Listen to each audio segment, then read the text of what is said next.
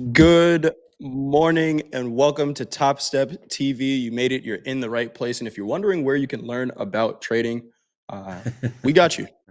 We got you. Don't worry about it. Just stay tuned in. We got a great show lined up ahead for you today.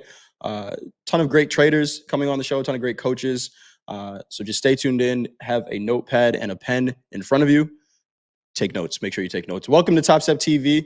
This morning, October 8th, 2025. It is a Wednesday. We had a turnaround Tuesday yesterday, but we are halfway through the week, and I got some great friends with me to trade here. John, the GOAT Hoagland in the middle, and to his right, John Doherty, JD. Hoag, JD, how you guys feeling this morning? Excellent, Jay. Always a pleasure to see you in the morning. Hope you're feeling good. I'm doing well, feeling ready. And JD, how you feeling, my friend? Feeling excellent, ready to go. Good morning, Jay. Good morning, Hoag. Good morning to all my friends and traders in the chat. Happy Wednesday. It's hump day. Who's buying gold overnight? Who did that? Was it you, chat? Show your face.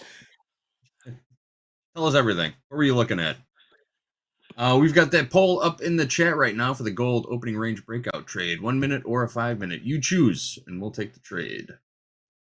Leaning towards the 5 minute. Poll up in the chat. 53% of the vote going to the 5 minute right now. 135 votes. So make sure as you file in, you find your seats. You place a vote for this gold opening range trade. Again, gold does open up at 7:20 a.m. Central Time, 8:20 Eastern. So in about a minute and a half, we did see that really strong rally in gold, continuing to make all-time highs. 40.71.5 new all-time high in gold. I posted this on X on Twitter yesterday. I feel like this rally is just getting started, and did I call the top? I don't think so. But we will see. It'll turn, and we'll all see it. 56% long in the gold tilt right now. Again, we got a few minutes before we take this opening range trade. Looks like we're going to be taking the 5 minute, guys. Good morning to Anne Marie in the chat. Good to see you, Anne Marie. JD, before we get into any trades for the day, we know this is government shutdown day number 8. Is that right? That sounds about right. Yeah. Sounds about right. Trading day. Today is trading day number 5 of the government shutdown. Trading day 5. Trading day number 5 of the government shutdown, which we know means that some of the economic data that we're looking for, we won't be getting. But JD, what is on the economic calendar, if anything, that we have to look out for today? Yes, we already had the MBA mortgage applications out. It came out about 6:00 a.m. Central Time. Week over week, mortgage applications down 4.7%. The purchase index was down 1.2%, and refinances are also down 7.7%. So a little bit of a pullback in housing market data there, according to the MBA mortgage application survey. As far as the rest of the day, we've got a bunch of talking Feds starting at 8:20 a.m. Central Time. Musalem's going to speak, then Barr at 8:30. Later this afternoon, we've got Kashkari a couple of times, and Barr again. And I imagine a few more will be covered in between. We've also got crude oil inventories out at 9:30 a.m. Central Time, the EIA Petroleum Status Report.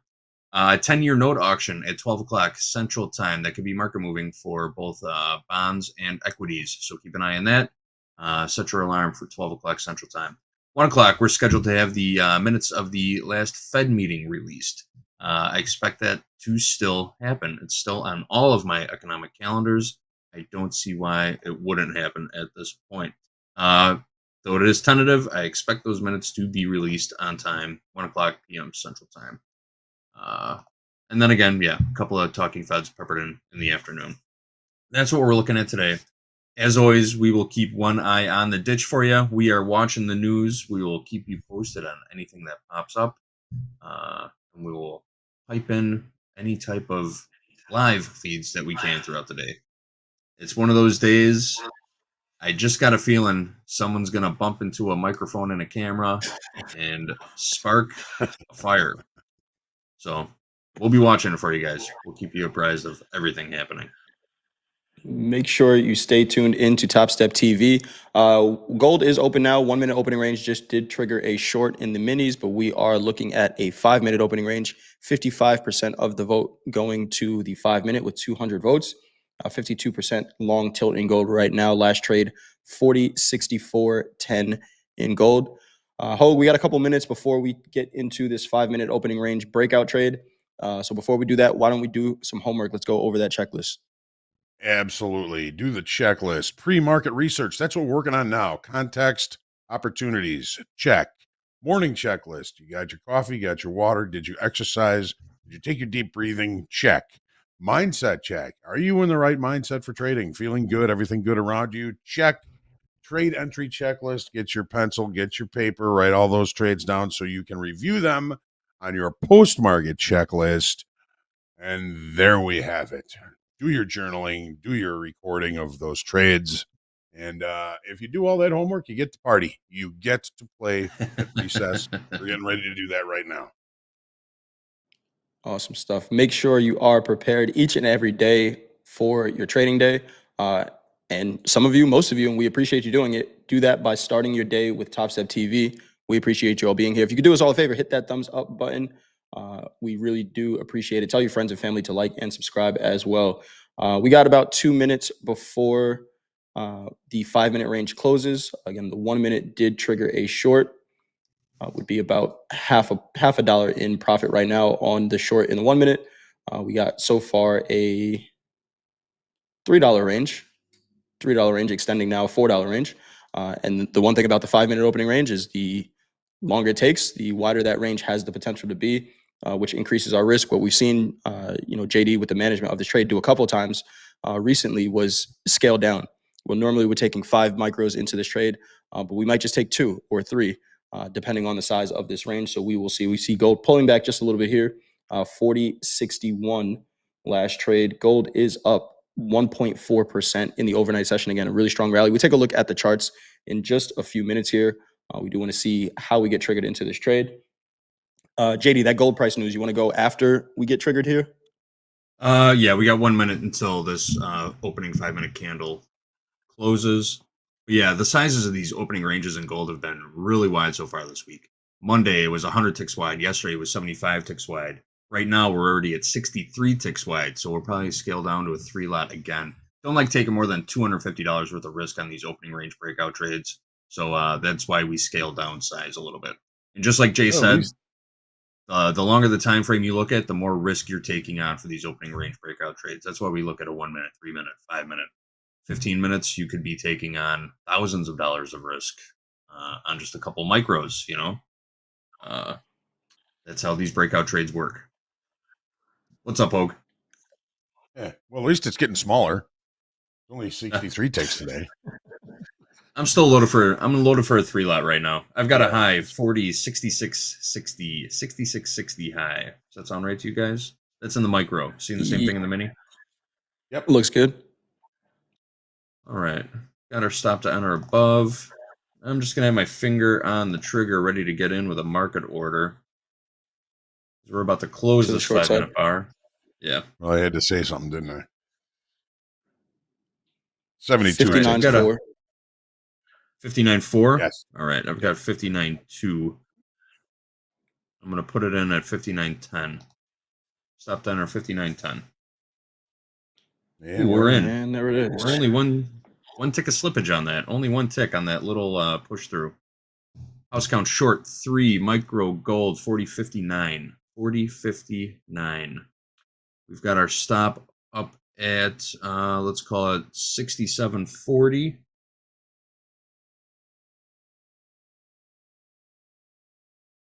That'll put us at about $250 worth of risk on this trade. Awesome. All right. 57% short on the tilt in gold. What are you thinking, Hoag? You like this one? How you feeling? I mean, all-time high again in the overnight session. Not really a fan of that, but we've got a lot of overnight inventory to the long side here. It's been so strong to the upside. I hate being short, but so do I. You never know when it's going to be the right time. Yeah, it could work. It could work. Got some pretty heavy, pretty strong overnight inventory to the long side. Maybe we'll see a little correction here off the open. If not, I mean, I don't like being short gold right now either. We didn't like seeing a overnight. Yeah, go ahead, JD. I was just gonna say we didn't really like being long at all-time highs yesterday, and it was paying out nicely for a while before the rug pull, Yep. before turnaround Tuesday hit across the Yep. board. I like a target here. We'll take a look at the charts in a minute, but overnight VWAP 40, 44, 80 right now. Looks like a decent spot potentially for a pullback. But JD, I know before we get into the charts, you got some news on gold prices overnight. What do we got? Yep. Well, this is more of a just a brief overview. I found this clip. It almost seems out of date already. It's only a couple hours old, but the price of gold is setting new records.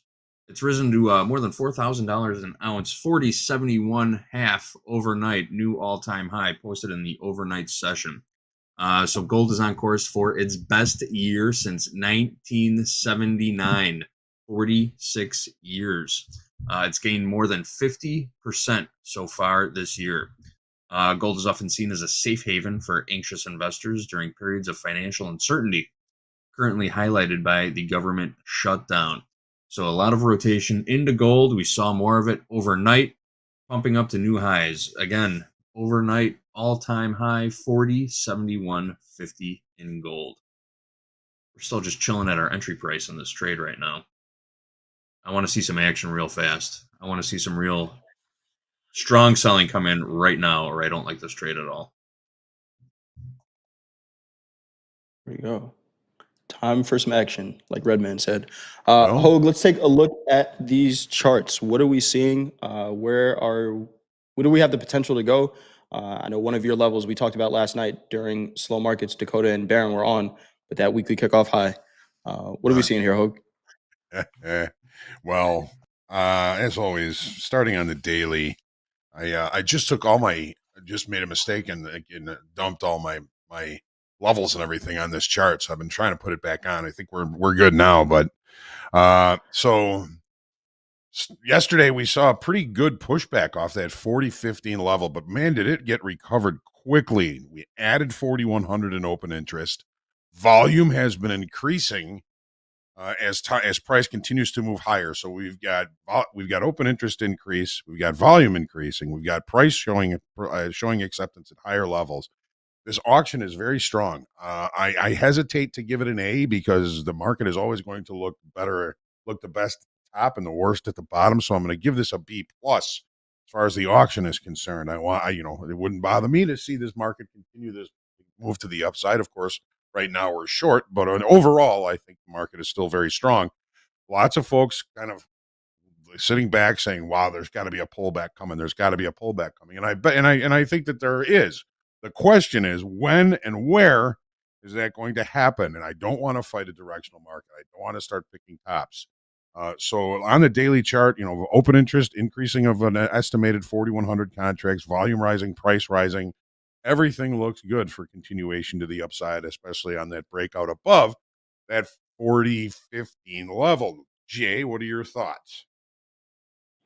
Uh, it honestly, Hoag, it feels like it may just be getting started. That volume increasing to the upside, though, you got to be very cautious, right? When we were just talking in the green room, we're seeing volume increase to the upside, continuing to push. A lot of money coming into gold here.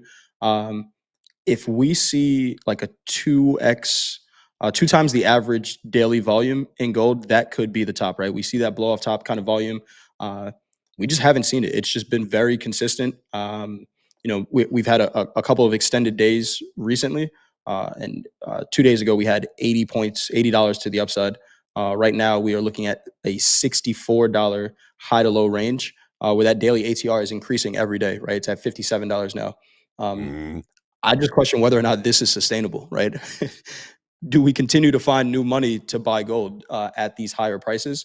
But I guess if you think it's going higher, then yeah, you'll find something, right? Maybe you sell another asset to continue allocating to gold because it's rallying this way. We hear all the projections of 5,000.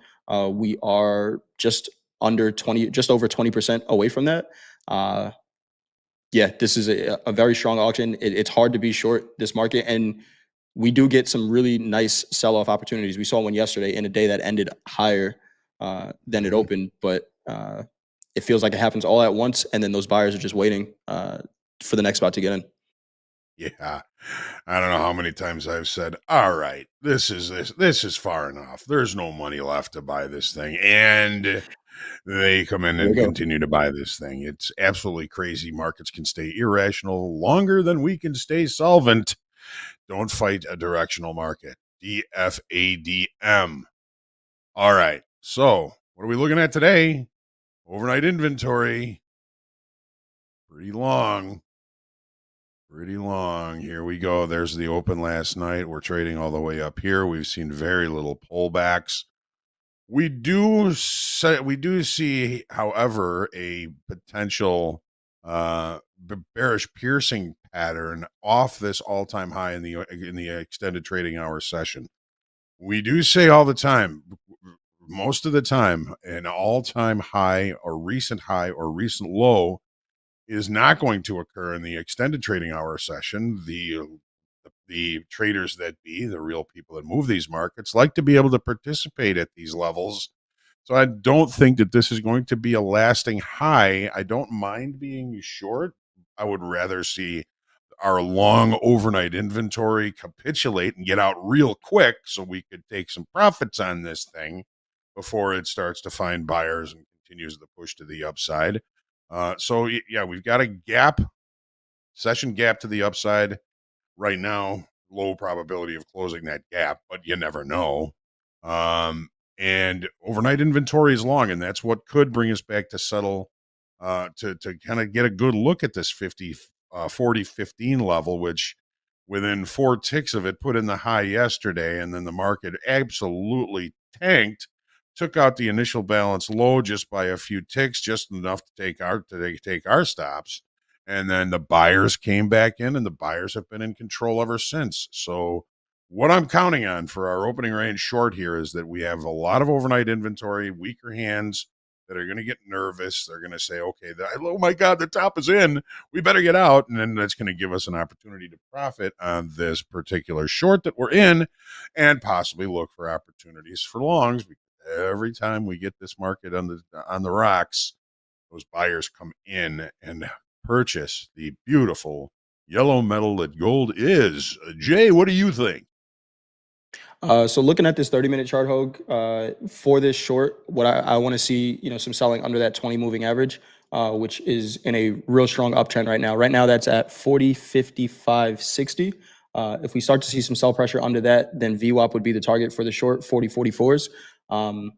But it can be a hard sell to get into gold to the short side. In the overnight session last night, there was a ton of volume that traded at 40.23s, so 40.22 up to 40.24 basically. Was a decent amount of volume that traded. We started to use your weekly kickoff high as a support. If we really do sell off and see some profit taking in gold, I do like that area for another retest. Kind of after we printed some of that volume, we left that area pretty quick without a pullback. So a couple things I'm watching: 20 moving average, VWAP 40.24. And we've got the 50 session moving average right around that 40.24 at 40.25 right there. It would be a nice little spot to stop, not close the gap, see some buyers come in, and maybe see some opportunity to the longs later on. It is out of balance, folks. This market has been out of balance for quite some time. So your better trade locations may come earlier in the session. We are currently again short 3 micros, 40.59 even. And we're just kind of sitting right there. Maybe starting to see a little bit more selling. And want to see these overnight longs start to get nervous. But that's what we're looking at as far as context is for gold this morning. One more thing, Hoag, to the upside. Yeah. To the upside. Just looking at, we already had the measured daily ATR move, right? We're above that 65 points. Now for me, it's just watching the market's reaction to major levels, right? We got 4,100 above us. That would put us, at a $94 range on the day if we get up to 4,100, which sounds like a lot, right? Are we seeing that? That might be blow off top, right? If we get a $90 range in gold, because it would take a ton of volume to get up there. That would put us at 2.5% up on the day. But if we do get up there, watching the market's reaction, where if I'm long, that might be a decent spot to start to limit risk. But we're seeing a little bit of selling coming into our trade right here. So let's get down to VWAP. Yeah, let's do it. So you're looking for some sort of a reversal after some sort of a blow off top, and I can certainly see that happening. Yeah. When That volume and just where is gets that going to be, Jay? Hoag, if I knew, I'd fly to Chicago right now, and we would just go grab some lunch and watch it happen. There you go. Bob Chins for lunch. Let's do it. There we go. All right. Again, house count short 40.59 in gold last trade, 40.56. Short a couple micros, 59% short on the till, average price 40.51. JD, before we get into the equity charts, into the S&P, we got some news on tariffs and a trade deal. Yes, after months of back and forth, the U.S. and Canada appear to be making progress toward a trade deal. President Trump hosted Canadian Prime Minister Mark Carney at the White House yesterday. One Canadian minister said the meeting was positive, substantive, and more detailed than previous talks. Also added that both leaders had directed their negotiators to quickly land deals, particularly regarding energy, aluminum, and steel. We have Paula Newton with the latest from Washington. Here we go. Prime Minister Mark Carney really set expectations low going into these meetings. He did not have any illusions that he was going to come out of the Oval Office with a trade deal, but he did come out with some frank discussion. In fact, the lunch and the cabinet level meetings went on longer than expected. I want you to listen to Prime Minister Carney right now. There are areas where we compete, and it's in those areas where we have to come to an agreement that works. But there are more areas where we are stronger together, and that's what we're focused on. And we're going to get the right deal for America, right deal, obviously, from my perspective, for Canada. That is an admission that the new trade deal between the United States and Canada will not be like the old one in terms of the conditions that President Trump will set on these. Having said that, the Prime Minister definitely has the President's attention. They have a good relationship. And I want you to listen now to President Trump talking about a potential trade deal. Listen. I think they're going to be very happy. We have a lot of things that we're working on that people don't talk about. They talk about, competitiveness. She's a very competitive person. And they talk about things that we don't necessarily agree on. But I think they're going to walk away very happy. I think so. So happy is clearly in the eye of the beholder. I mean, look, no one in Canada is under any illusions that the deal that they have right now with Mexico, the United States and Canada, that they can resuscitate that. But in terms of getting those sectoral tariffs lifted, steel, aluminum, all kinds of energy, it is important that even in the next few weeks, they might come up with some kind of a deal on that. That's according to cabinet officials. And perhaps it will lead to more productive talks on a wider deal. Not as favorable to Canada as others have been, but at least a more comprehensive deal in the months to come. Paula Newton, CNN, Washington.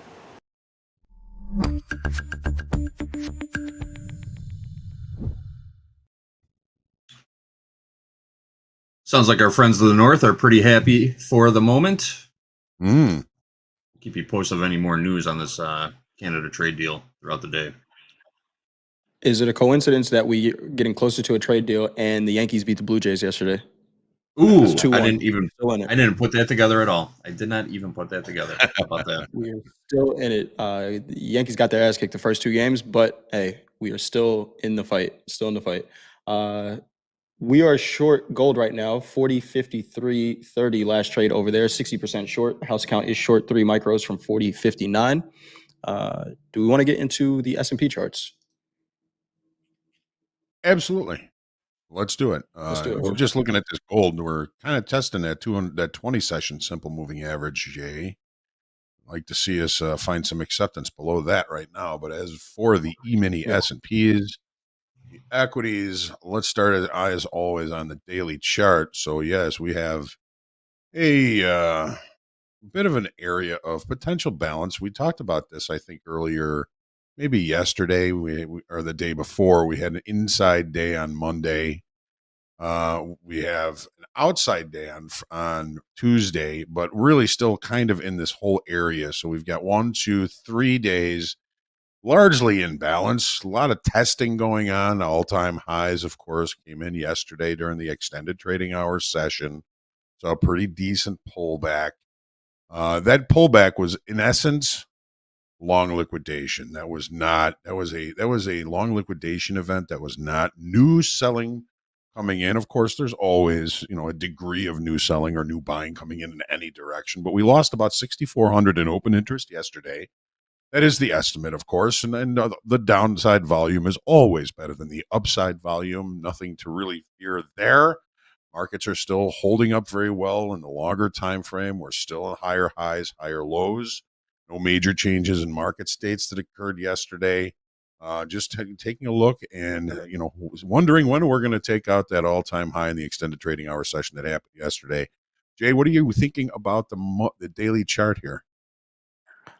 So it's the first time, Hoag, we've had a daily candle close lower than a prior day low in a little while. In the S&P, it didn't do it in the Nasdaq. Coach Paul and I were talking during At the Buzzer yesterday. Is this a potential 3-bar reversal on the daily? Potentially. Does that mean the rally is over? Maybe not, but maybe weakening just a little bit here, which makes sense where we did it, right? We have this major 6,800 level, similar to any big fat round number anywhere. We're going to need to convince some buyers, and we just haven't done it yet to sustain above there. So, interesting day yesterday. We make an all-time high. We pull back. We've seen this market do this so many times, but eventually we find buyers. Yesterday we did it right around 67.50s. I'm curious to see what today looks like. Right now, the overnight session is not giving us a whole lot to work with. We have and that may not be a bad thing, a 16 point, 17 point overnight range where we have a daily ATR of 51 points in the S&P. So there's a lot of range left if we're going to have an average range day. We'll see where it is. Is this the first day or the second day of a 3 down days in an uptrend, or is this market extremely resilient and we continue to see it just push and make all-time highs? 6,800 is a tough level though. It certainly is. Last week's high and pretty much been putting in new highs right in that neighborhood. Let's look a little closer here on the 30-minute chart. And we're going to see what we are looking at here. So, yeah, there's last week's high, 3,800. No new high on Monday. Another new all-time high on Tuesday, which was yesterday, on the bar right before the regular trading hour opening. Do you think that this is close enough for rock and roll for the longer time frame to accept an all-time high that did occur in the extended trading hour session? I don't know. But the market opened and we saw a pretty decent pullback. One of the things that we were talking about during fast markets yesterday was the fact that we had a very narrow initial balance in both the S&Ps and the Nasdaq. When we see that, extensions outside of it can tend to be substantial because there's not a lot of energy that it takes to extend a narrow initial balance. Think of it as knocking over a lamp. The lamp typically is going to have a very narrow base. A very wide initial balance takes a lot more energy to extend outside of. Think of it as trying to knock over a pyramid with a very wide base. So new all-time high in the extended trading hours, sell-off, lower open interest. So this again was more of a long liquidation, and we can kind of see that in the profile. It's a lowercase b shaped profile where we have very low volume on a quick move to the downside. No, I mean the volume was pretty good, but no good volume at any specific prices or areas. And then we ranged at the bottom of it. So this is very typical of long liquidation. So that supports the idea that yesterday was more of a long liquidation event than new selling coming in. Where are we this morning? Overnight inventory. Do we have any? Where's our 5 o'clock open last night is right here. Are we looking at overnight inventory? Not really. We're trading right there. We're inside value. Be patient. Very narrow overnight range, which I do kind of like for some extension outside of it. Jay, what you got? Yeah, I like that as well. Great. What's the likelihood that we see a 17 point day in the S&P, right? So we're going to see a breakout, I would think, to a high probability in some direction. We'll just have to wait for the market to decide where it is. What's interesting here, Hoag, on the 30-minute, we have that 10 a.m. Eastern, 10 a.m. Central Time candle yesterday. It's the highest volume 30-minute candle from yesterday, higher than the open, higher than the close, and one of the highest volume 30-minute candles we've had outside of a open or close for a month. And it's also the candle that traded below the 200 moving average on the 30-minute chart, which is at 67.76. So that range, 67.82 at the highs, 67.59 at the low. Right now, we're sitting right at 50% of it. What I'm reading today is how the volume responds to that 200 moving average at 67.76. If we come in for the New York session and we don't see any volume trading above that, we're not finding any buyers to kind of trade through this imbalance that we had to the downside yesterday. And that may mean we rotate first to the lower extreme of that range and then maybe taking out prior day lows. So yeah, I want to see when we open up for the New York session, how we respond to 67.76. If it looks good, then maybe we can make a run back to 6,800s and that'll put us at a daily ATR range. But being back under that 200 moving average for the first time, significantly closing below it with real volume for the first time in a little while could mean that we're seeing a little bit of a turn in the trend. Yeah, you got that written down here as well. Where's the last time we were kind of significantly below it? And it was on that last 3 down days. We closed, kind of right at it on the first down day, but the next down day and the day down after that were all, significantly below the 200 session moving average. No real good opportunities as it was moving down against it, but then when we broke back above it, it became support again. Now, is it going to become a little bit resistant down there? So we got a little bit of work to do here in the S&Ps if we're going to take out that new all-time high. It seems like that did occur in the overnight session. You guys hear me say that a lot, but with this narrow range and inside value, I'm going to try and suggest staying a little bit patient. There is the possibility there wasn't really any accumulation of time or volume at the high here, but we do have the accumulation at the low here, which we've tested down to in the overnight session. So I'm kind of looking at the overnight session low and the low of the bar that Jay was just talking about, that 10 o'clock a.m. bar yesterday, has really kind of become a support level. And I'm going to be very interested in seeing if we can hold that as support, or if we give that up, maybe go clean up some more unfinished weaknesses in structure down below. But again, I'm going to try and stay patient. We're inside range, inside value. No runs, no hits, no errors. Nobody left on base. And we are coming into, well, we can't put any specific inning on these markets because they're never-ending two-sided auctions that occur in infinite time frames. How's that for a word salad for you? All right, that's what we got for the S&Ps. Awesome stuff. Thanks, Hoag. Gold is just difficult. Gold is a difficult market to be short. We're a point. It held that 200, that 20 moving average on the 30. We do anything on that trade, JD, or still holding the full 3 lot? Still holding, got the full position on. We were about 70 ticks in the money, and now we're back to a scratch, basically. We just bounced off the 9-period EMA on a 15-minute chart.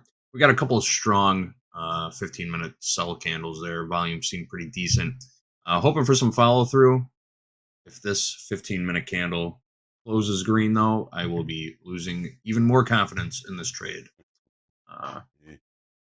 It's so hard being short. Gold right now. It really is. It really is. All right, a 51%, 50-50 on the tilt pretty much right now in gold. We did see it get a little bit short on the way down there, but maybe some profit taking right above those 40-50s last trade in gold. 40-57-70. House count is short 3 micros from 40-59 evens. JD, we got some more news. Yeah, I actually just saw a headline come across the tape. NVIDIA is about to invest about $2 billion into Elon Musk's XAI, which is that artificial intelligence research company he founded back in 2023. So a $2 billion investment from NVIDIA into XAI. Speaking You of guys want to Elon start an AI Musk, company? yeah, right. What are we doing? Why aren't we ahead of this thing already? But speaking of Elon Musk, Tesla is rolling out even cheaper versions of its most popular models. Take a look at this. Yesterday, the company Tesla unveiled the Model 3 Standard and the Model Y Standard. Both will be cheaper than the premium versions of these vehicles. Tesla announced it is reducing costs because the government is eliminating a $7,500 tax credit for consumers buying electric cars. That $7,500 tax credit is already expired, by the way. The new Model 3 Standard will cost about $38,000 and will be available in December or January. The Model Y Standard will cost about $41,000 and will be available next month or in December. Keep an eye out for some new, cheaper Teslas rolling out soon. Cheaper Making the EVs. money in Any this EV gold drivers trade. in the chat? Yeah, it's working. Yes, Working a if little you're an bit. electric vehicle driver in the chat, let us know. Where do you go to charge it? Do you have a charging station at home? Do you go out to charge your car? I'm curious. Also, I'm curious, what opening range trade are we taking for crude oil here? We got a poll in the Jeez. chat. Ooh, the poll is in the chat. That just cracks me up sometimes. You guys are the best. What's What that? happened, Hoag? Just a couple of funny comments. I can't really say them, but Yeah. Noted. you guys are the best. You guys are the best. You're the reason we're here Make day it- after day, chat.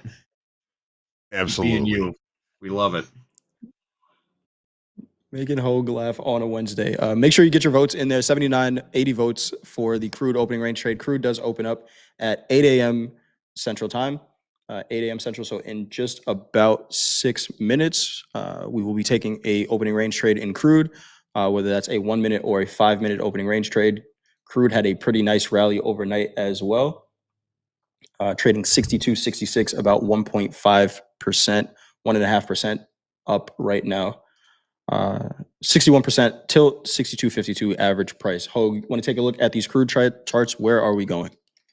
Absolutely. So, well, Jay, I mean, there's no major change in market state here. We were looking at possibly some continuation below these lows here that just did not come to fruition, and we're starting to see this market, and we're already almost halfway through the area of balance that we've been in basically since let's just call it August, September area here. Okay, the market is continuing to narrow in the range. That is a tendency that markets do tend to have.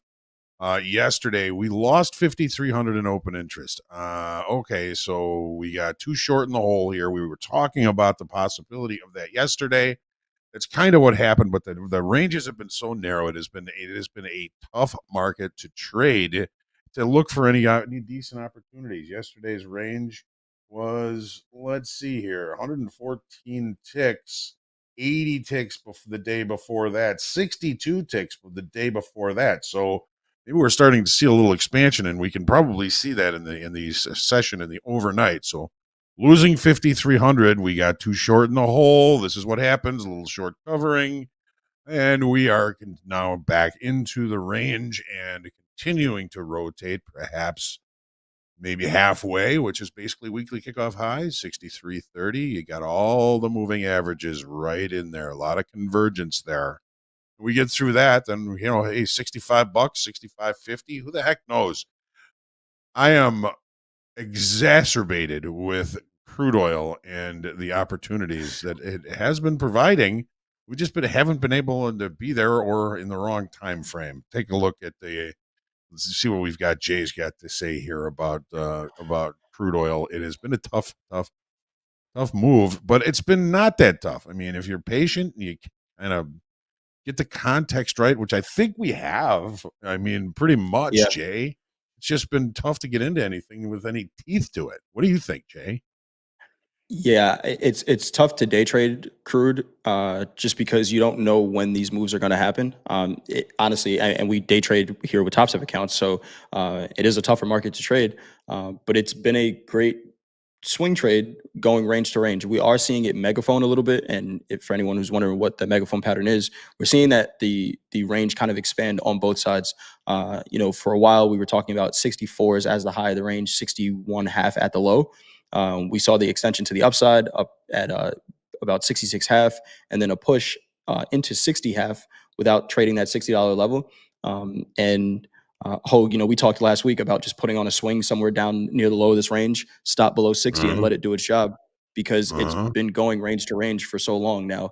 Uh, we saw that volume pick up to the downside, which is to be expected, right? Markets just trade more volume to the downside than to the upside.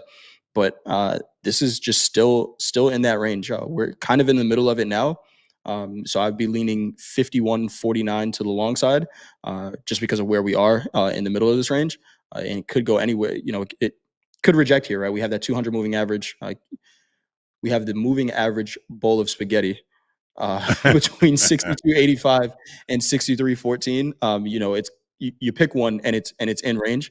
Um, but yeah, it's range to range until it's not, and I think that's what we're continuing to see. How do we find a place to day trade it? That's the question, right? Maybe when we look at the 30, we'll find some spots, but it is a hard market to day trade right now. Take a look at the 30. And very similar to gold. Overnight inventory is long. We did have kind of a late spike to the upside. We're not really going to call it that, though. Here's where we opened last night. Here's where we're currently trading. So, yes, we do have some overnight inventory to the long side.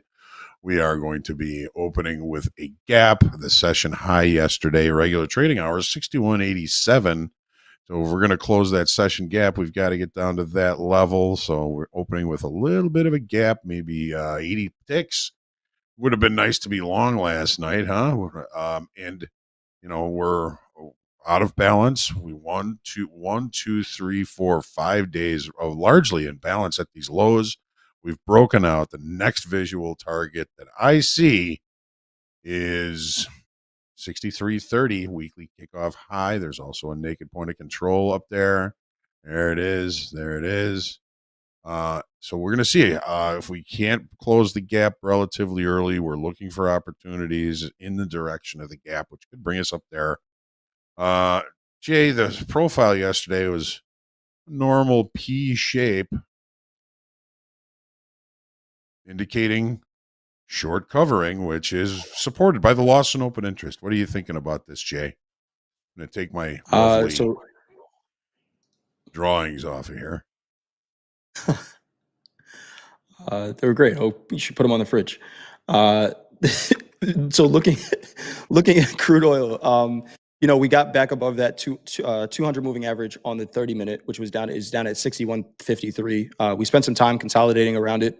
We're back above it, and when we see this market hold either above or below that 200 moving average, that's when we get to the other side of the range.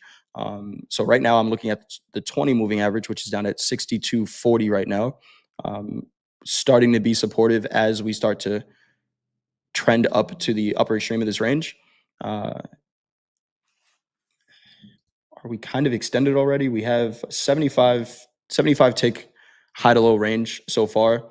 So I'd need a pullback, Hoag, maybe to that 20 moving average, if not down to 62.20s, to feel comfortable getting in long here. Because, like you said, how much room is there to the upside, right? We have that $63 level, 63.30s.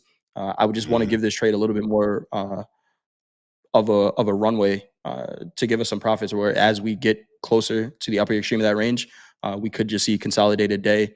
And again, it's hard to day trade, right? So we could get in now, stop below 61.50 and hold it for 3 days. And I like that trade much better than trying to buy it at the upper extreme of this range right now for a day trade. You're But looking for a we have that time pullback constraint.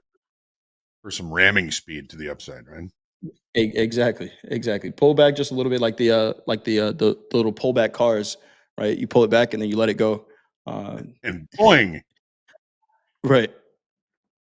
Well, we're going just right back to grade school here. We're putting our artwork on the refrigerator. We got the little pullback cars going here.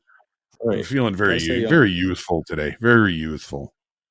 That's what we're looking at Hey, here. you said you were for 24 yesterday, Hoag. You're getting younger every day. That's right. That's right. That's right. Yeah, absolutely. Just started drinking 3 years ago. That's it. Some tough 3 years though. There we go. You do have crude oil open right now. We are taking a 5-minute opening range trade. 54% of the vote going to the 5-minute. Crude opens up at 9 a.m. Eastern Time, 8 a.m. Central. No trigger on that trade just yet, but we will give it some time to work here. Gold, man. being Gold. unruly right Yeah. now. I think we could pull out the toast for this gold trade. I have zero confidence left in this short. If it was going to go, it would have gone by now, and it hasn't gone. Where's our stop on this one, JD?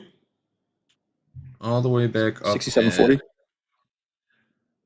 Yeah, 67.40. 67.40 is correct, yes. Okay. Yeah, We've it's got just a tough market to be short. Got a 10-tick wide opening range so far in crude. Are we on the 5-minute? Yes, we are on the 5-minute for crude. Yeah, we're Okay. taking the 5-minute. 54% 5-minute. It's getting Last tighter. trade The spread is tightening between the 1 and the 5-minute. Maybe we'll get some buyers for the 1-minute next week. Man, that 1-minute trade in gold would have been a really nice one, right? I think we would have hit a 2-to-1 on the 1-minute. We're right back in the 1-minute opening range right now. 40.63.90 last trade in gold. 62.61 last trade in crude oil. 58% long tilt over there. Average price 62.48, and we are waiting for another minute and 40 seconds here for that 5-minute range to close, and then we'll be taking the crude oil trade long above the high, short below the low. An indoor e-gamer, happy birthday in the chat. Thank you for joining us on your birthday. We're just a couple ticks away from getting rubbed out on this gold trade. I'm not even gonna look at it anymore. Yeah. You're done to me. Concentrate on crude. 40.71 half. Yeah, JD, I hear you. Crude oil is a tough one. I did have that swing trade on. I took most of it off just because of the reaction at 62, but I'm going to hold the rest to the other end of that range. But day trading crude is a hard thing to do as well. About 50 seconds here for that 5-minute range to close. I just took a look at the quote board. Platinum. Do we have any platinum traders in the chat? Platinum's up, biggest percentage mover to the upside right now, up 2.86%. And the reason I'm looking at platinum is because it's trading into a major level here, 1700s in platinum. 1720 is the high that I'm seeing. And these are highs that we have not seen in a very long time. I don't believe they're all-time highs, but interesting to see the market's response to some of these major levels. Again, platinum up 2.82% on a crazy rally this year. Pretty big move. So I know we're focusing on crude, but platinum, interesting chart here. 10 seconds for this 5-minute range to close, JD. And I have a high of the range, 62.68, a low, 62.57. Yep, I've got my finger on. Oh, what was your low? 62.57. All right. I'm going to work a 55 stop to enter on the downside. We'll give it 2 ticks. You know what? It likes to go with just that 1 tick. Upside 62.67, only a 10-tick wide opening range in crude oil. So I'll work our stop to enter on the upside at 62.59. I'm sorry, 62. We have inventories today? Yeah, 62.69. We do. Inventories at 9:30 Central Time. API, we just got in. We are short. 5. The number come out early? Crude at 62.55. Short 5, 62.55.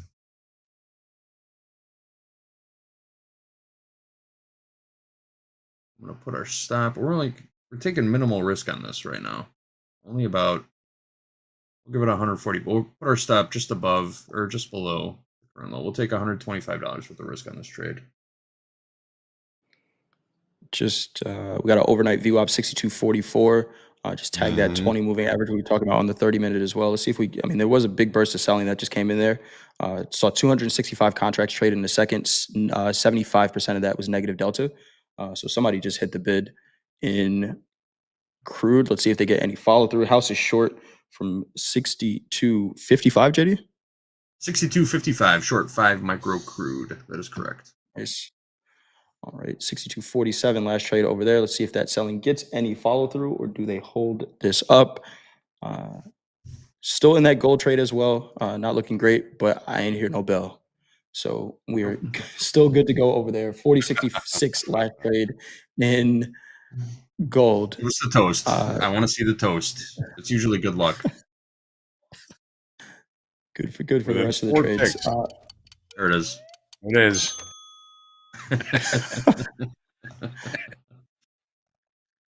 Yeah. We've got a great graphics team back here, guys. Top notch.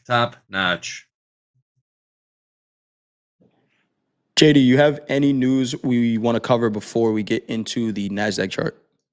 Just so happens we do have one more piece of news. Our feel-good story for the day. Something everyone, or most everyone, has in their kitchen is turning 80 years old today. Let's run it. Not me. Not Hoag. 80 years ago today is when defense contractor Raytheon patented what is now known as the microwave oven. It was invented by a man named Percy Spencer. He was working on a radio and radar equipment. While experimenting with a magnetron, he noticed it melted the payday candy bar in his pocket. How about that? After some tweaking, the microwave oven was born. But it was huge and expensive, and the tech sat mostly unused. It wasn't until 1967 when Amana, which was owned by Raytheon at the time, shrunk it down to a tabletop size. If you're old enough, you may remember Amana called its microwave oven a radar range. That's an homage to its roots. I remember it. You remember it? I remember the Amana radar range. The toast didn't help our gold trade. We just got tagged out on gold. So it took a $250 haircut there. And we are still short crude. I keep saying I'm going to start using... all week long I've been saying I got to start using my intuition on these opening range breakout trades. And every time we get stopped out, I feel like I should have just done what I felt like I should have done with the trade. Mm-hmm. But you got to let them play out sometimes. Yeah. I mean, they're not invalid till they're invalid. Exactly. So let's see if we can get back to square with this crude trade. Let's take a look at 243 last trade in crude. Happy birthday to the microwave. Let us know, what are your favorite things to put in the microwave? We were talking yesterday was Taco Tuesday. Maybe today is TV dinner Wednesday. In celebration of the microwave, maybe you get some popcorn, watch the show. And while you're doing that, hit the like button, like and subscribe, and tell your friends and family too as well. Hoag, let's take a look at the NASDAQ chart. What are we seeing over here? All right. Well, back to the NASDAQ daily chart. Let's see here. 1, 2, 3, 4 all-time highs in a row. But largely, we're kind of range-bound as far as direction is concerned. While we lost open interest yesterday in the S&Ps, we gained a little bit of interest. I'm kind of viewing this 1,300 contract increase in the NASDAQ as a bit inert, like it doesn't really mean all that much. It's not a big change, so it's telling us that we've got a whole bunch of new sellers coming into this market, which I would kind of prefer, because what do these markets do? They eat shorts constantly, have been for 40 years as I've seen them. But, again, volume is always good on down days. We added a little bit of open interest. Again, not concerned about new real selling coming in, basically range bound. Jay, what do you think? What are we doing here? Another very narrow range last night. Yeah, very narrow range on the daily, Hoag. We're looking at 80 points 80 points high to low when the daily ATR is 260. So we're probably not staying here. I don't know the last time we had a NASDAQ range under 100 points. So we might see some extension to either side. NASDAQ showing a little bit stronger than the S&P, holding above that 25,000 level. We didn't get that daily close lower than the prior day low. So a little bit stronger in tech names here. But overnight, not giving us a whole lot. This is still a really strong market, strong rally. We made a new all-time high yesterday, 25,275, and we pulled back, but that's been happening this entire rally up. So I'm not ready to say that the trend is over, but when we look at that 30-minute chart, it may be a time for a little bit of a rest again, maybe a little bit of a pullback. We'll see how the market responds to 25,000s if we trade it today, but this is still a strong market to the upside. Really just Jay, your focus seems to be just really on the big fat round numbers here, probably the all-time high and 25,000, which was pretty much the low yesterday. Let's take a look on the 30. All right. So yeah, new all-time high yesterday, 1.5 hour before the market opens. We pulled back. Everybody was saying, wow, we needed this pullback yesterday. We needed this pullback yesterday. And, you know, darn sure we probably did. Overnight inventory. Nothing. Very narrow overnight range. Settlement. 25,039 and a quarter. Somewhat kind of acting as a little bit of support in the overnight session. We do have the market centrally located between value high 25,166 approximately, value low right at the low yesterday, or close to it, 24,986, and right in the middle of it. Jay, very small overnight range below the 200 session moving average. You're kind of focusing on the big fat round numbers here, 25,000 right near the low of the range from yesterday. What's this look like to you? I know we're I don't know. What do you think? We just made a new all-time high in gold. Sorry, Hoag, 4072, new all-time high in gold. Get your air horns out. But let's take a look at that NASDAQ. We have the 200 moving average, 25,118. Very similar to what we were talking about in the S&P. Actually, all four equity markets traded and closed below their 200 moving averages on the 30-minute charts yesterday. So seeing some pretty strong pullbacks here. Same thing here, Hoag, on the 30-minute. That high volume 30-minute candle from yesterday, the low of it is 25.53. The high 25,191, and 50% of it is right at that 200 moving average, 25,112. So I want to see the market's response up there and that 120 range, right? If we have volume for the New York session that trades above that, great. But if we get up there price wise and no volumes following that move, this again feels like a little bit of a turn in the trend, right? It's not over, but these 3 down days in an uptrend are healthy for the market that's continuing to make all-time highs. We got to find buyers somewhere, and if they don't want to pay higher, we'll pick them up when we have these pullbacks. To the downside, we have to watch that reaction again at 25,000. Really strong level yesterday. I think the low of the session was 15 points below it. So really no follow through below 25,000 yesterday, but we did crack that level. So you see how many tests of that level are we going to get before it breaks and give us a pullback maybe down to the 20-day moving average, which is down at 24,787. That'd be a pretty big pullback. Might take a couple of days to get there, but yeah, it'll be an interesting one. I'm going to be patient and just wait for that volume for the New York session because overnight didn't give us too much. Yeah, very narrow range in the overnight session. I wonder if that kind of reeks like an initial balance, very small initial balance where we may go looking for different areas to facilitate trade. The profile yesterday, we did have some volume accumulate up here in the initial balance. It was an hour and a half before we really broke that initial balance to the downside. So there is, again, the possibility of repair. We've traded in the overnight session down to the lower distribution of time and volume. I wonder if we're going to go up and check the upper distribution of time and volume. Seems there's more of it in the NASDAQ than we saw in the S&Ps. Maybe a little bit of a magnet there, but yeah, P-shaped profile, long liquidation, not supported. We added some shorts yesterday, but again, largely inert. Love Jay's 25,000 looking level down here against yesterday's lows. And value low as well. You're right there. We're right at the low from yesterday, 15 points below that 25,000. So nothing but buyers down there on the wicks.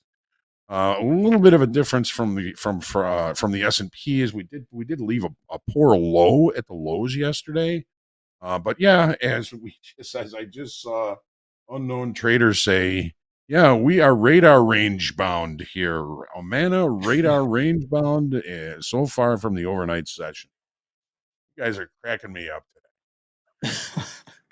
We got this crude oil trade cooking a little bit. Speaking of microwaves, 62.24 last trade in crude oil.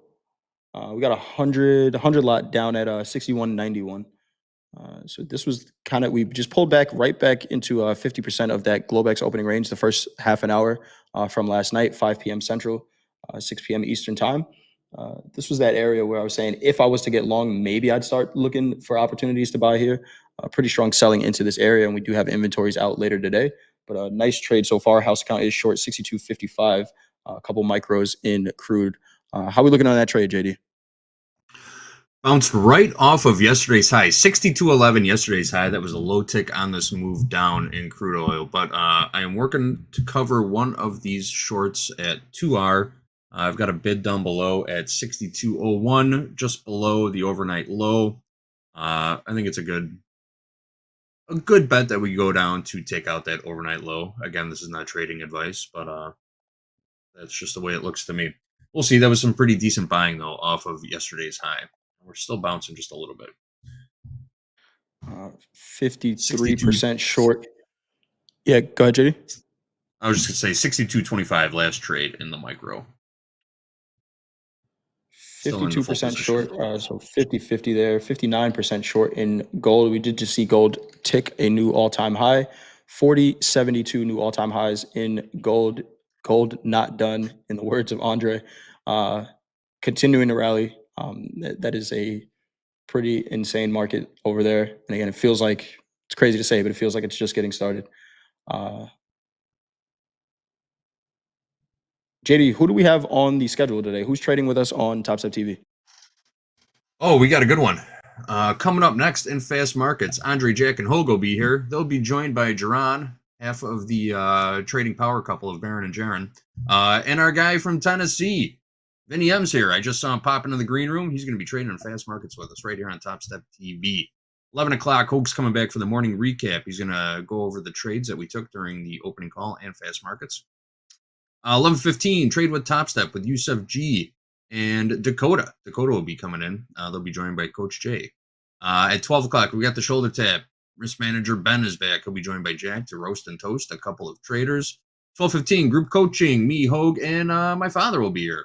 The old man, Jack Sr. is coming in for some group coaching today, so make sure you're here for that. We've got a rising star, Antonio R., coming in at 1 o'clock Central Time. We'll be joined by Jack and Dolby Time. Then we're closing out the day in Power Hour with Andre, Mandy, and Dolby. Plenty of tradertainment coming your way throughout the day, folks. Make sure you're sticking around.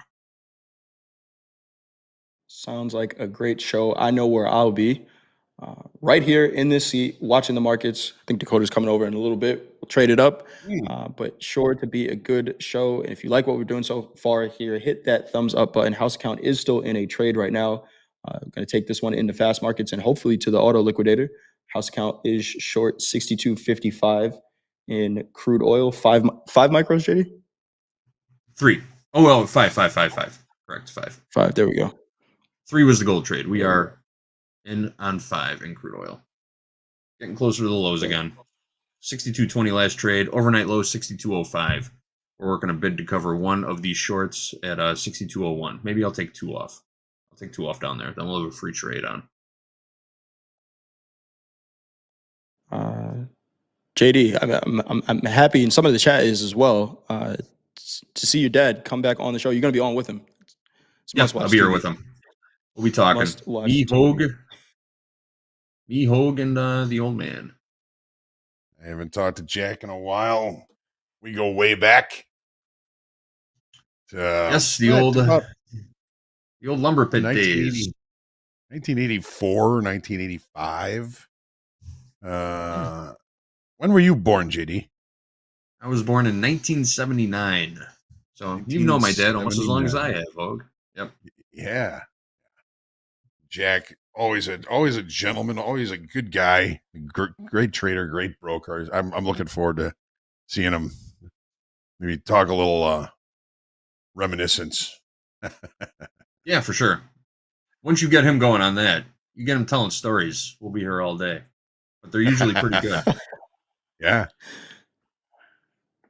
Definitely good story. So make sure you stay tuned into that. And into Topstep TV all day, we'll be keeping you up to date on the market movement, any headlines that come out moving the markets. We got a couple minutes. I see the team is ready in the back. Jaron with that, letting the locks flow. We got Vinny looking like John Gruden over there, ready to call some plays in the markets. Andre with the flannel. Probably has a pumpkin spice latte on his desk with that shirt on, and Jack, he's ready. Jack looks like he's ready for game time. What's that face, Jack? Jack's ready to go. He's ready to trade it up. He's Jack's serious. Oh man, Jack, Dakota and I went to the Comedy Cellar last night in the city. We had to have nice. Dakota do some New York stuff. And I'm sitting there watching some of the comedians, and I'm like, man, Jack would be great up here telling some stand-up jokes. So got to see if we can get out to Chicago and do some improv with Jack.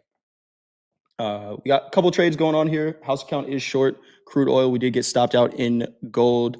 Hoag, I think we might be ready. If we can get a thumbs up from the team. Hoag, why don't we do it? Send us into fast markets. For sure. JD, love spending every morning with you guys. Hopefully the chat is enjoying it. And we do love the chat. It's because of you that we are able to do this. We are very happy to do this for all of you every day. You've been cracking me up, people. Some of the comments that you've been making this morning. And again, I can't touch too much on what you've been saying, but some really funny stuff. As far as the chat, the early birds this morning, Tommy C., a new leader this morning, Bashir, Shubham, Rich Quaz, Anastasios, Dan Trader, Alexandre, Jones, Cedric, there's another new name or newish name, Rich Layton also here. Good to see everybody as always. I got to do a call out. I am Rick Hoagland's brother, and it is Rick Hoagland's birthday today, October 8th, finally 21. Rick, if you're watching, happy birthday. We have Indoor E-Gamer birthday, too. And, of course, we all know now that it is the birthday of the microwave. So, looking forward to a very good, challenging, fun, profitable, fast markets coming up here in just about 5, 4, 3, 2, 1. Let's go.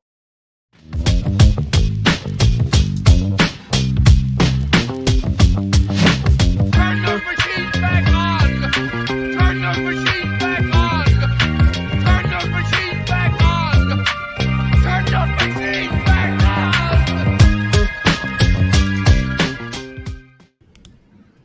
Good morning. Welcome to day 8 of the shutdown that no one gives an S about. But happy birthday, Rick Hoagland. This is Topstep TV. Andre. Oh, happy birthday, Rick Hoagland, indeed. Welcome, everybody, to Topstep TV. This is Fast Markets. Who we got in the house today? Put that on mute, Andre. Do better. We got lower right-hand corner. We got Vinny in the house joining us from Knoxville, Tennessee, the Vols. We got lower left-hand corner. We got Jaron in the house. You've seen him a lot lately. Jack up there in front of that beautiful mountain.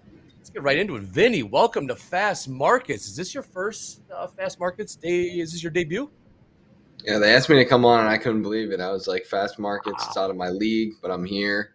Not true. And we're ready to do it. We're excited. We got the young guns in the house today. Jaron as well. Good to see you again, Jaron. Happy Wednesday. Thoughts coming into this trading day, Jaron? Yeah, the feelings are mutual, Andre. I am looking for one side of New York, high or low, to be sweat from yesterday, and I'm leaning towards the low. We have a big CVD divergence right now where there's a lot more buying. So I'm anticipating when market opens, we could see a push to the downside. I am in a short right now, only risking half of my current balance. I'm up about 200, so it's more of a low risk short, just trying to see if I can get ahead of the moment. But right now, the order flow is confirming that there's kind of a lack, or buying pressure isn't really moving the market up. So yeah, leaning towards shorts at least to take out this low, and then if we find buyers there, then we could look to take longs to the upside. Jared, you said you have a short on right now? Yes, yep. I'm just on 2 micros at 25.84. 25.084. 2584. We still got 3 minutes till the opening bell. Let's take a look at some of these prices. Then we'll come to you there, Vinny. Last trade in the ES 67.75. Crude oil. So let's see a little bit of sell off here in the last few minutes. Last trade $62.31. House account is short 5 micro from 62.55. Gold. What an absolute tear, making new overnight highs and all-time highs of 40.72, closing in at 4,100 bucks. That is correct. The Dow about 5 points beneath 47,000 even. Let's trade 46,995. Vinny, thoughts? Let's get to, first of all, what do you trade, Vinny? And any prices of interest that you got your eye on?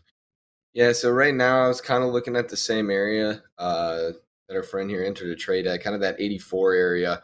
I was looking at shorts there. I decided to hold off for right now until the 9:30 bell. The reason being is we have a lot of higher time frame ranges at that area. I was trying to look at a rejection, come back down to, again, New York lows, or overnight lows. And I don't think we're going to be able to get down there just yet. Maybe when the opening bell hits, we'll get some more of that selling pressure and push down.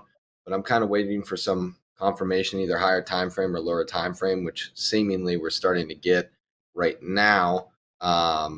Just based on structure, looking to push short, just waiting for that confirmation, like I said. Okay, very good. Jack, yesterday we did touch on some all-time highs during fast markets, and it was look out below from there.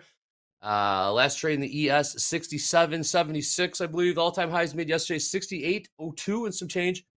Saw some selling. It's been pretty range-bound for most of the European session, Jack. Thoughts on the ES? Do we have more room to the downside, or is it just... we got room all over the place. I just wanted to show really quick, we're in a pretty defined range over the last, what is it, the 8th since the 2nd here. We've been bouncing back and forth between these two option strikes on the ES, right? We got 6,800, 6,750. It's all been between there. It seems to have liked to hang out around a little bit below here. So really the prices that I'm looking at to start off, 6,800, 6,750, and 67.65 would be like the first place I would think about taking a buy. If you want to take that whole trade, it's a good risk reward if you think it's going to go up there first, but we'll see what happens after the bell. 67.75 first spot. Well, we're at 67.74. 65. Correction, 65, and also 67.50. 30 seconds till the open here. What do we have on tap? I know Musalem was speaking, continues to. Does not comment on monetary policy. We've got Barr scheduled to speak any minute. We got Goolsby scheduled to speak at the top of the hour. We got EIA crude oil inventories an hour from now. 10-year auction at high noon. FOMC minutes after that. Trump roundtable. Kashkari. Buckle up. We got a lot in store. Vinny, are you ready? Let's do this, man. Oh, I'm so ready. Are you skipping any classes? Are you skipping classes? Will the professor find out that you're not going to be attending today? No, but I do have an exam to take right after this. So. No way. All right, we're going to get into that. Oh, man. We'll get into that here in a little bit. Jared is short 2. Micro NASDAQ, 25,084. Pretty much trading 25,088. What's your downside target on this, Jared? Targeting at 24,985, which is just the low of New York session from yesterday. Yes, it is. I remember getting down there. The buyers did step back in. All right, we got gold selling off here. 40.56, about almost 20 bucks, 17 bucks underneath those overnight on all-time highs. We'll keep an eye on gold. Gold, just an absolute beast to the upside. Every day seems like new all-time highs.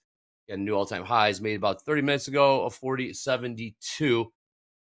Last trade 40.55. Anything on the tilt? Nothing just yet. We'll keep an eye out for those comments waiting from Bar. Here we go. Bar does not comment on monetary policy or economic outlook and remarks prepared. There's a Q&A. We'll keep you posted on that. Dow selling off. Selling off pretty well right now. About an 80-point sell-off. ES might be pulling back a little bit. 67.71. NASDAQ staying bid for now. We got overnight VWAP in the NASDAQ. 25,073. Really trading 25,100. Vinny, you're looking at those 84s as well, perhaps, for short entry? Yeah, right there, just took out that structure, kind of invalidated that short till we get higher. Next time I'm looking at that short is 176 would be my next short position entry. I got some liquidity up there that we need to sweep. Looking to get up there and then maybe reverse down again to New York lows yesterday. But as of right now, I'm on hands until I get some more confirmation. A lot of volume. Yeah, what do you like about 176s again? There's liquidity up there. What does that mean exactly? Yeah, 176. So we got a fair value gap on a lower time frame up there. Not only do we have that, but we have ADR up there too. So we have the 1/3 ADR. So that's really what I'm looking at. I trade a lot off ADR. So ADR average daily range. Yep. What is the average daily range right now? The average daily range is, pull it out. It's huge. It's actually very big. It's about just sitting around right around 500. I don't know the exact range because I don't have that. We'll stay there. It's huge. It's a very big daily range. Wild. That's wild. Average daily range. Yes. High and low price of the daily session. We're continuing to push higher here in the NASDAQ. 25,122. ES not going anywhere. Dow selling off. Coming up to 25,125, 127. Got 2 micros on, Jaron. So definitely take these. That's the beauty of Yeah, micros. I'm off now. I had my stop at 111 just at this high. I still like the idea, but it could run up another 50, 75, 100 points. So I didn't want to have too wide of a stop. So now I'm just going to wait and observe, still up on the day, and just wait for the next opportunity. Okay, Dow selling off. NASDAQ pushing higher here. Let's trade NASDAQ new highs, 25,134, 134. I just popped in a long real quick. I just wanted to announce that before. Cool, I price? got too far. 132.50 is my entry price with 2 micros. Cool. And we're going to put that stop right at that level that I was talking about, that 176 area. You're long or short? I'm sorry. I'm long. Okay. Looking for 176s to the upside. Gotcha. And gold hit an absolute rally last night. Yes, sure did, huh? How about that? What a market. What an absolute beast of a market. We were trading around 4,000 on the close yesterday. We were trading 4,000 on the close. Absolutely resilient, man. It's incredible. I saw some comments out of Ken Griffin yesterday or the day before. Concerned about the price of gold. He is quite concerned. How fast? And the dollar. It's about the dollar. Yes, it's a dollar play. Looking for alternatives. The dollar has strengthened over the last month, even with the gold. Yes, but yes, it was in relation to the dollar. If you just look at gold on the daily chart, it's just, it is mind-blowing because we were in that consolidation for, 2-3 months, and it's just been nothing but a straight 90-degree angle ever since. It's wild to see. Yeah, after Jackson Hole back in August, that really got the rally fueled again. I think it took us from April to October to get from 3,000 to 4,000, which is not that much time. We're now well into the 4,000s, trading 4,053. The new 5-minute candle just opened here. I'll continue to see some downside pressure. Crude rebounding a little bit, 62.43 last trade. House account still short 5 micro from 62.55. 50-50 on the tilt across the board. Closing in on the 65s, Jack. 67.68 last trade in the ES. See what we do here.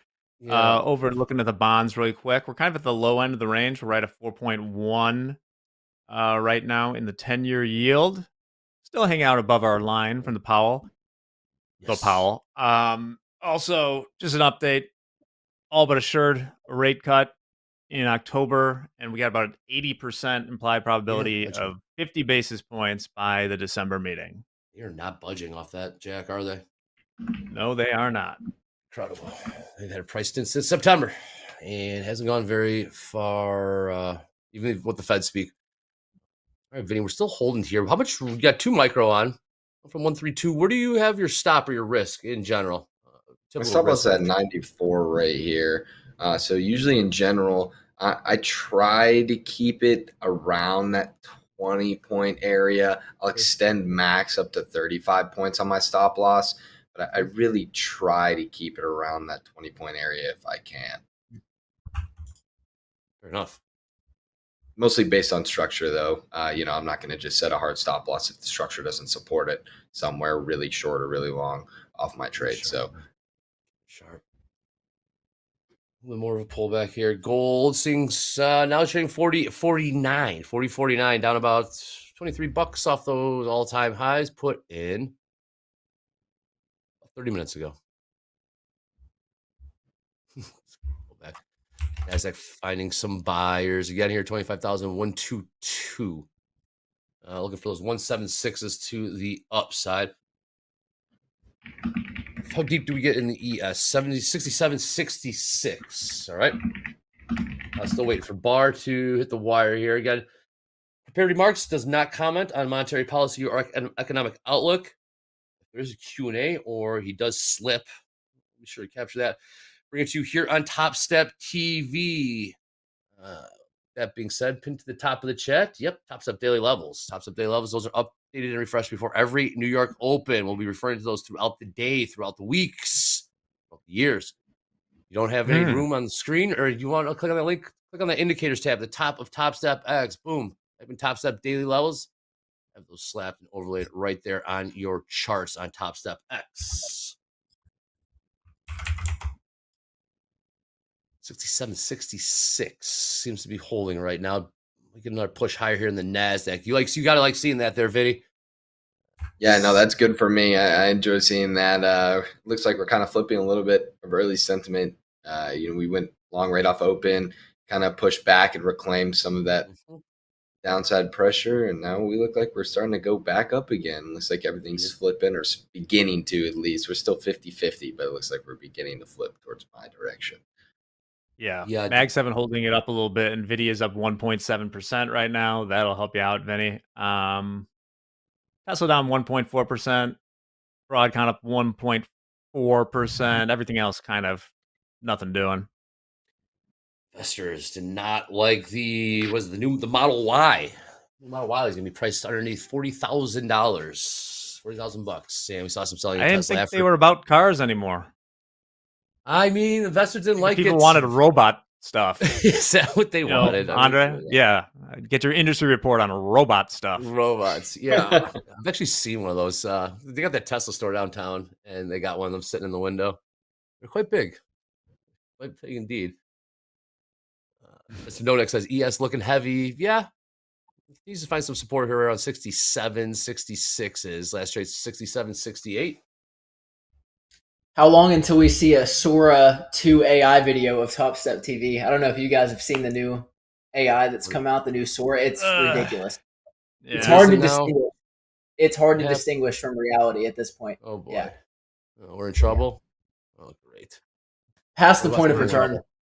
Robots Might going be to in win. some trouble right there. All right, Yeah. pushing higher here. Little People pop. with momentum. Vinny, we pushing this thing higher. ES trying to follow along. Nasdaq, although Dow still finding a base there. Last trade in the Nasdaq 25,000, 153, 153. Yeah, I'm not opposed to longs. I mean, obviously it's it's bullish out the gate. Now I would just want some kind of pullback, maybe not all the way down to VWAP, maybe 110s at this EMA if that were to hold. Definitely want to get in with momentum. Buyers showed us out the gate that they're pretty strong right now. So now just some kind of pullback. Nothing until just yet. Nothing from Bar. For the time being, Goolsby scheduled to speak at the top of the hour. Goolsby typically will comment on economic policy, monetary policy, economic outlook. Goolsby typically isn't afraid to go there. Right now, holding bid in the NASDAQ, 25,140. Out of 153s. ES 6768. Gold finding a turnaround here. I'm out at 40.49, now trading 40.56. Gold is an absolute, just a beast. Holding bid here. 5-minute candle just opened about a minute ago. See if we can get another push higher here. Gold looks fantastic right now. Actually, I know you guys just commented on that, but wow, I mean, buying that dip would have been a great move. Yeah, that's been the case along the way. We're well above 4,000 now.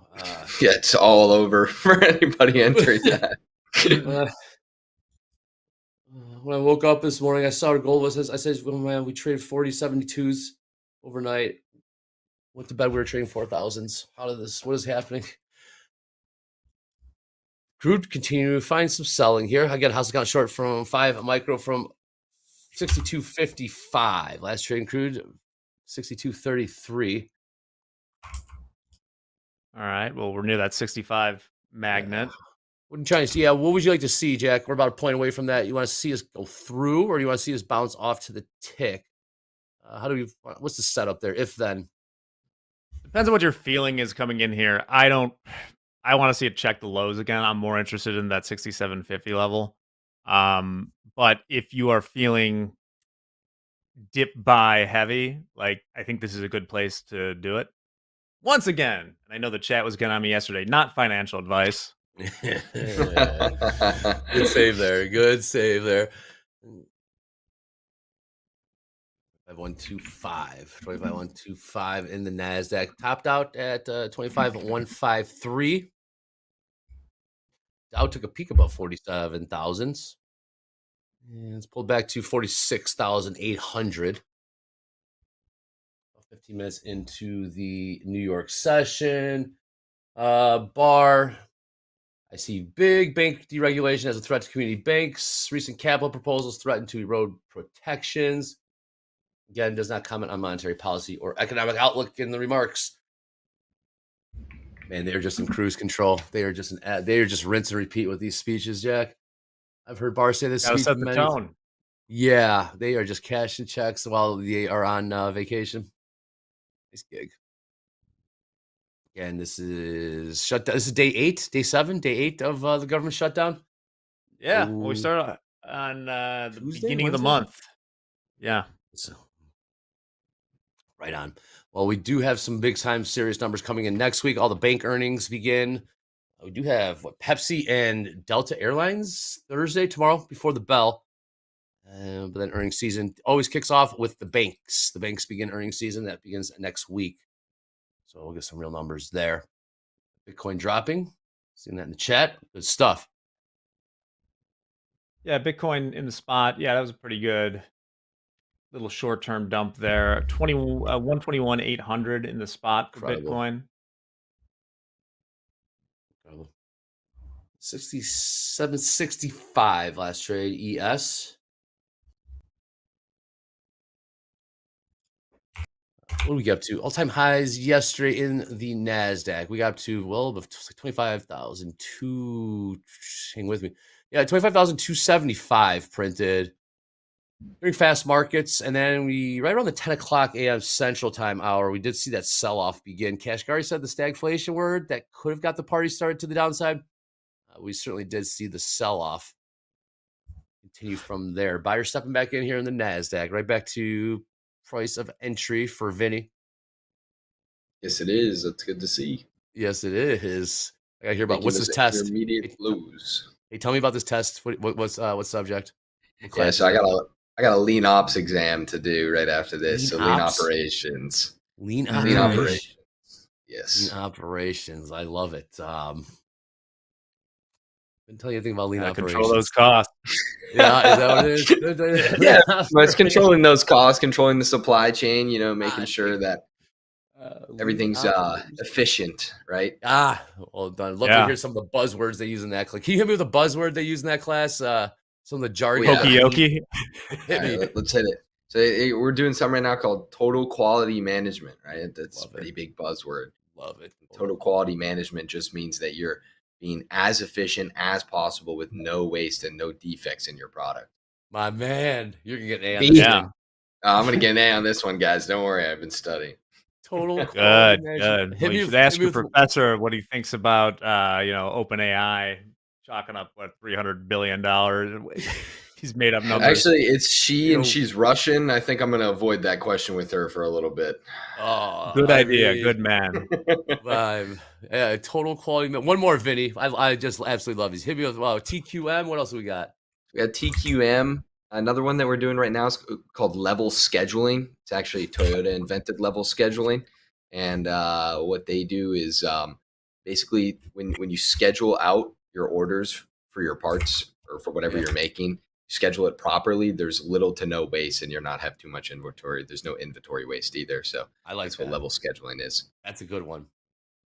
It's also called Hijika. It's another because it was invented in Japan. So come on, guys. Come on, guys. I don't get with you, man. Here we are. These kids are just getting this smart, test Jack. doesn't stand a chance.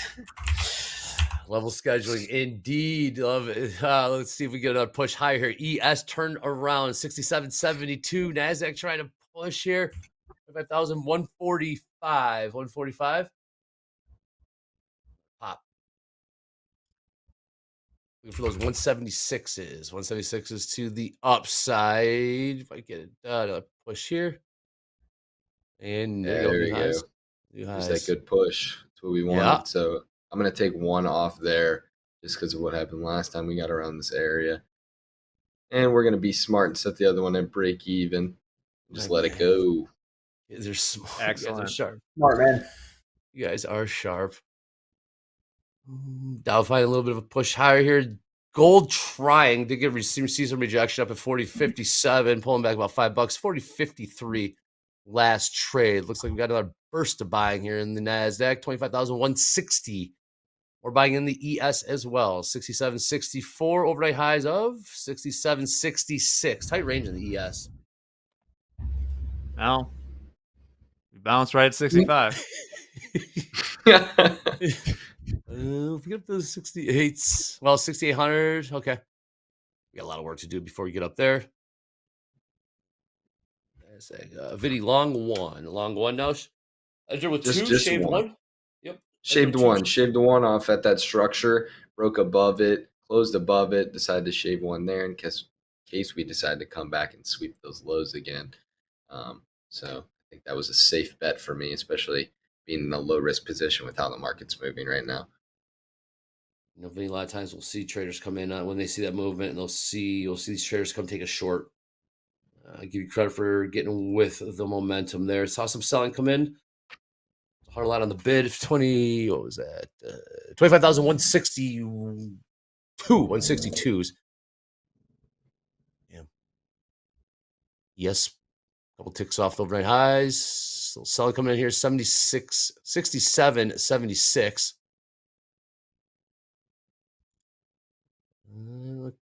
The tick to the tick. Try to uptick these highs here in the ES. NASDAQ about 6 points off the highs. Come on. Jared, next price of interest. I know you're looking for a pullback right around those 110s. We never got there. Yeah, never got that. It's okay. It's all right. I love your patience. I love the discipline, your approach to trades and trade setup. So what are you looking for here? Another push higher here, looking for a long or a short? I guess it always depends, but how you're reading this price action in the first 20 minutes in the New York session? Yeah, I mean, right now we're pretty bullish. Every buying attempt is being rewarded, and we did have some selling around 112 to 123 on that pullback. I definitely was maybe looking for a little bit too deep of one. I'm not mad about being too patient, so I'm definitely leaning towards longs, taking out these highs. Just going to find a way to get in. Maybe if we get another 10, 20 point pullback and, I could see some failed selling, I'd get back in. But it's a long trading day. Market's only been open 20 minutes, and I don't want to rush into anything. I know, when when I'm patient, the better setup will always show up. So just waiting till that setup shows up, and I'll make sure I let you know when I take it. But definitely leaning towards longs. Very good. Like that. Good with the momentum. And look at the ES, man. Up to the 76s, down to the 65s. Trading 67, 70, right? Overnight VWAP in the ES, ranging early. Yep, hoop, absolutely. Well, you saw It'll be this guy choppy around here. We're kind of right at the HVL for the SPX right now with the 0-date options. Time to pick a direction. ES is playing ping pong. One side or the other. Well, you heard him wish his brother a happy birthday in the transition there. Let's bring him in.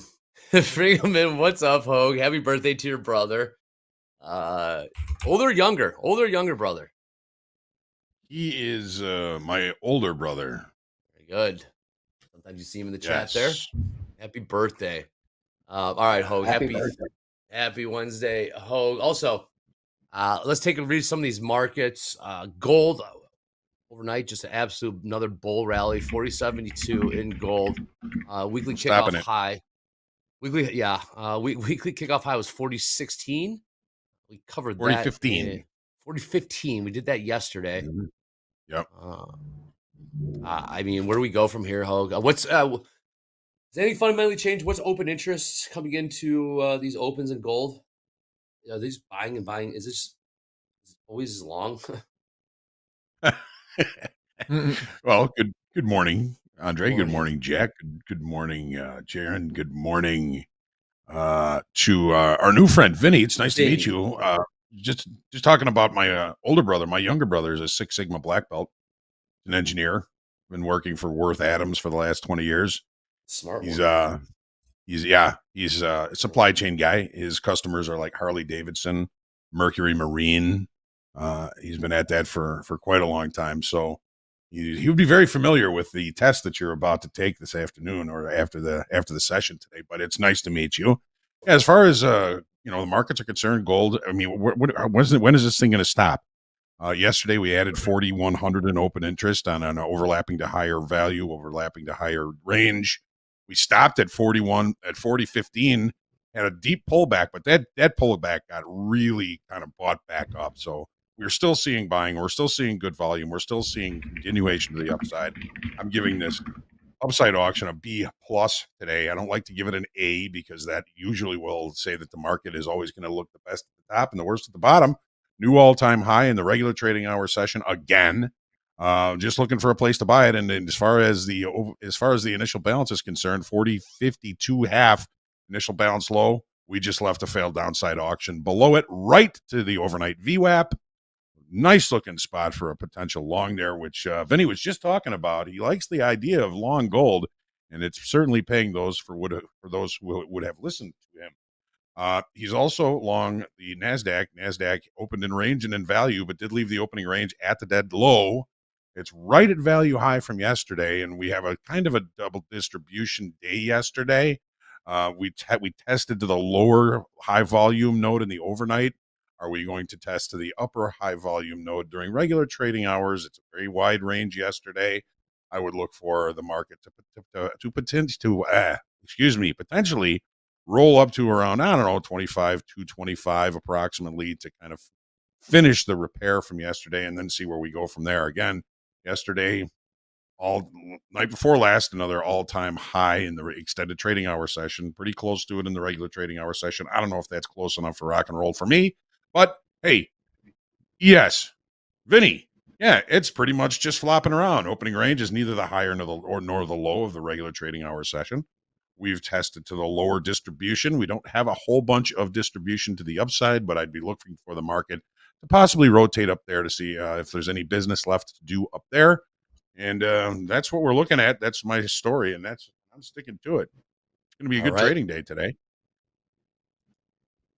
Looks like the NASDAQ's catching a bid again.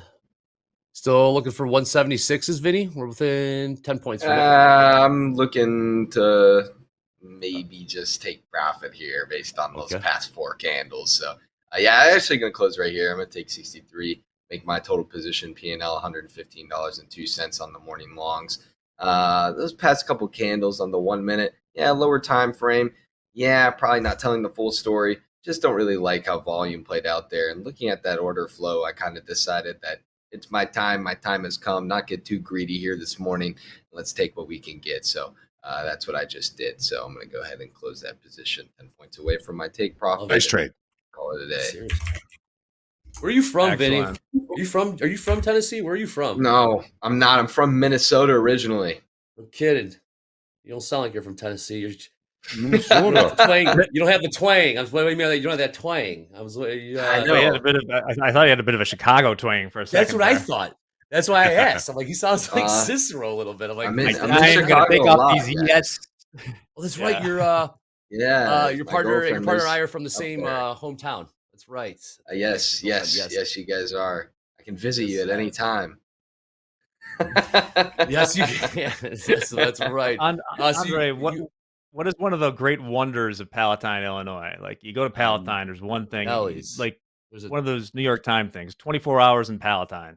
Dirty you got? Nelly's. Dirty Nelly's would be the local establishment there that you see all the hometown folks on a Black Wednesday. Be one of them. That's pretty much it. What's Barrington have Main Street over there? It's just didn't mean to say the town. Yeah, up and out. No, That too. there's nothing there. I mean, it's huge, and there's nothing there. So I mean, you said it. You said it.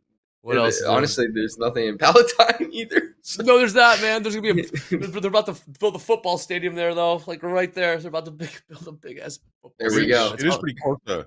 It's pretty close to Bob Chin's though. Bob Chin's is. It is. R.I.P. Right? Yeah. I don't think Bob Chin's is with us anymore. The restaurant, I think No, it's he's closed. not. But I think his the legacy restaurant's in the- toast. I think the restaurant's toast. did it really? I could be wrong. But I think I heard that. I know they shut it down, but I was there maybe a year ago and had a wonderful meal. All right, All right, full that's is good. Bob James, just Chin's. That's all I need, James. That's just perfect. Just one. All right. Let's push higher here. Check this out. 25,175. Got the top of the hour coming here in about Weber Grills. Good call, Brett. How'd you know that, Bradson? Weber, headquarters of Weber Grills. Absolutely. Yeah, it's still Talking open. about- yep. Bob Chin's is? Okay. Yeah. Man, we are talking about Palatine, Illinois right now. This is wild. Yes. This happened, man. Yes. Come on. New high day incoming. I moved on. I ran away from there. 25. Yep. 67, 76, 50. Can we uptick to 75 is the orders. We have gold on the bid again. 40, unbelievable. 40.59. 40.59. NASDAQ. It's creating new session highs there. 25,183. Doom's from Palatine. And Hoag, talk to me about this crew trade house account short from 62.55. We're about 30 cents in the money. What are we looking for the downside? Are we looking to get back into the 61s at all for the movement? The target? I think that would be pretty much a stretch. If we were able to close the gap to yesterday's session high, 61.87, I would be happy with that. We had a lot of overnight inventory to the long side, and we're really kind of rolling off of a lower extreme of a balance in a medium time frame. So I'm really just looking to take advantage of the overnight inventory adjustment that seems to be happening. And if we can close the gap to yesterday's session high again, 61.87, I'd be happy with that. We got Goolsby scheduled to index Brian, trade from Palatine. Oh boy, Palatine is in the house. We got how'd this happen? We went from Rick Hoagland's birthday to Knoxville to Palatine, Illinois. We just are all We're over the traveling place here. East Coast travel. East Coast travel. We got 4,000 people watching us all across the globe. Click subscribe, click like, click notify. We got Viddy and Jared, Young Guns. I'm gonna absolutely love to see it. These are sharp, man. These are sharp and hungry. Vinny, if you got another trade. All right, Vinny, let's get back to the markets. What's the next setup here you're looking for? Prices. That next setup was that area we talked Top about. that thing. Till There we go. there. Yeah, we were talking about that 176 area till that just happened. Still hasn't been a close yet on the 1 minute or the 5 minute. So right now I'm just kind of waiting for ADR to do its thing, start giving this market some pressure and maybe some shorts soon. But I'm not going to trade against the flow right now. So it has to be some pretty solid confirmation. Big block order there to the upside. We got about 3,700 ES contracts traded in a single second. Let's There we go. I'd love to see that. We took it all the way from 67.73 up to 67.79, call it. That's a big pop. NASDAQ saw it also topping out 25,200. Yeah, they're not done. What's up, Jack? It's that time of year where I'm going to disappear for 1 second to turn on the heater in my room. It's getting cold. It's that time of year. Pumpkin spice latte. I heard you, Jay, in the chat. New highs here in the ES. Buyers not done. Lifting offers. Can we back up to 60? What was that? What was that? That was a 3,700 lots. 3,700 lots lifting the offers in the ES, and they are not done. ES on the move. New highs. 67.81. Jack, that's the biggest luxury of living in Florida. It's October 8th, and it's still like 88, 89 degrees here. Yeah, talk to me in August.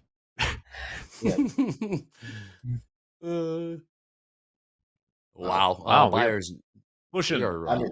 This is really going with conviction here. With conviction. Another round of buying stuff in here. Top of the hour coming on. Wait for Goolsby. Goolsby, not yet. Nothing from Goolsby yet, but the buyers in the house, in the ES, in the NASDAQ. NASDAQ 25,208 now, Prince. Well, I don't have an app on my phone to control the furnace. I'm not a Rockefeller. No, the real reason is as is well documented here, I got a new furnace for this part of the house. But I'm waiting till this afternoon to turn it on because there's going to be a smell for a little bit. I mean, it's new. That's that new furnace smell. And I didn't want to deal with it this morning. Is that the east wing or the west wing of your house? Burning oil. What? It would be the south wing. The south wing. Jack has wings in his house. Yeah. That was a very strong. This 5-minute candle. We are up about 10, 12 points in the ES. Not done. NASDAQ not done either. And that 3,700 lot.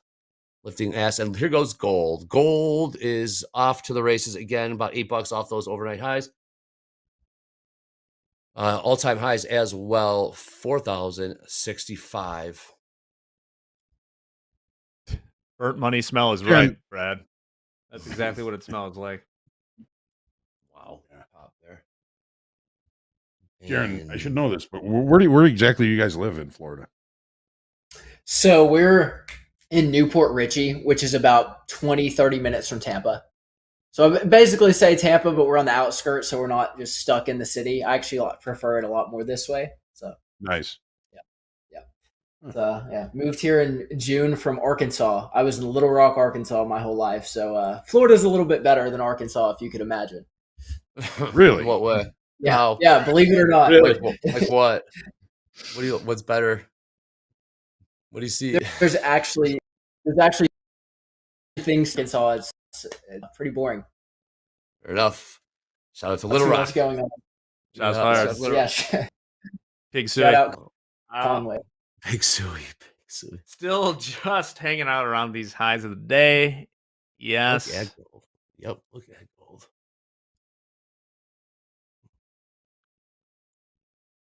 Gold on about a $14 turnaround last 10 minutes. ES staying very strong.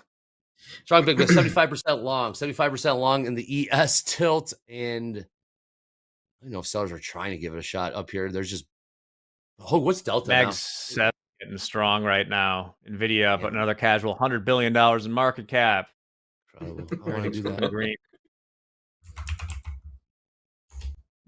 Hey, Hoag, what do you got for a Delta and ES after that? I mean, they absolutely just positive 4,200 in the ES, positive 2,900 in the NASDAQ. All right. This new 5 minute just came to look at that. Wow. Very little retracement, very if at all. Well, we know where it wants to go. Sure do, Jack. That close of the previous 5 minute with the open of this new one, it no wick. 67.85. Here we go. 25,000. Shit, what was all-time highs in NASDAQ again? 75s? Yeah. Unbelievable. The more I look at gold here, you guys, the more I realize how I was blinded by NQ that I missed the gold dip trade. That dip you were talking about was money. Yeah, it's not good. We missed a lot of money. At least you can laugh about it. I love it. You do this long enough, Vinny, you'll get jaded by all this shit. We'll talk about that later. Could have a rock fight 2 points higher than here. Let's call it, you know, like just above the highs right now is the first all wall I see in the SPX. This range from just a little bit above here up to the 6,800 level, there's a lot of zero dates. Will be a little harder to slice through, I reckon. And gold pulling back. Gold is an absolute, what a wild roller coaster. Gold now with a $5-6 pullback. 40.60 last trade. We were just trading 65s. Holding strong up here. Again, all-time highs in the NASDAQ, 25,275. We got within 60 points of that.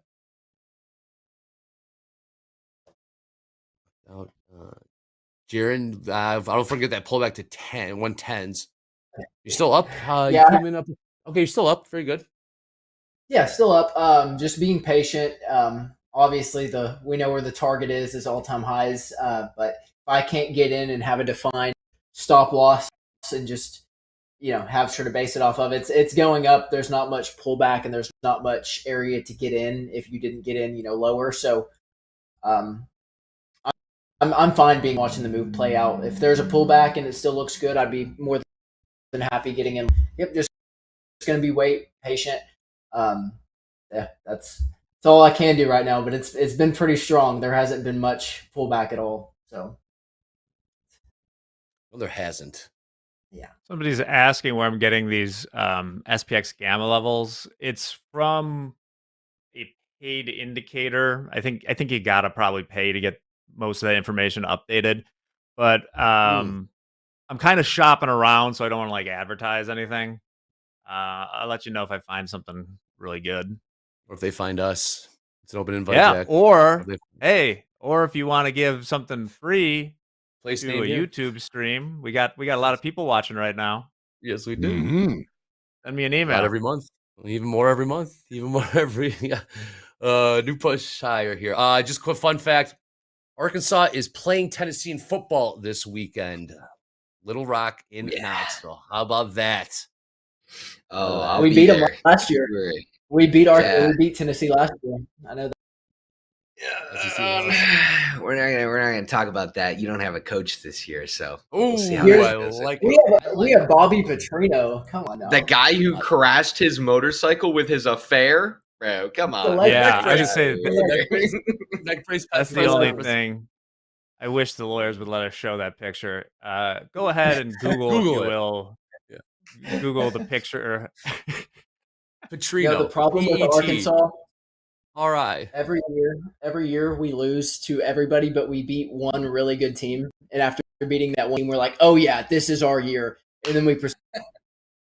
It's been the story of Arkansas back football as long as I've been alive. So good. Oh wow, we got a lot of college football. Wow, I love it. Literally. Chat blew up after that. Those comments. Yeah, they did. Waiting for Goolsby, still nothing but ES on the move here, holding strong. 67.86, point off the session highs there. NASDAQ staying strong. 25,219 new highs just printed there. 72% long on the tilt in the ES. We look, Vinny, I was asking for your next setup. We saw that pop. What trade so far? How many trades you typically take with your school schedule? Obviously, you know, being a college kid, how much screen time do you actually get? I know you're a trading club as well, correct? Yeah. Yeah, so I participate in that, and That's cool. it's not a lot of screen time there. That's more we're swinging long term there, and that's mostly equity positions based on like $1 million simulated capital. So like actual big cap trading stuff. But for screen time based on just being on Top Step, usually I'm not on here very long. I'm going to be honest. I set a couple alerts. I check back here and there. This isn't something that I think I need to stare at all day to be good at. I'm just going to psych myself out. So I choose to just set some alerts, take some entries if my setup comes to fruition. If it does, I set a stop loss in TP, and then I'll come back and check it in a couple hours and see what happened. I like it. Good question. Will they release FOMC minutes today? It's on the schedule. Will those be released? We'll I figure that out think later. so. The Fed's still Nice. open because they're going to have their meeting still. Like, so yeah, they'll That's release true. the minutes. Okay. They're It's, independent, 1 Andre. Guys, how can I forget, Jack? 25,231 new highs just printed, closing in on all-time highs. 40 points to go, and 50 points to go in the NASDAQ. ES 6789, all-time highs in ES 6802. All-time highs in. This is incredible. Just buy everything. Yeah. Vinny, your long and gold is playing. It would be playing very well right now. Sure would, Vinny. Yeah, Rub it in there, it dog. hurts.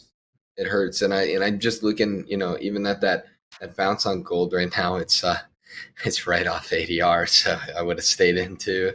I was just trying to see. I was trying to give myself an excuse, like, yeah, you would have taken early, and I would have stayed in this one. So it hurts a little bit. Setup. And just we call this a rally. I don't want to over exaggerate these moves. I've read some of that survey feedback. But is this a rally? Is this a general increase in perception of value? What do we call this? Because we are cooking higher here. 46,934 last trade in the Dow. I'm sorry. Bid in the ES strong. Jack, okay, if we get close to those 67s down there, Jack, or those 65s, I mean, if we get up to 6,800s, all right, are we still seeing the same options activity that corresponds with 6,800 in the futures in the ES? Well, for the 0 days, we're coming at it. We'll have to see how they roll them at the time, but we're already kind of in the level where, like right here, right now, is the beginning of where I started looking at that. It's still like we're in that big range, as I said. So 6,800 is interesting. See if they pop some stops. My prime directive on the house account, Andre. So we'll see what happens, but maybe we'll put a trade on.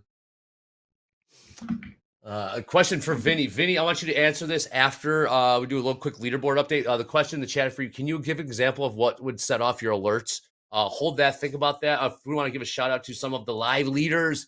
Got 2 live funded traders up right now, over 10K. Manmeet up 26,000. Matsai, my apologies if I mispronounced your name, up $11,000 so far. Okay, that is great to see. Most importantly, we hang on to that and bank it. You don't forget a name like that. That's the trader that was up 40K and change not a week or two ago. Yeah. Okay, so familiar name. Well done. Make sure we hang on to those profits. I know Risk Team says you got to around 50%, Hoag. We like to, from your high watermark, Risk likes to ensure high watermark, I think it's about 50% of your P&L. Yeah. Do not lose. Yeah, I mean, it's personal, but yeah, I mean, you got to pick something. You pull off your high watermark. Wherever you get tilted is where you should stop. That's true. Or wherever you get to the point where you want to take a screenshot. The second you want to take a screenshot of it, that's when you call it a day. That's the truest thing I've ever heard in my life. What's that? That's Dakota. Every time that you take a picture of your P&L or of a trade, it instantly reverses on you. It is without fail. If you want to take a screenshot of your P&L, that's when you lock it up. We got Vinny. So that question for you in the chat here. Can you give an example of what would set off your alarm or alerts? What generally, how do you use your alerts for trading? Yeah, so as much as I can do comes on TSX, right? But TradingView is a good application. I'll be using that alongside of TSX as much as I can. But there's some paid stuff in there that that I base off, that I pay for myself. But other than that, it's just volumetrics and structure, right? So just volumetrics, using point of controls and stuff like VWAP and different levels of VWAP and different levels of point of control. And I want multiple points of confluence. I don't just want one VWAP in a loan area on a higher time frame. I want two different points of confluence, either coming from a point of control or a VWAP on a higher time frame together in the same area. And I'm looking at these areas. We're boxing these areas and we're setting alerts at these areas to be able to predetermine that we're going to either have a reversal or a bounce off that structure. We're going to come back to the direction we want. So that's kind of what would set off my alert for me. So give it a little checklist, multiple points of confluence. We have structure aligning, and we're going with the market, right? So it's three very simple things that anybody can do. You do that at an advanced or intermediate level, even a basic level.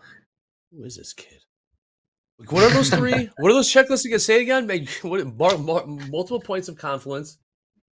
Yeah, so multiple points of confluence. We have structure aligning, and I like to always trade with the market, right? So the market's long. You did it on your first trade. Short, be short. Exactly. Just exactly like that. Yeah, man. Stuff. 15 minutes past the hour here. Really quick, Vinny, I think we have a question for you. See if you're prepared for this test. We pulled a question. We found a question we think might be on this test. You ready? Using customer demand to activate production of an item or service is called the pull method. Using customer. Did you just answer it for me? Push method or the Jidoka method. Yeah. So using customer demand is that not the pull method? I think it's the pull method. And James, what do the judges say? In the back, I think it is. Wow, you're going to pass. Yep. Yes, correct. Well done. Well done. We found one. You are going to pass. Great job. Great job. We'll keep covering. We found a question in the from your what we think might be your exam. Did you already take that exam, or is that the one that's coming up? No, that's coming up. That's coming up. That's today. That's it. Push and pull. That's on there. You guys are on top of it. That's production back there. The Pullman. Well done. Let's see here. It's 67.90 in the orders. Method. Oh, I like that. We got crude did turn around 62.53. That's kind of short from this is price of entry for the house account right now. I like how you get with them aligned with the market. Aligned with the market. I think it's crucial. Well, Vinny, you see these prices, all-time highs. And we see a lot of traders. How long have you been trading for, by the way? You see a lot of traders trying to call the tops, fade this. How long have you been trading for, and what got you into trading? Oh wait, also, what are the three types of traders that you run into there on campus? Yeah. So we touched on this a little bit last time. Yeah, we did. I love it. The three types of traders, and it's a good question. But so the first type of trader that we see, right, is like the people who are sports betting. They're getting into trading because they think it's quick and easy money, right? So that's, I don't want to say the word, but the word is gambling. Those guys are gambling their trades, and they're not really paying attention or being analytical about it. Second type of traders is we have people who are intermediately trading, but they're not day trading. It's more of like a swing style. They're kind of fed into trading either by their parents who have some sort of financial experience. They give them this account kind of like as an after college start. They're doing these kind of swing long-term stuff with either an advisor or just by themselves learning it from time to time. It's getting more into that advanced area with that. But the advanced trader is this type of person who's, either really honed into the market day to day, or the type of person who's trading a large amount of capital, swinging time over time, which is becoming a lot more popular on college campuses. You wouldn't believe the amount of people that I've seen with full-on TD Ameritrade accounts with a couple $100,000 in there as a college student. They don't talk about it. They're really humble, but how do you know? How do I know? How do you know? How do you know they have a couple $100,000 in there if they're not talking about it? They're showing you something. Well, yeah, I mean, the conversation comes up, right? I post Topstep and stuff a lot about, on my LinkedIn, and they say, oh, I've watched them, I can't believe you were on there. And then the conversation comes up and they're like, hey, I do this, I'm really involved with trading. And so that's how it starts. And it's not really an ego thing. about, you Sure. know, how much money they have. It's more of just, hey, this is what I'm doing. I just want you to know that I'm Gotcha. familiar with this stuff, sort of thing. So That's awesome, man. Yeah. I guess yeah, we're in the same boat. That's awesome stuff, man. Kids are sharp. yeah, I appreciate it. I appreciate Yeah, it. I man. think you asked one more question Well, in there that we kind of You were spraying, Andre.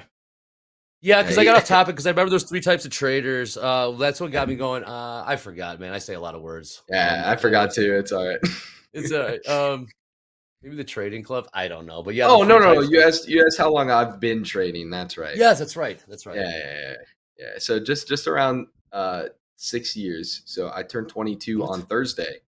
22 years old on Thursday, and Hmm. I've been trading for about 6 years. So not gonna lie, I had my parents open me TD Ameritrade Sure. account when I was you know, just sort of 16, right around 17, and I was just playing around with probably just around $1,000 trading just stocks, equity positions in you know, blue chip stocks, and I really fell in love with it, and I started branching off into options, and then I hopped in around futures about 2 years, a year and a half ago now, and I've loved it ever since. It's had my heart so far. Well, famously, Andre, that's the way Ken Griffin got started. When he was at Harvard. I think he took like a 5K account and turned in like $5 million. Not me. I wish. So you're 21. No. Not You're yet. 21. It's your birthday tomorrow. It is. Oh wow. Yeah, it is. It's tomorrow. Yeah. It is Thursday. It's my birthday Wow. tomorrow. All right. Well, happy birthday. Happy Vinny. birthday. Happy birthday. If we look at my screens real quick, we did get the Yeah. promised rock fight. And you can see what I'm looking at here in like the options is we kind of went up and now we're testing these levels. We're getting a little bit of a pullback right now. I did hop in a short. I think this is kind of a scalp. I'm shorting to either the 0.5 or the 618. I just drew these lines right here. It was low risk, just risking the balance that I have. And we came up to the edge of this bulk of value from yesterday. And then what I saw on the order flow was a lack of buying. And then we saw aggressive selling step in. So that was kind of, I wouldn't call that exhaust, Andre. I would say that's in it right there, where the buyers just kind of lose interest, and it makes sense because we were at this bulk. So not saying we don't move higher, but I think a pullback to the 0.5 or 618 would be solid. So What are you short from, Jared? What yeah. price and how many times? I'm 2? short from 25 208.50 with 2 micros. All right. And you're looking for, what's that price you're looking for? The outside last trade 194. Yeah, I would be looking to get all out at 152.75 if we found some buyers, and would be looking to hold down to call it 116.50 if we were to get all the way down there, but I'm prepared to get out at the 152s. All right, very good. Bottom of the hour coming in about 6 minutes. Hoag, first hour into the New York session. We've been talking about this all week. Continue to talk about it. Initial balance. So the bottom of the hour, we are going to set the IB high, IB low. We're going to write those down. What are we looking at here in the NASDAQ? Does it look like we can put those in for now, or no? We still got to wait till the bottom of the hour. I think we're probably pretty safe with that. Okay, NASDAQ, IB low 25,054.75, 54 in the orders. IB high just put in 25,231 even. 310,231. Yep. Okay. And ES. And ES, we are looking at an IB low of 67.64 half. Mm-hmm. And an IB high just put in really at 67.90 in the orders. 90 in we the do orders. extend that, I'll let you know. Yep. Thank you, Hoag. On the You hour. bet. Well, this will be the third time we've said that. We've brought to you the tip of the week. Is Topstep tip of the week. And this is a good one. Let's bring this in. Jared, do you remember what the tip of the week is? You've been on with the fast markets. Do you remember what you're going to look right now? Tip of the week is quality over quantity. Prioritize quality over quantity. Jared was not ready for the pop quiz. No, I'm just kidding. We avoid chasing every possible trade. Focus on clean, high probability setups. Absolutely. I think you see both these guys doing it. They have their little checklist. Jared with CLC. Vinny with a little bit more wordy version of CLC. But we got focus on clean, high probability setups, reduce trade frequency during chop. Quality trades lead to consistent profits. Jaron, we see how disciplined you are, and you are picking quality over quantity. Vinny, if you had more screen time because you weren't in class, you were doing other activities outside trade club, and would this become more difficult to be disciplined? It kind of feels like your schedule essentially forces your hand to be picky and disciplined in your trades. Do you think that would change, or this is building a good foundation for, if you do turn this into more of a full-time thing? Yeah, so I would do the exact same thing, and I have over the summer. So I just keep myself busy. It's not that I'm forcing myself to be busy because I can't control myself, but I'm just keeping myself to be busy, just in case I have tendencies to go take a quick peek and maybe start overthinking the trade. Just appreciate being away from it once I set my setup. I'm confident in myself to be able to just hold out through the whole trade, whether it hits stop loss or take profit. I just believe that that is what needs to happen, and I just step away and let it happen. That's it, really. That simple. These kids, man. Very All right, nice. Vinny, I got one more for you. Which of the following is not a lean scheduling tactic? Okay. A, freeze part of the schedule. B, produce in large lots to minimize setup costs. Or use hand bands. Which is not? Which of the following is not a lean schedule tactic? Freeze part of the schedule, produce in large lots to minimize setup costs, or use can bands. A, B, or C? So if we're talking about lean scheduling, it makes me believe that producing large lots probably isn't the answer to that question. My guy, man. You are going to ace this test 2 for 2. Well done. Well done. That's awesome. Shout out to production back there. Oh, man. No problem. Look at gold. Gold closing back in on those all-time highs. 40.66. 40.67 now. 40.72. All-time highs. Another leg higher here in the ES. 67.88. 67.89 is now trade. Bottom of the hour coming in about 2 minutes. Have you seen anything from Goolsby yet? I haven't seen a headline from Goolsby yet. Of course, we have crude oil, EIA crude oil inventories about to hit in 2 minutes, bottom of the hour.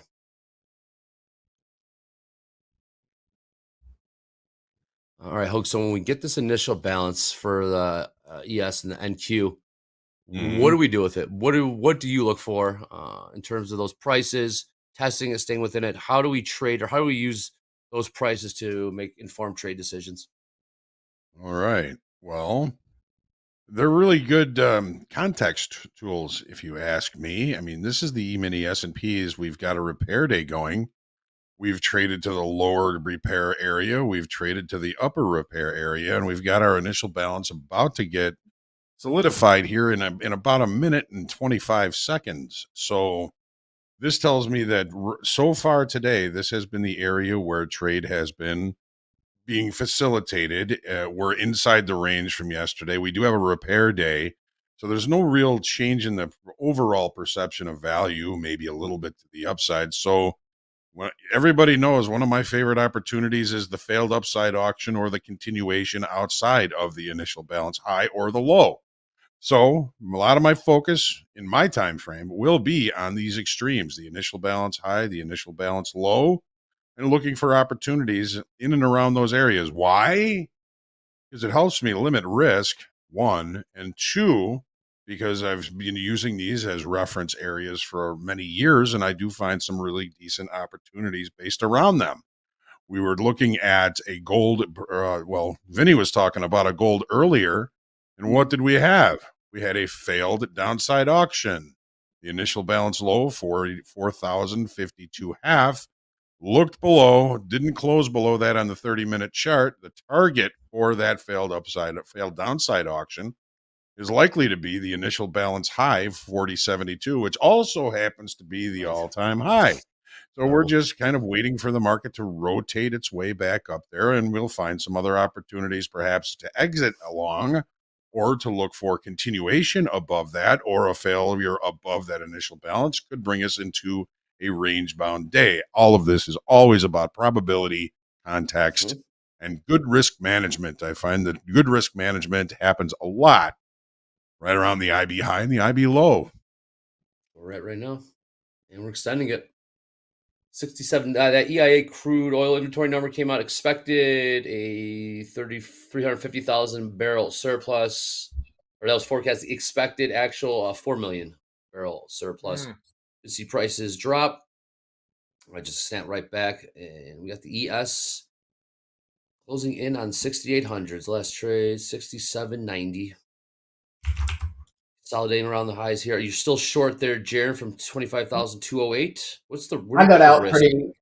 I got out pretty close, right at break even. That was one of those, if you are going against the momentum and you're going to be wrong, you want to be wrong quick on it. So I had my stop kind of right below the low. I'll wait for the next setup to present itself. I don't want to say I'm not comfortable buying at this high, because to be honest with you, it's not, this, as bullish as we are, it's never too high to buy at this point. I would just want to see a little bit more of a pullback to get in, but more of a pull. Okay. Well, more about 50. And not even all the way down. Like, it doesn't even have to be the 0.5, but maybe just, around 160, 170s would be good. Where do you think this market's going, Jaron? I think it's going to the highs, the all-time highs. I think so too. Yeah. Not financial advice. It's just with that strong buy candle on the ES about 30 minutes ago. Zero. I mean, yeah. ES all-time high is 68.02, and the NASDAQ all-time high is 25,275. 275, I do believe. Let's trade 25,216. Still nothing from Goolsby. You have a 10-year auction note at noon Central Time. Goolsby late to the podium. Bonds have been very quiet lately. We don't expect too much out of the 10-year auction, but always a good thing to be aware of. Where are we at? We're around 4.1, Jack. Yeah, we're pretty much at 4.11 right now. Let me see if I can open the enhance. Okay. No, I don't have it right now. Give me a few seconds. Sounds good. Crude selling off now. $62.31. ES marching higher here. 67.93. Come on. And extending the initial balance high in the S&P is not so much the NASDAQ just yet. NASDAQ trying to tap on those highs, but 10 points to go. Now on the grind back, and crude selling off here. 62.25. All right. Well, really quick. Now I can share it. Yeah. We were talking about how low the ATR has gotten in the ES. I mean, look at how low the ATR is in the 10-year yield. It doesn't move. We're very coiled. Is it fair to, I don't want to say assume or think that we will remain fairly coiled with where Fed fund futures are? And there's nothing really going to take us off course, right? I mean, well, these things are... Never say never, but right. We're very certain of what's going to happen next right now. You can see it everywhere with, just low volatility in general. Even though the VIX has been rising, it's still low. Right now, the VIX is back below 17. But yeah, we've had these big moves in gold and stocks, just kind of back and forth in this range, but the bonds have been very tight. Yeah, they pretty much got that thing pegged in. With Dow grinding higher here, take a look at 70% long on the tilt in the ES. Average price that's 70% long is 67.85. The money by 6 points or so. Cold snap back right to 40.61. Got within $5 of those all-time highs. So the next half hour, next 25 minutes to the top of the hour, Hoag. Seems like the IB high in the initial balance high in the ES 67.90. We're holding above Hoag. Yeah, more conviction to the belongs. It's trying. If we can close this 30-minute bar back below the IB high, could be an interesting short. Yeah, I'm kind of with you, Hoag. Okay. Mhm. That's the setup. Okay, cool. It gets a little lower than here and then risk the high of the day. So the 30-minute bar would close in about 25 minutes. Yeah, so NASDAQ hasn't taken out the IB high yet. So that's one thing. 231. No, it has not. No, it has not. My last trade in the NASDAQ 25,210. 67.89 half last trade in ES. 4 points beneath the highs. Maybe a little bit more selling coming in here. Beneath that initial balance high right now, Hoag. This is the setup, correct? This is kind of the buyer setup. Yeah, but it's kind of also time based too. You know, you want the 30-minute bar to close below the initial balance high, 67.90 in the orders. So you can preempt it here. It's a cheap trade, but it's got a lower probability of working until you get that confirmation. But confirmation is usually going to cost you in trade location. Confirmation. Yeah, well, that goes back to quality over quantity, then, correct? Yes. Yeah, but I mean, Yeah, I know. Yeah. cheap trade. A cheap trade is a cheap trade. If it's not going to hurt you, I've had some really fantastic trades, basically taken because they were just cheap trades. Mm-hmm. As Jack, you said, yeah. We said with Hoag, you're looking for the same thing. Then we were waiting till the top of the hour for perhaps that short to play out. I don't look at it quite the same way as Hoag. I see us Okay. like we are getting what we've started referring to as a rock fight here, I think, in the 0-date options. And the longer it sticks around here, the more I would get tempted to maybe put a little short on. Yeah. Oh man, this is a fantastic question in the chat. I don't know if you can pull my leg or what, but it needs to be asked. Who is John Hoagland? Seems to know a lot about trading. Well, we're gonna ask. First of all, John Hoagland is Rick Hoagland's brother, and who his birthday is today. That is John Hoagland. I don't know if you're yanking my chain or not, but that's Hoag up there in the upper right hand corner. He's been around and he's seen some shit, and he does know a lot about trading. So yeah, Hoag, who is John Hoagland? I'm gonna put you on the spot here. Who is John Hoagland? It's a deep question. That can go a lot of different ways. Hoagland. That can go a lot of different ways. He's been trading I'm a forever. dad. I'm a husband. I'm just a guy. Been around the market since 1983. But even before that, my dad was at the Board of Trade for 40 years. My brother was in the industry. If you've been in futures, I've pretty much done everything there is, starting as a runner to a phone clerk, to an arb clerk, to a broker, to a local, to a screen trader.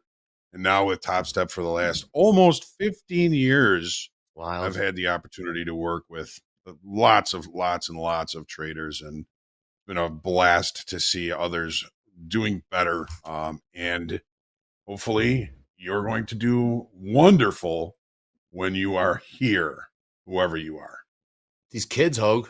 It's these kids, man. They these are kids. good, man. The Jares and the Vinnies, man. This is fantastic stuff. Good. He's also the voice of Topstep X. When you hear order filled, that's Hoag's voice. That is order filled. Yeah. There you go. That's him right there. That is him. How many takes did that take, Hoag? How many different versions of order filled are out there? I did 3 for each of them and just changed the intonation, like order filled, order filled, order filled. That was it. Order filled? and they picked him. That's awesome. Oh, good stuff, Hoag. Yep, that's John Hoagland. And you'll get more of him in group coaching. What's up, Jack? Yeah, I just want one, like, if someone moves their stop like further down, just a voice comes in like, "What you doing, Jagoff?" Hey, just something like. I see what you're doing. I did 3 for stop filled, and the 4th one was wah wah wah. Oh man, oh man. Your stop getting filled and hearing that would hit. It would, right? What is happening, man? Not the whammies. Yeah. Oh man, Hoag, people started checking their screens after you said order filled. Sorry about that. We should have given a warning. Sorry about that. We should have given you a warning. I shouldn't What's do happening that right now? anymore. Markets are a bit of a holding pattern. That is what's happening right now. Waiting for Goolsby. Still nothing from Goolsby. We did get Barr, Museum. Both did not comment. We are in a bit of a holding pattern up around the highs in the ES, about 3 points off the highs there. And 20 points off the highs in the NASDAQ. Dow, pretty much retrace all that selling from that opening bell in New York. Crude all over the place. Back to $62.22. And gold trading 40.63. Markets are taking a bit of a breather right now. So let's do a recap. We got Vinny in the house who has an exam. Is this midterms? Tell me this is midterms. They're always called midterms. They're not really the mid of the term, which I never understood that. They call them a midterm every time we take them. They're like, you have a midterm, and it's like, it's August. Like, it doesn't make sense. But yes, it is considered a midterm. You had a hot take on that one. I did not know. Yeah, I'm not a fan of that one. I'm passionate about that. Not know. Oh, so midterms there. We got Jared joining us live, funded trader here with Topstep.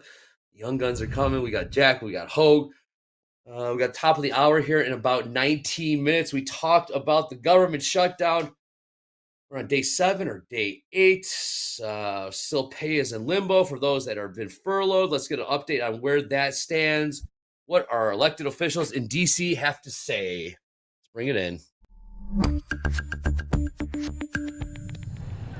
A stalemate in Congress continues as lawmakers still haven't reached a funding deal, and the federal government remains shut down after nearly a week. Now, President Donald Trump signaling that some furloughed federal workers' back pay may be in jeopardy. I would say it depends on who we're talking about. I can tell you this, the Democrats have put a lot of people in great risk and jeopardy, but it really depends on who you're talking about. But for the most part, we're going to take care of our people. There are some people that really don't deserve to be taken care of, and we'll take care of them in a different way. He did not elaborate on who would or would not receive payment. Trump also said he'd announce a list of government programs he intends to permanently eliminate amid the shutdown.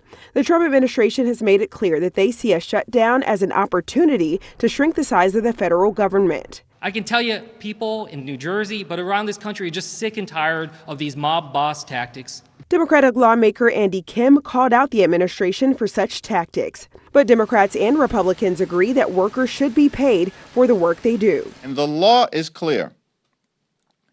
Every single furloughed federal employee is entitled to back pay. Period. Full stop. My assumption is that furloughed workers will get back pay. But that being said, this is very simple. Open up the government. And this is a non-issue. We don't have to have this conversation. Everybody gets paid when the government is open. I'm Sherelle Hubbard reporting.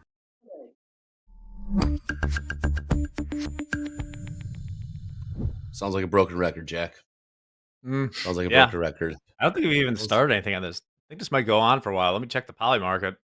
Yeah, please do. Let's get our updates at poly market. My new favorite hobby. Yes, we are. Yeah, we're back to 80% now for October 15th or later. Not good. Also, Jack, so in some seriousness, when we did have the government shutdown back in 2013 and they did not release non-farm in the jobs reports, you went back and looked up how they handled that. Catch those up to date on how that played out.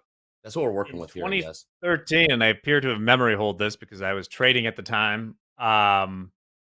What they did was when the government reopened, they released the NFP report 5 days later, and I'm sure they announced that they're not just dropping chaos bombs, but they did not wait till the next one. So I think the government reopened on like whatever date it opened. 5 days later, they released the NFP. So we will someday get that NFP report. We have FOMC decision on October 29th. Is there... That doesn't matter. Did those senators, they didn't have We're going to cut a quarter point. Doesn't matter. Yeah. Okay. Take it to the bank. Well, Fed fund futures certainly are. Exactly. So unless something substantial changes in the job market or something between now and then, everyone's just gung ho on a quarter point. Well, I'm looking at the 5-minute here. Looks like perhaps a bull flag in the Nasdaq. Hoag. I never really heard you talk about bull flags, bear flags. I never seen. That's not. It's not one of those setups that are Yeah. chart pattern. I don't think I've ever heard you really talk about that. So I'm. Oh yeah. Yeah. I mean, well, look at the Nasdaq if 5-minute. if I'm in a position, if I go down to the 5-minute chart, I'll start looking for for flags. We don't really see a flag here on the 5-minute chart here in the Nasdaq unless That's not you one. want to start to call this a flag. Yeah, that's kind of what I was. No, I mean, oh, Well, you're my mentor here. Yeah, I mean, Who's if John you're Hoagland? gonna look at this as a flag, you certainly can. But the thing about a Okay. flag is you never really prove it until it actually plays out. Yeah, So yeah, that's my you could feeling say on this them. is yeah. I mean, this is flagging to some degree, right? I mean, we got a little bit of excess on both sides of it, but you could say this is flagging. The trend is to the upside. What you're looking for when the market is flagging is lowering volume. Well, typically at this time of the day, volume is going to be lower through the session anyway, but it doesn't mean that it's not kind of proving to be possibly a bit of a bull flag. But again, like Jack said, it doesn't prove it until it proves it. Right. But I mean, there's a lot of things in Yeah. trading like that, right? Lowering volume, huh? Okay. Mm-hmm. It gives you a way. I mean, in the most charitable light, I can say it gives you a way to limit your risk, right? Mm-hmm. But we look back in an hour or two, and it could just be like, oh, a little rounding top, Yep. Yes. Mm. Yeah. Love chart and then patterns. people I will say, love- oh, look at this beautiful rounding top. It's right. Yep, 100%, man. It's the best. It's the best. Or double top, or rounding top. Yep. Yeah. I love it. Astrology for traders, some people call it, but Astrology for men. astrology for men. Yes. Yep. Let's just be honest. It was a full moon, by the way. Full moon. Any traders out there that use? Never mind. Look at the Wiz. Wiz. Yeah. Is the Wiz in here? I haven't seen anything from the Wiz yet. When Mercury's in retrograde, you gotta full sell. moon. It's a full moon. You knew where I was going with that, Hoag. I didn't want to complete that thought, but yeah, I've seen some people. I don't even know what Mercury in retrograde means. I couldn't tell you. Vinny. Don't ask That's me. your generation. That's your generation, man. I don't even know. I don't even know what the word retrograde means. I don't want to stir. I don't want to stir the search it. chat up too much because I know there's a I'm gonna decent percentage of them who I think believe that there's some sort of like vault with the stars in it above the Earth, but I think it's when Mercury to your eye on Earth looks like it's moving backwards. Oh, It's not, of It also- course, because they're all orbiting, but That's what my shot also a gets out of noun. alignment. Yeah, that's also a when things noun really. that's degenerate person. That's also what it says on Google. So just saying. Good stuff. No, Just saying. Heads up on gold. Is gold gonna just low key do it right now? It's 40.67 last trade. $5 from all time highs. Top of the hour coming in about 11 minutes. 11 minutes here. Still nothing from Goolsby. I'll be making a late appearance here. Again, they have that 10-year auction at noon central. 50-50 on the tilt. Vinny making his debut on Fast Markets. Anyone watching right now, Vinny? You have to say hello to. Oh, my mom always watches me. Nice. She texts me. I check up on him later, and every time I miss something or say something, she comments. She sent me earlier. I just looked actually when the news segment came on. She sent me, "You miss gold, WTH," and then she said, "Be nice!" Exclamation point. Oh, Mom, So- he is an absolute gentleman. I think I'm She's lovely. talking I think I'm trash. the nicest. She's talking trash on you for missing the gold trade. Tell him, Mom. Tell him, He's Mom. talking trash. I saw that. I was like, wow, you didn't. I was already upset about it. You didn't have to add to it. Just rub it in. God bless her. Sounds like mom's God bless. saying you snooze, you lose, son. I mean, that's pretty much what it sounded like to me. Love it. Well, She say is. Vinny's mom, hello. Leon also reminding you that you missed gold. Hello to Leon. That's great stuff. Are your parents fully supportive of the day trading stuff, Vinny? They're fully supportive of me. Whatever I choose and do, they think it's the best for my life because they believe that I make good choices, and I think I do, or try to at least, and I haven't proved them wrong yet or lied to them. So I think that's my advice for kids: don't lie to your parents. Wow. Good for man. Vinny. We're not letting you go. Love it. Do you have any Top Step gear? We're gonna say some Top Step gear. You can't be saying this without. You need a hat. You need some hoodies. I'd take a hoodie. So send it to me. I have no Topstep gear. I need it. Hook it up. We'll reach out. Yeah, we'll reach out. We'll reach out. You got to wear it to class, though. You got to wear it to class. You're gonna be a walking billboard for us over there on campus. We'll reach out to you. We'll reach out to you. See what we can do here. And Jack, and we might have that rounding top now playing out in the Nasdaq. 25,182. 182. Hoag, what are you thinking? Thinking failed upside auction? Yeah. I think it is. Yeah. ES hasn't gone yet. Yeah. Especially with the NASDAQ not even able to take out the IB high. Mm-hmm. Left that little tail above in the S&Ps. It was it happened right at 9:30. So you got a half an hour to wait for confirmation, but it's cost us nothing if we're in it. And it's starting to pay. So that's the cheap trade, right? Cheap Preempting trade. it. Yep. Cheap trade. Okay, Hoag. So if we did take the NASDAQ short, ES hasn't really pushed lower with it. NASDAQ, where would you look for the downside target on something like this? In the if NASDAQ? you did preempt it, yeah, you did preempt it. You're trying to catch the move lower. That IB high. Okay. We never broke out above IB high. 231s. So my initial target would probably be 25,134 in the NASDAQ. It's value low from today. And if we take that out, it's IB low, which is 25,054.75, the low of the regular trading hour session. We don't have technically a failed upside auction in the NASDAQ. So I would probably be closer to taking the whole thing off at value low, if it even gets there. Value low again, 25,134. What's the difference between value low and IB low? I genuinely do not know this answer. What? Okay, so here, let me put a profile on here and we'll take a look. 134 value low. I do not know. Okay, so here we go. Developing value just like low. Is that? It looks like where this review volume profile. Yeah, it looks like this review up is. So that's just where the most volume's traded. Yes, and it's where 70% of the most volume has traded based off of the position of the initial of the point of control for the day. So I've got volume value on this platform. Volume value low 25,146.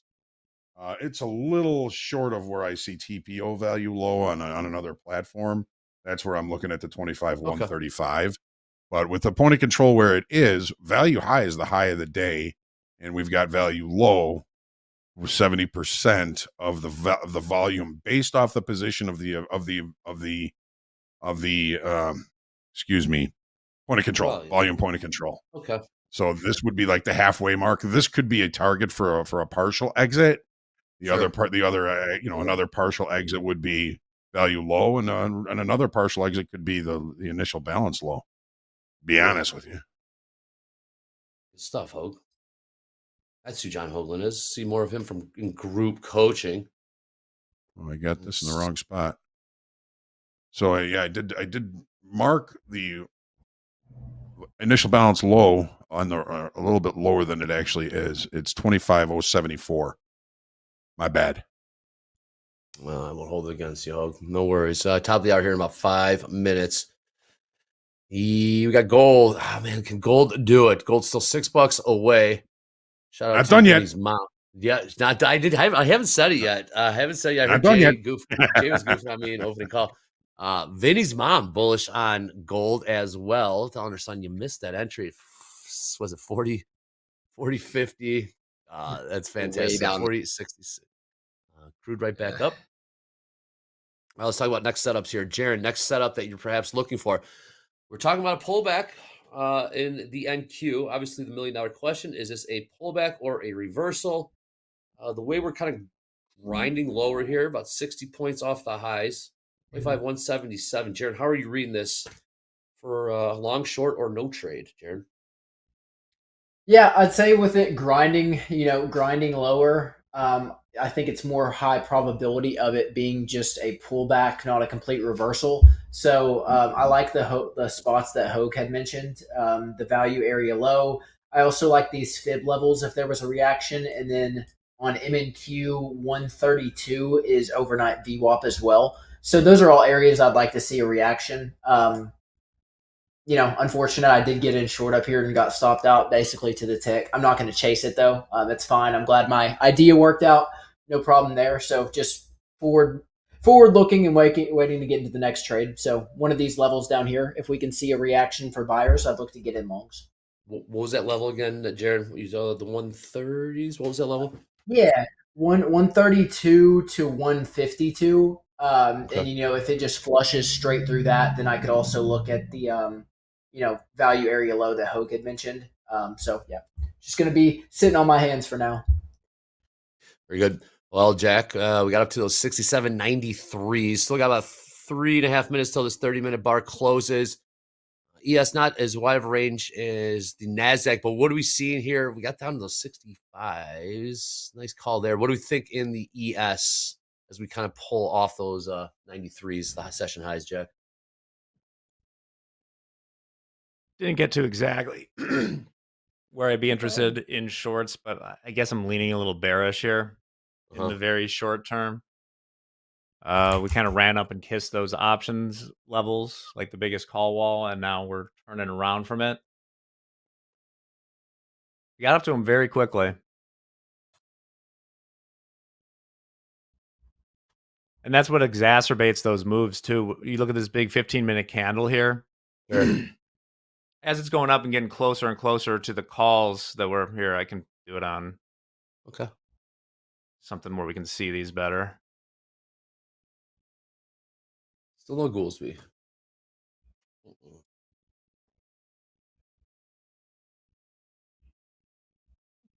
So as we have this big green candle coming up here, as we get closer and closer to those like strike prices, until you get to them, they're buying more and more quicker and quicker as we get to the strike price. And then once it gets there, if it goes through it, it relieves some of it. You have to see if people are rolling them higher or not, which is, by the way, I might get some better tools. But it's had trouble cracking that. Gold closing in. Not done yet.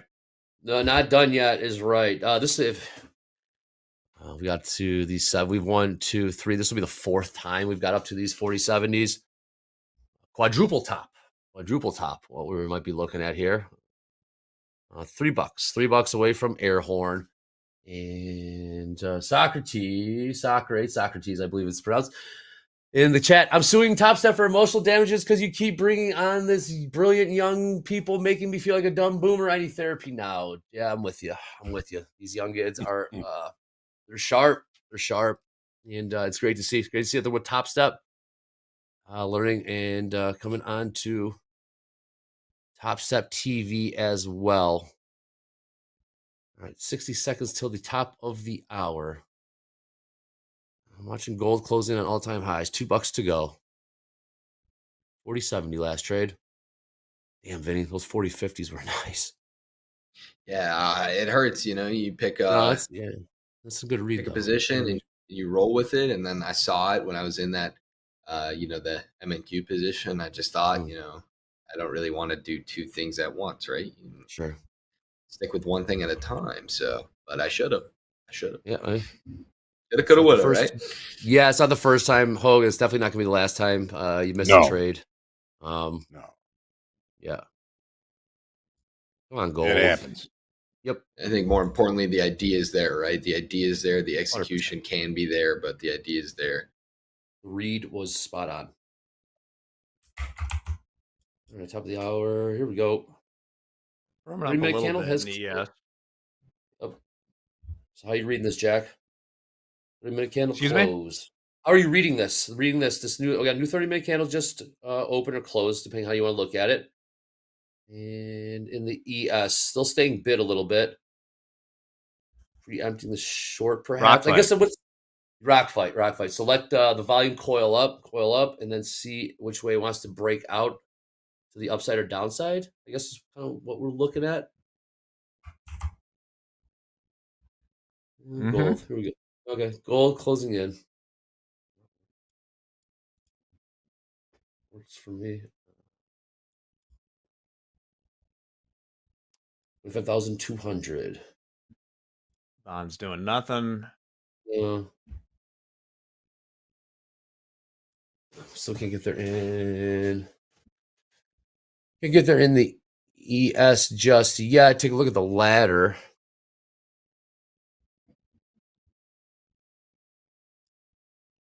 Take a look at the ladder here. What do we have? Anything on the NQ ladder? Nope.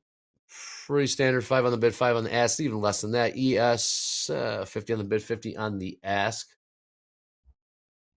Okay. So couldn't get there. Close that 30-minute bar below the initial balance high. We're not really seeing much momentum. I wouldn't risk much on the short. Yeah, well, twice in the last couple of days, we've had big, high volume sell-offs come in this area, especially once we get to closer to 6,800. Are they finished? We will see soon. Crude is running. Crude back up to $62.62. About 29 minutes till the euro close. London close. And crude is definitely cooking. Vinny, sounds like you've dabbled in gold. Any other ES? Did you ever have any interest in trading the ES at all? Or any other price besides NQ and gold? I started with ES, and I just, in my opinion, I just think NQ's, the price action is cleaner. So that's kind of why I'm only on NQ now. I don't mind ES. I think also picking the right commodity to trade is super important, right? So if we're seeing movement in one and not the other, kind of turning the blinders off to not trading ES ever and actually taking a peek, your strategy should work for pretty much everything. You should be pretty strict, but it should work for everything. And in my opinion, what I do works for any commodity at any time. So I could pull over to ES if I see that NQ is kind of lagging behind and I see cleaner price action on one or the other. But I really try to prefer gold in the Asian session and sometimes the NYAM session like we just saw, and NQ in the NYAM session. That's kind of where I stick to most of the time. So ES is boring. Let's just cut to this. ES is kind of boring. Yeah, I'm not a big fan of ES. You're trying to massage it. I mean, yeah, it's boring to you. I got you. I will I'll give ES its flowers. It's much easier to read on the order flow, though. If you're looking at a heat map, book map, or looking at a footprint chart, depth of market, ES is a lot more compact. It's a lot easier to see the stacked orders come in, the aggressive orders come in. So it does have its advantages as well, but I do have to agree with Vinny. Once you see how NQ moves compared to ES, I think it's a little bit more addicting. But it's like ES keyword. Addicting. It's like when we were making fun of the YM, right? We were making fun of the YM. We were the kids making fun of the YM. Now the kids are making fun of our ES, our precious ES. Eventually, those kids, I don't know what they're gonna make fun of the NQ with, but don't trust me, they'll make fun of you for something. But I love it, love to see it. Yeah, my uncle told me only degenerates trade NQ, and I was like, you got me, man. Yeah, you exposed. Oh, don't worry. They'll get us a future for like the UBS meme basket at some point, and then NQ people will be old fogies. Yep, I love it. It all comes full circle. Crypto, yep, that's what it is. Thank you, Jay. All right, can gold do it? Can gold? So we're about $1.40 from those all-time highs. Last trade 40.70. 71. 40.71. That's close enough to get out of the failed downside auction. That close to the initial balance high, I would be 10%ing this one. And then we'll see what happens after. What trade's that, Hoag? I'm sorry. The gold trade. We had that failed downside auction that Vinny was looking at. Yeah. Yep. Here's the target. Initial bounce high. Right there. Buyer stepping back in here. Vinny, you know what my dad used to say when I'd miss a trade? What would he say? Why, you a-hole. Verbatim? Just like that every single time? Yeah. Pretty much, yeah. New all-time highs. All right, new all-time highs set in gold. 40.72. 40 cents. That was just, and right back. Look at that $5 snap back right there. $6 back. Back. Look at that. Immediately put down. Immediately. So good target. Wow. They uptick it by 40 cents. 4 ticks. 4 ticks. New all-time highs. Will the dip buyer step back in? Yeah. Oh, man. It's. That one hurts, guys. I'm going to be honest. We're going to be talking about this one for a while. It's the ones you miss. It's the ones you miss. All right, we got gold. I'm sorry, gold just made new all-time highs. ES finding some buyers. Stepped in around 67.85. We're back up to 67.90. Markets, hurry up and wait. Hurry up and wait. So far, we want some more volatility. We bring in Dr. Volatility with some updates on what we got coming for you today. Want more John Hoagland? Throw it to Dr. Vol. Dr. Vol, come on in. Happy Wednesday. Hello, everybody. Happy Wednesday. Here to talk to you about our favorite platform, Instagram. I don't know if it's your favorite. It's my favorite. It's the only one I really use on my phone. But Instagram, we have one, TopstepTV on Instagram. We want you to follow us. And why should you follow us? Well, I'll tell you why. Lots of value here on the TopstepTV Instagram page. You have highlights, best of, things you may have missed. We got the schedule coming out there. When economic numbers start getting reported again, well, we have reminders there on our wall and on our story. So follow us on the Instagram. You're going to be on your phone later anyway, so you might as well give a follow to us. We really appreciate it. Can't wait to see that number go up, and we'll see you on Instagram. See you there. Later today, right after Shoulder Tap, 12 o'clock, Group Coaching with Hoag continues on. That's right, Group Coaching with Hoag, Hoop, and JD continues on today at 12:15. This is your opportunity to get your questions answered live on air by one of the Topstep's greatest. Who is John Hoagland? Well, John Hoagland is the host of Group Coaching with Hoag. He'll answer all of your trading questions, whether you have a question about a terminology, a chart pattern, a psychology question, anything goes in Group Coaching with Hoag. Again, that is today at 12:15 p.m. Central Time. Grab your ham sandwich, and we'll see you there. That's all I got for now, Andre. I'll go ahead and throw it back to you guys. Thank you, James. Dr. Volatility. Yes, get those questions in. Pin to the top of the chat for Hoag and Hoop, JD. That is a fountain, a wealth of knowledge that you. Confident saying or Jackson or yes, can't get that anywhere else. Nope, cannot get that anywhere else besides Topstep TV. JD Hoag, Jack Senior. Oh man, it's more than 150 years. It's like 250 years of experience now. This is as good as it gets. Get those questions in there. Oh, Andre, I saw someone mentioned we need more food ratings. We're working on that, but it was National Taco Day yesterday, and I forgot at some point I wanted to give a few suggestions in Chicago. What's your favorite taco place?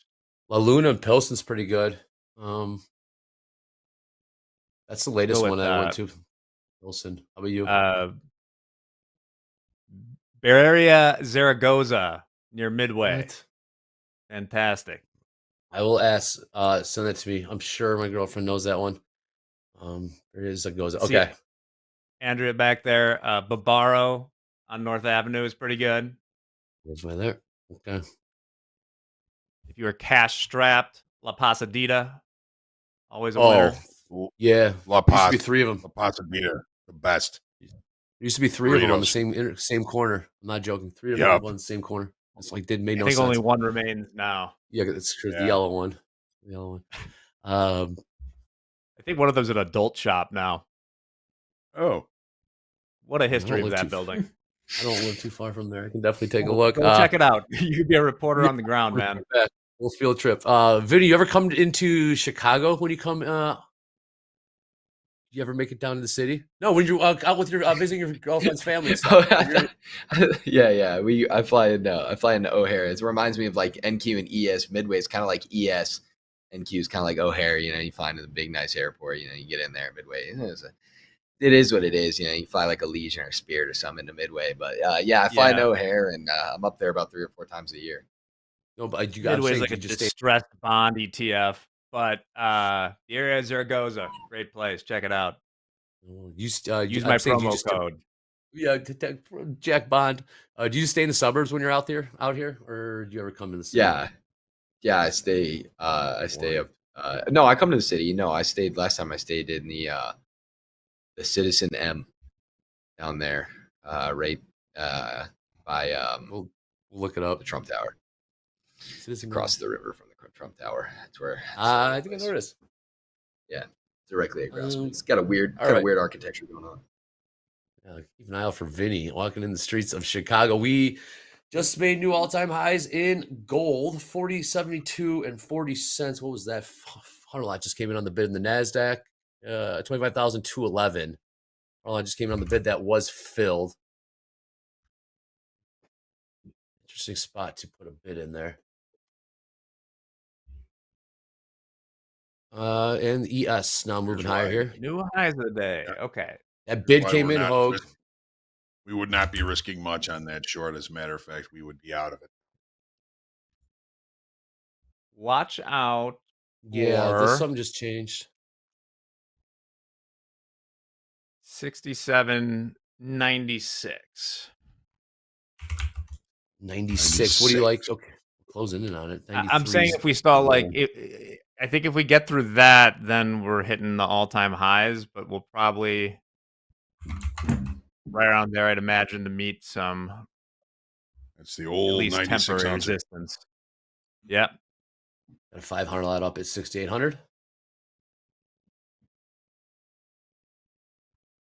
NASDAQ didn't quite pop with it, but again, that bid came in on the NASDAQ right around 25,211. Bid came in a 100 lot and saw a push from there. It was filled, and then we pushed from higher from there. Hoag, how's Delta looking? ES and NASDAQ? Versus that huge spike in the ES. We have congruent with direction. 5,600 positive in the ES, 4,000 positive in the NASDAQ, as would probably be expected here. No divergence, just quiet market order buyers coming in. Yep. Always rise in the chat saying just straight up one of them days. Plenty of time left in this trading session. We got the European close at the bottom of the hour in about 16 minutes or so.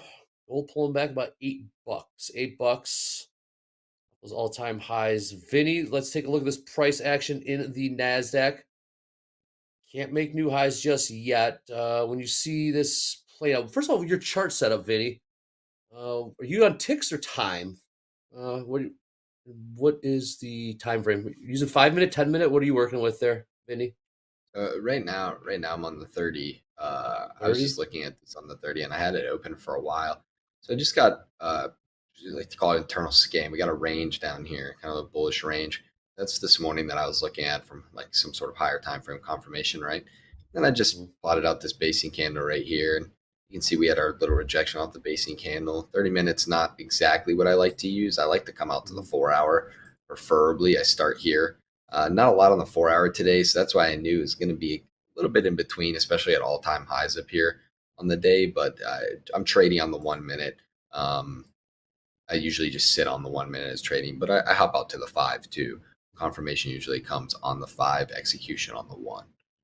Confirmation on the 5, execution on the 1. You got a question for Jack. It's up.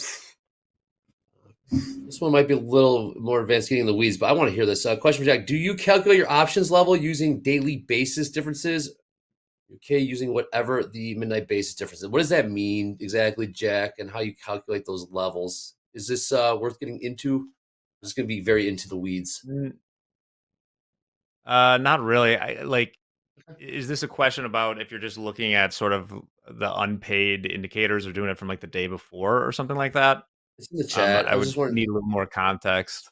Okay. We'll hit up Jack Theoretically, Down. I have a tool that should be updating those levels every so often, so I don't really look at.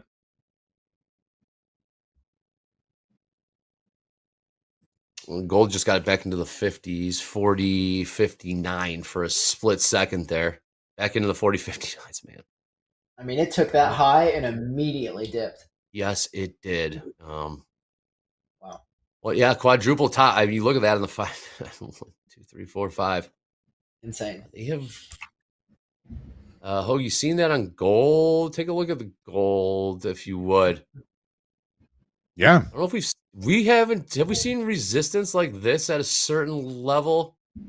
We did yesterday. What was it? Did we really? What, 4,000s? 4,015 weekly kickoff high. We got 4 ticks from it, and it took out the IB low. Sure. Well, I guess what I'm asking, and then the buyers came back in. So this seems to be kind of a beginning of a pattern here, right? We put in a high. Yeah, we get some sellers coming in, but it always seems to be bought at some point. But this was something we did yesterday. You know, we put in that high, and we took out the initial balance low. And the initial balance was set early yesterday. We took it out. We looked at the weekly kickoff high. We rejected it, closed back below the initial balance high, and we went all the way back to the initial balance low and through it. Today, we looked below the initial balance, traded back to the initial balance high, looked at it, and said, nah, we're done. And I'm just waiting to see when they come in to buy this thing again. I mean, that's what happened yesterday. It's been happening all year. Just had to put in that all-time high in the regular trading hour session. They just have to do that. Oh, yes. Well, guess what I was asking you? I was looking at this, fourth, like quadruple top, if you will, on the 5 minute, where we hit up to the 72, sold, 72, sold, 72, sold. Fourth time we got up to the 72, sold again. It's kind of a weak high. I'm not looking for it to last forever. 5,000s by end of year. All that exactness up there.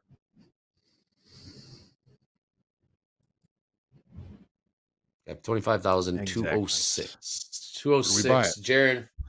Yeah, I know. Jaron, any setups, anything that you're seeing? What do you have? 2 trades today? 3 trades? Yeah, 2 trades. Right now, there's just the lack of volume is not, it's not giving me an indicator on longs or shorts. We are making lower highs here after a push up, but I'm looking at the order flow right now, and it's just the volumes, it's significantly dying compared to what it was when we first hit this high. And for me, that's a sign to sit back and watch. Can't force anything up here. Shorts look appealing, but then if longs look appealing too because we're bullish, it's like there's not a setup for me right now, and that's okay. That's the market doesn't always provide a setup every second of the day, and it's good to recognize that if your playbook isn't aligned with the market, it's better to just not take anything and just wait for that to set up. So, no position is a position. So that is in the book. That is in the book. Yes, it is. That's trading is optional. It's also in there. 62.75 crude on the way higher here. Are we still in this crude trade, Hoag? I think we are just getting stopped out right now. Okay. Tight range. Right, tight range spot. Yeah. There we go. New highs crude. Damn. About 150 this bucks thing. a risk. 62.82. We saw this grind higher in crude going into the close yesterday. Into the $62 handle, and we continue to grind this thing higher. Yeah, if you go back a little bit on your chart, you can see, by the way, just like really tons of resistance up here, a little bit higher in the ES over since the beginning of October, right? We tagged 6,800 on the dot, didn't quite get there a second time, tested only 2 points above it the third time. Now we're making another run at it. I saw Vinny. Vinny, you were nodding your head in approval. What were you talking to someone? Or were you listening to what Jack said? I was listening to what Jack said, but I was kind of looking at it from the NASDAQ perspective. Sure. Same sort of thing on a higher time frame. You look and you just see the sheer amount of resistance that we have on NASDAQ at these highs up here. And it's a lot. But then you look over, like Jaron was just talking about, on our order flow. And I mean, we just don't have the volume to make it anywhere near there again right now or push past it. So I do think we're stalling out here pretty hard. I don't think a trade setup is going to present itself in the next 40 minutes or so. Jack, you're seeing this. We'll see if we get through the 97s. We get through the 97s, like the room up to the 6800s. Looking for a setup. It's Yeah. tilt. I understand what the question is now, and if we go over to my charts, it's like I do have I have a ticker in TradingView for just the difference between the SPX and the ESZ, just so I can do it quicker. Right now, it's about 47 points. During the day, this isn't going to change more than a couple points or something, and it'll gradually decrease over time. But that's just to make things a little bit easier to see. Nice.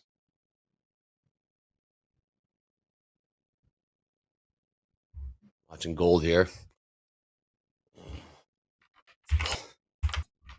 Crude not done. Gold. Then the star of the show. Crude not done. 62.86. We're flat. House is flat now. Yeah, it is. Okay.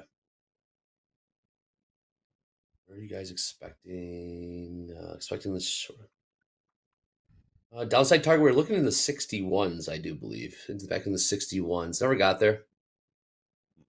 MR in the chat says, I really love Hoagland. Same. Make sure to get your questions in for Hoagland. Pin to the top of the chat for group coaching. 67, I have a really quick question for Mr. Hoagland, if I can ask it. I saw it earlier. Absolutely. That was a really great question.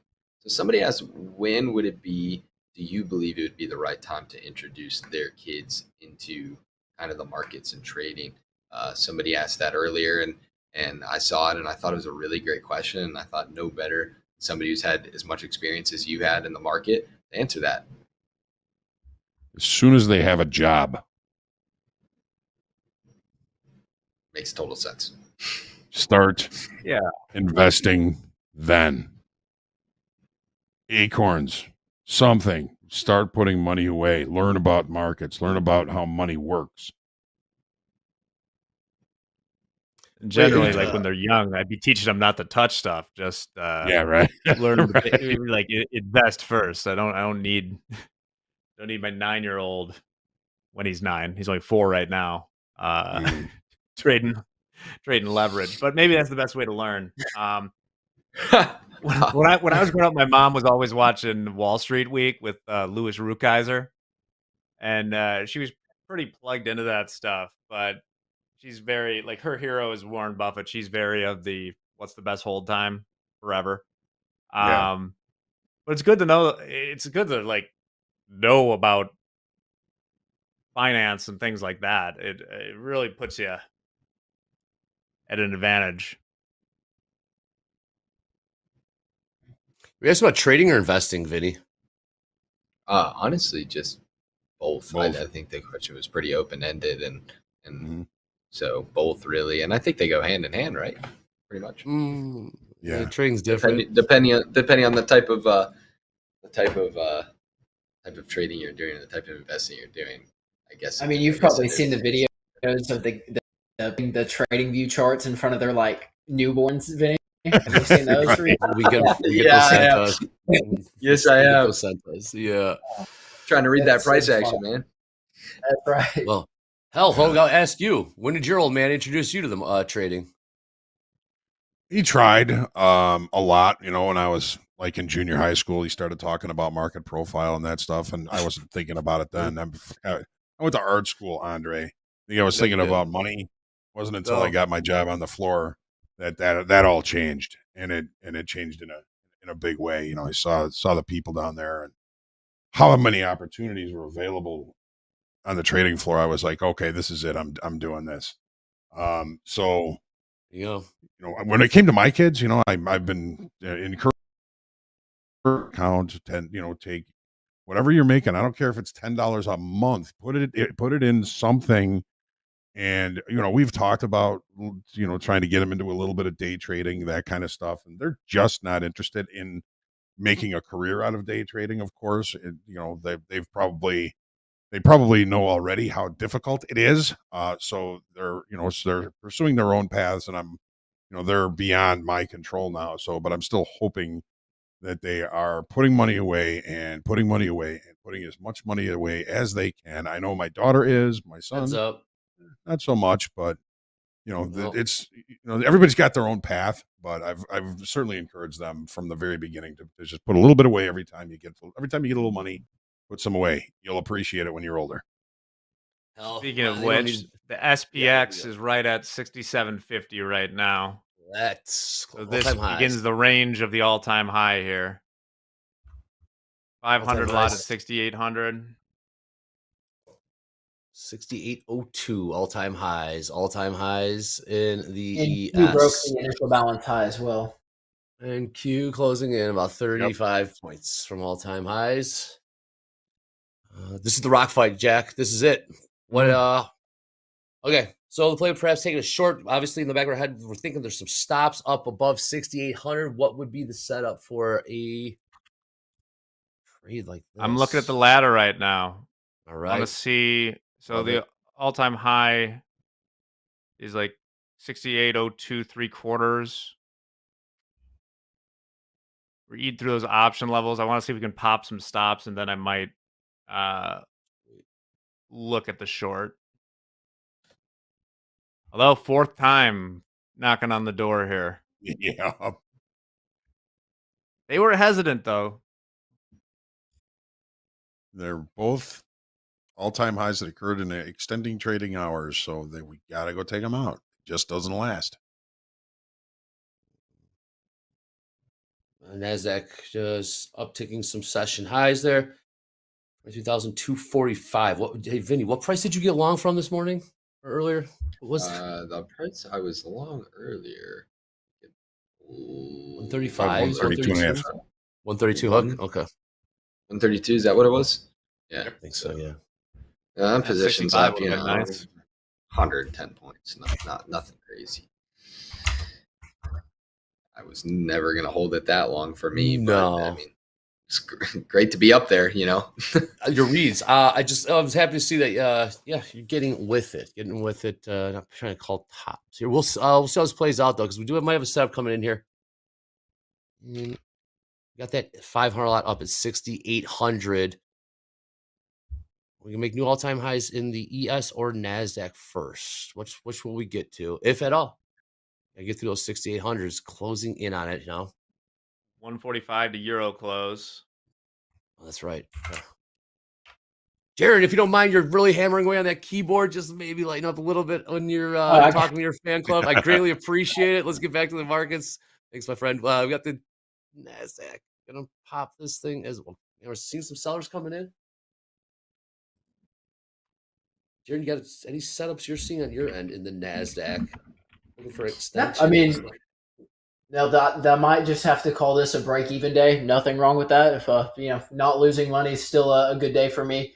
I do think we come take out these highs, but yeah, I'm took two trades, broke even on one, lost the other, and so yeah, I think I'll probably just lock up the account at this point. Keep preventing a red day for me is always a win. Smart.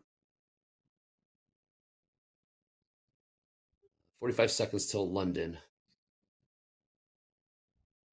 New all-time highs in gold. Can we make new all-time highs in NASDAQ, in the ES? With the young guns on today. We got Vinny and we got Jaron in here. Vinny is smiling, smirking. Who are you speaking with, Vinny? Is the markets making you smile? P&L? Oh, you're making me smile. Why? Just saying I'm on here makes me smile, man. Yeah, hey, smile every time. You're good, man. We'll try to the market's making me smile a little bit, though. To be honest with you, I like that kind of 288 area for resistance. A little bit of a short movement if we get all the way up there, but we'll see. That's going to be a B setup, if anything. But it's gonna take a while to get up there. I don't really see it happening right now. 30-minute candle has closed. New one has opened. London has closed. Leon approves of you, Vinny. And that's all the endorsement you need.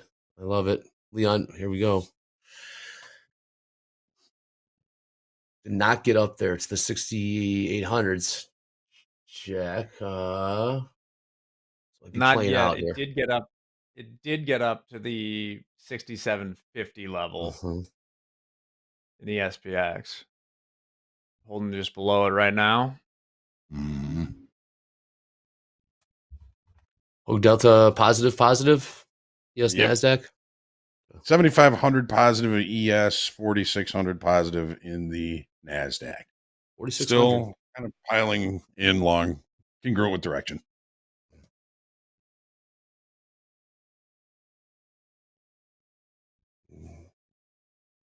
Three-point pullback. Just seeing that order flow just die out again up there on NQ when we start getting closer to those all-time highs. You just watch it completely fall out from under everything and die down and just come straight back to where it was. Order flow. Are you watching time and sales? Where and how are you watching your order flow exactly? Well, I'm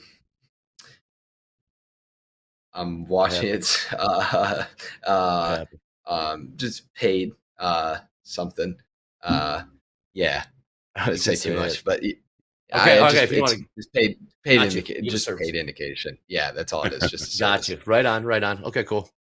Fair enough. Sorry, man. I didn't need to put you on the spot like that. No, it's okay. It's okay to use them, I think, but you know. Oh yeah, for sure. Okay, I'll go. Leave it there. 67.95. 67. Feeling like a dope. Andre, in the practice account, before we came on, I just like set the brackets to buy 65 and sell like 98s.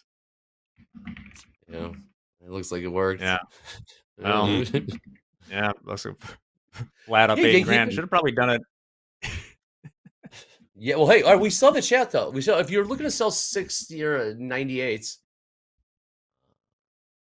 not gatekeeping. Totally wants to keep strategy, some parts of strategy completely to himself, which is totally cool. By all means, he's coming out here taking trades. All right, I mean, come on, that's wild. It's absolutely wild. We got, well, Jack. Do we like the 98s? We'll let you think about that.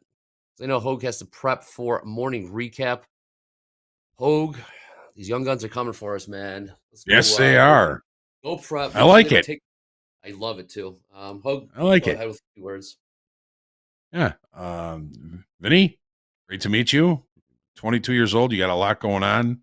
Jaron, you too, man. You guys are like the coming shooters in futures trading. Absolutely love it. Absolutely love it. Old guys like me, we're just hanging around.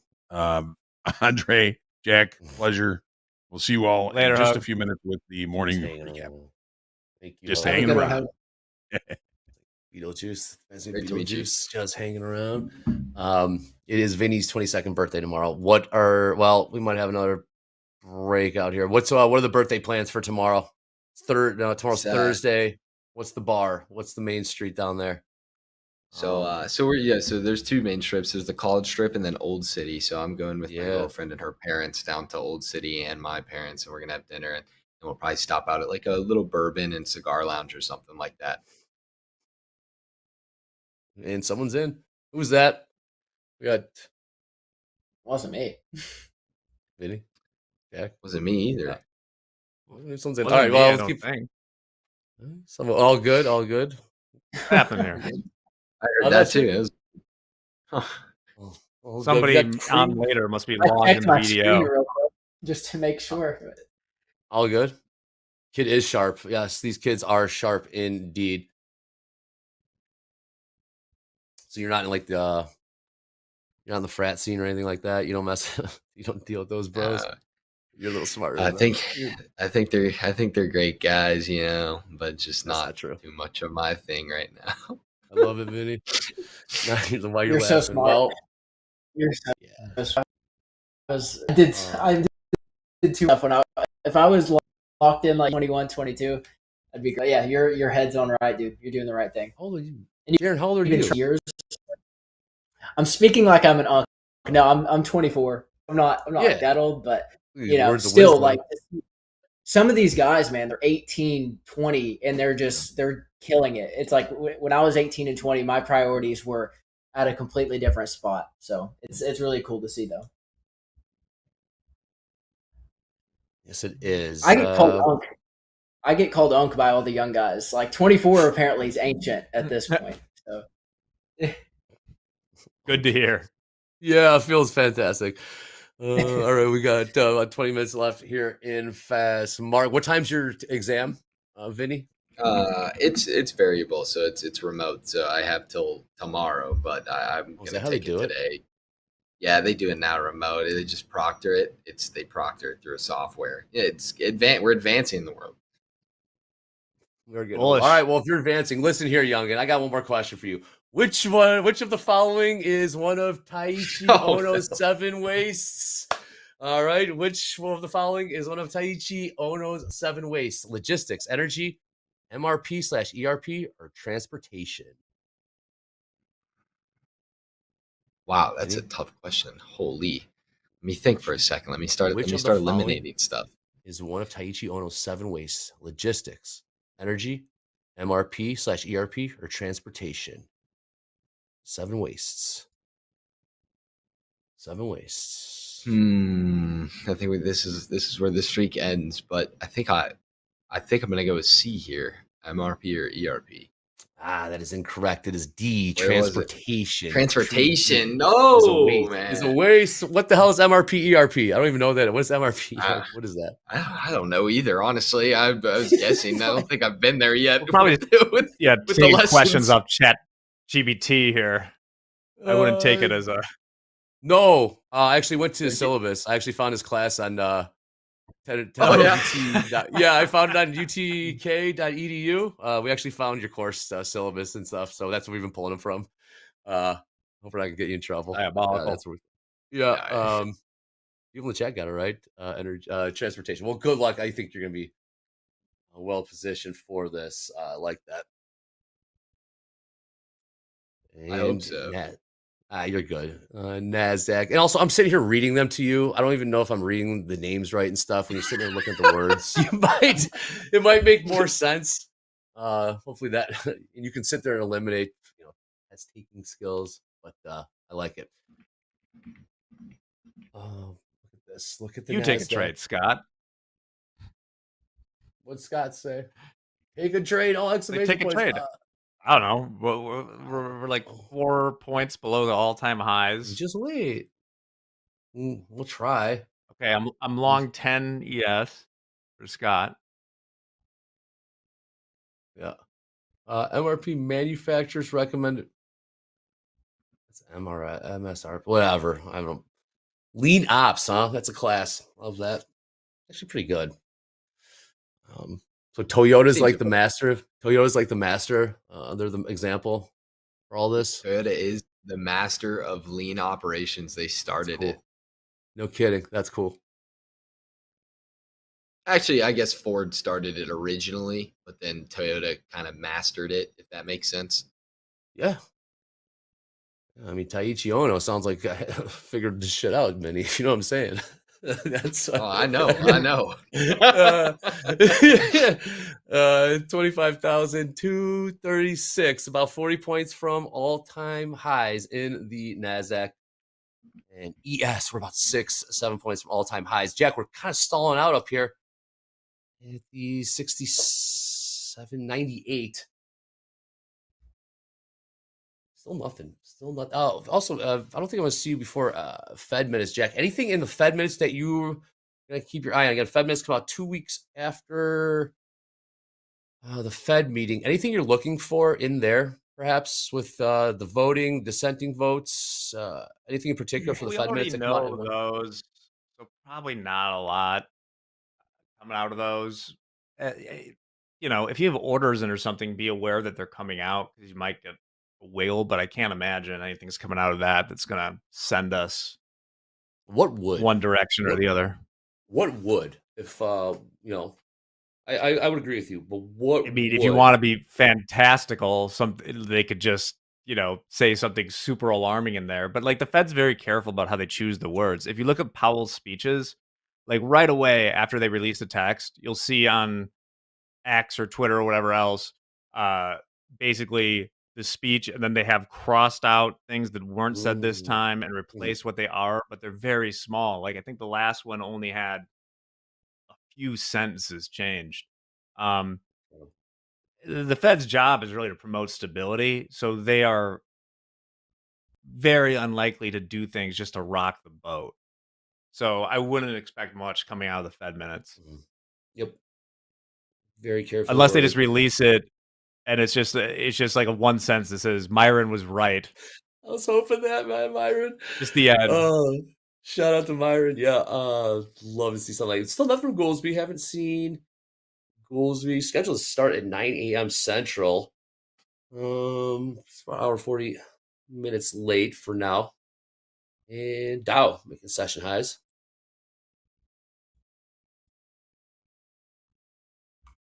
Right higher in the NASDAQ, 25,246, 30 points from all-time highs. Again, pinned to the top of the chat. We got the questions. Get those questions in for group coaching. We got Jack Sr. Yes, Jack Sr. is going to be joining us, joining Hoag and JD. And we're talking an insane wealth of knowledge that you cannot get anywhere else. Please use that. Tune in. I'm still learning from them. Insane resource here at TopstepTV. I got it. Jack, would you mind doing a quick bond yields analysis before this 10-year auction we have in about an hour and 20 minutes? Take a look at the 10 and 30, if anything. There's a lot you could talk about, but I mean, these are day candles on it.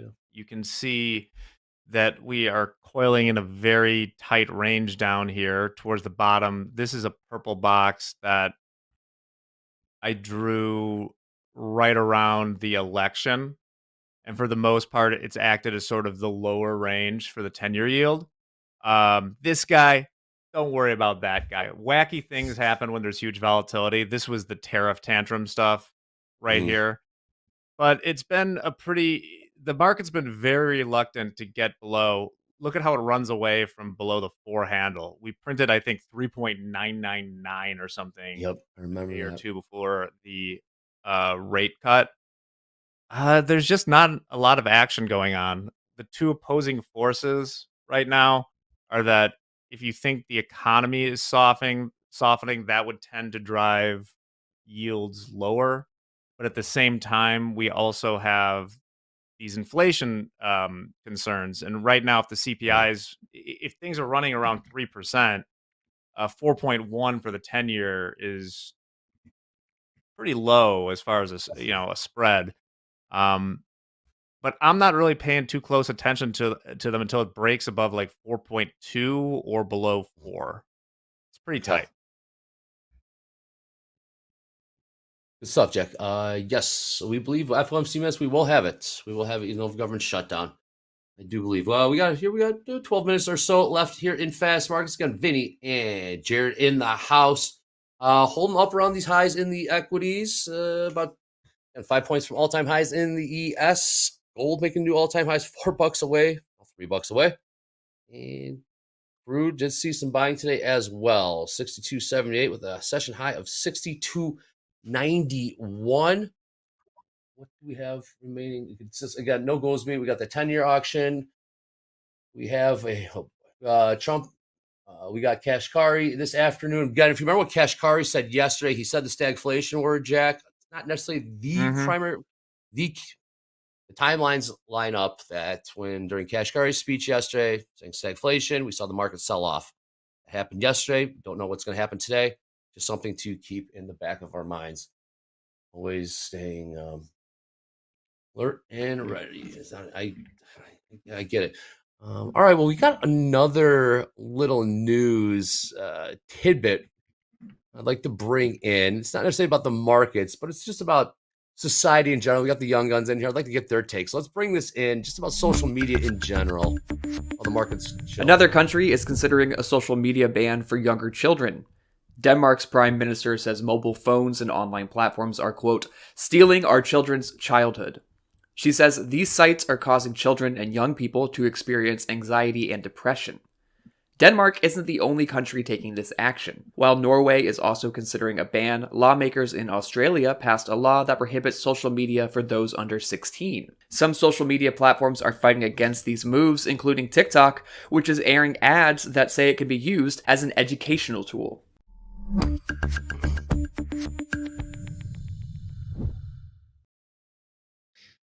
I think it's completely justified.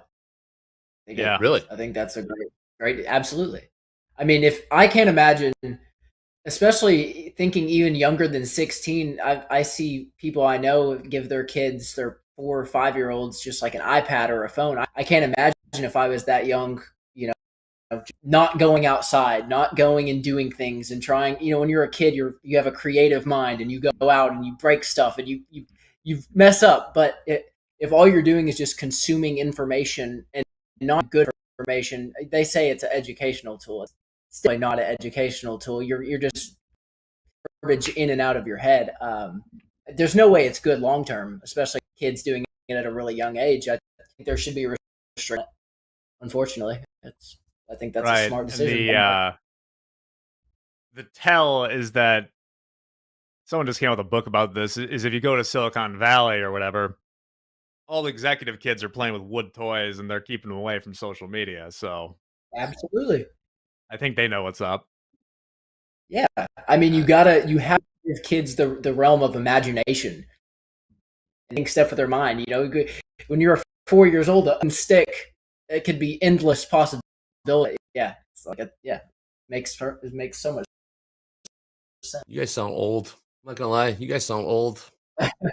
I'm messing with you, of course. Old, man. I am. Old. So am I. Vinny, thoughts? Social media does more harm than good, or still for the greater good?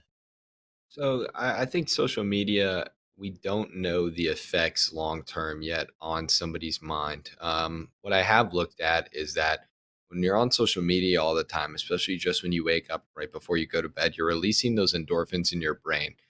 So that almost that happy vibe that you're getting, those endorphins in your brain, and it's instant gratification, right? When we're on social media, and teaching children continuous instant gratification might have serious effects on their young minds while they're developing. So I think it's a great idea. I would urge everyone to try to stay off their phones as much as possible. But I think the charts are great. So pick your poison, right? Didn't they say that about us with like Game Boy, Game Gear? It wasn't the same thing said about that. So I said they said it about TV too, and I'm like, oh yeah, I forgot. We lived in a complete utopia of zero brain rot from that. I don't know. Just pay attention to your kids. Still got that 500 allowed up there at 6,800. We're gonna get it. Are we gonna get this? We're gonna get this. They keep trying to tap on these 68. We're getting close. Again, 5 points all-time highs. ES 30 points away from all-time highs in the Nasdaq. Nice trading today, fellas. Jaron, you gonna be done? You done for the day after fast markets, or? Oh, I'm gonna lock it up, baby. Yes, sir. Okay. You can do it right now if you want. How's the trading week? It's Wednesday. How's the trading week been going so far? I'm about break even. I didn't trade yesterday and I ended up like up 150 or so on Monday, and so now up 23 today. So I mean, yeah, basically break even. Well done. And Vinny, how have you been trading a lot this week? This is the first time we've seen you on TopstepTV. How's the week been treating you?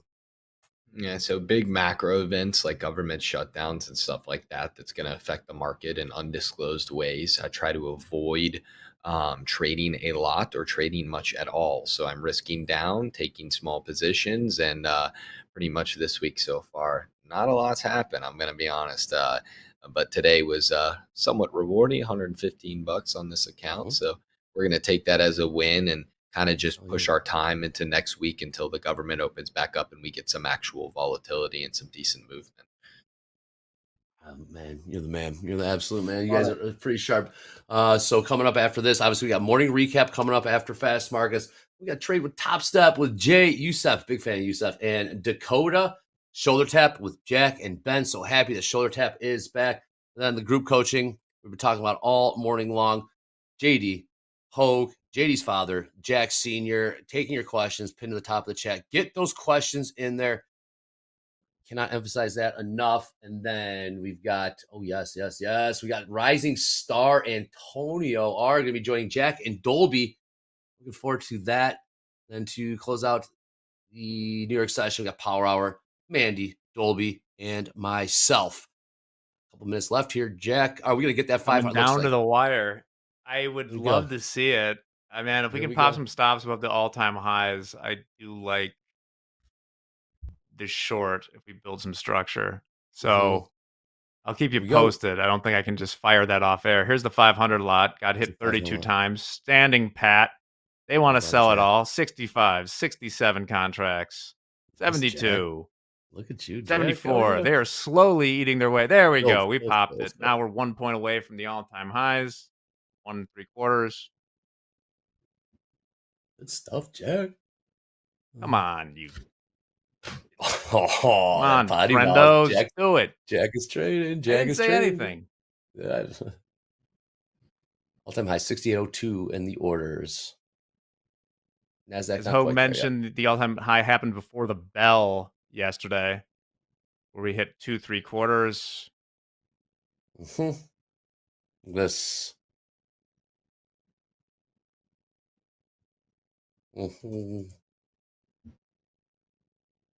Possibility of it doing the funniest thing ever right now.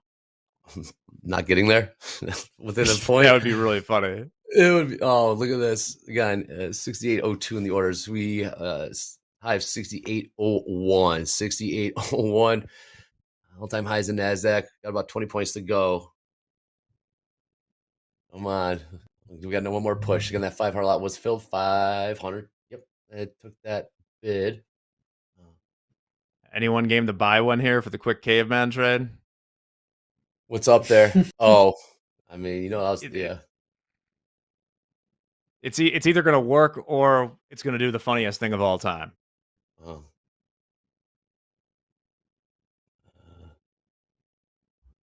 Yeah, if we're going to close it out, man, come on, let's see this happen. Oh, Vinny's guys test. Jaron is going to lock it out. Oh, I'm locked.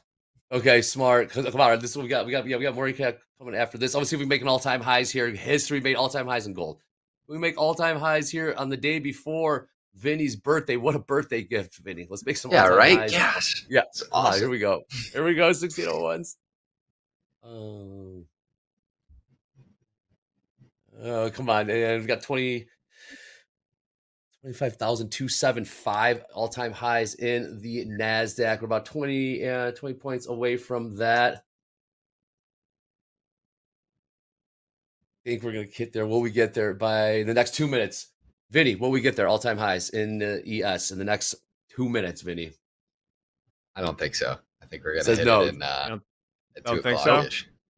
You don't think we're a point and a half away? All right, Jaron, will we make all-time highs in the ES in the next 90 seconds? Oh, yeah, we got it. Okay, I like it. Well, it's the bet. One's long, one's short, one's bullish, one's bearish. We got.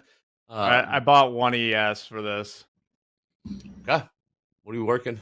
What do we? Let's work Looking above for the pop. the. This is an old school trade. Yeah, this just a quick trade here. This is an old school trade right here. Looking get the stops. Getting long up here, looking for some stops to get popped. It's old school trade, and come on, we can do 60 seconds. 60 seconds. At the NASDAQ, continue to grind higher here. What was that? Holding the 6,800s here. Keep tapping on these highs. Keep tapping on these highs. What price did we get, Jack? 3/4, 800, Okay. 3/4. Very good. All right. Well, keep us posted on this. Maybe the NASDAQ's going to push this thing higher. Looking for some stops to get popped. Man, look at this old school trade. People are going to I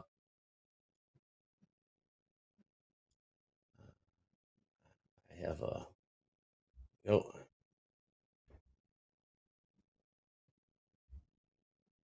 The anticipation. Yeah, I know. This is great. We got 10 It's seconds. so All right. Hey, good. I know. I want to see this. Oops. Here we go. All right. Well, we'll let this play out right here. Jaron, fantastic stuff today. Tell Baron we say hello. Vinny, as always, great having you back on. Good luck on your test. Happy birthday. With that being said, we're right here on all-time highs. We got morning recap coming up next. How's long a one line in the ES? Can we get these stops popped up to the upside? With that being said, TopstepTV, let's go. Let's see if these new all-time highs come on. Click like, click subscribe. This is Topstep TV. Let's go.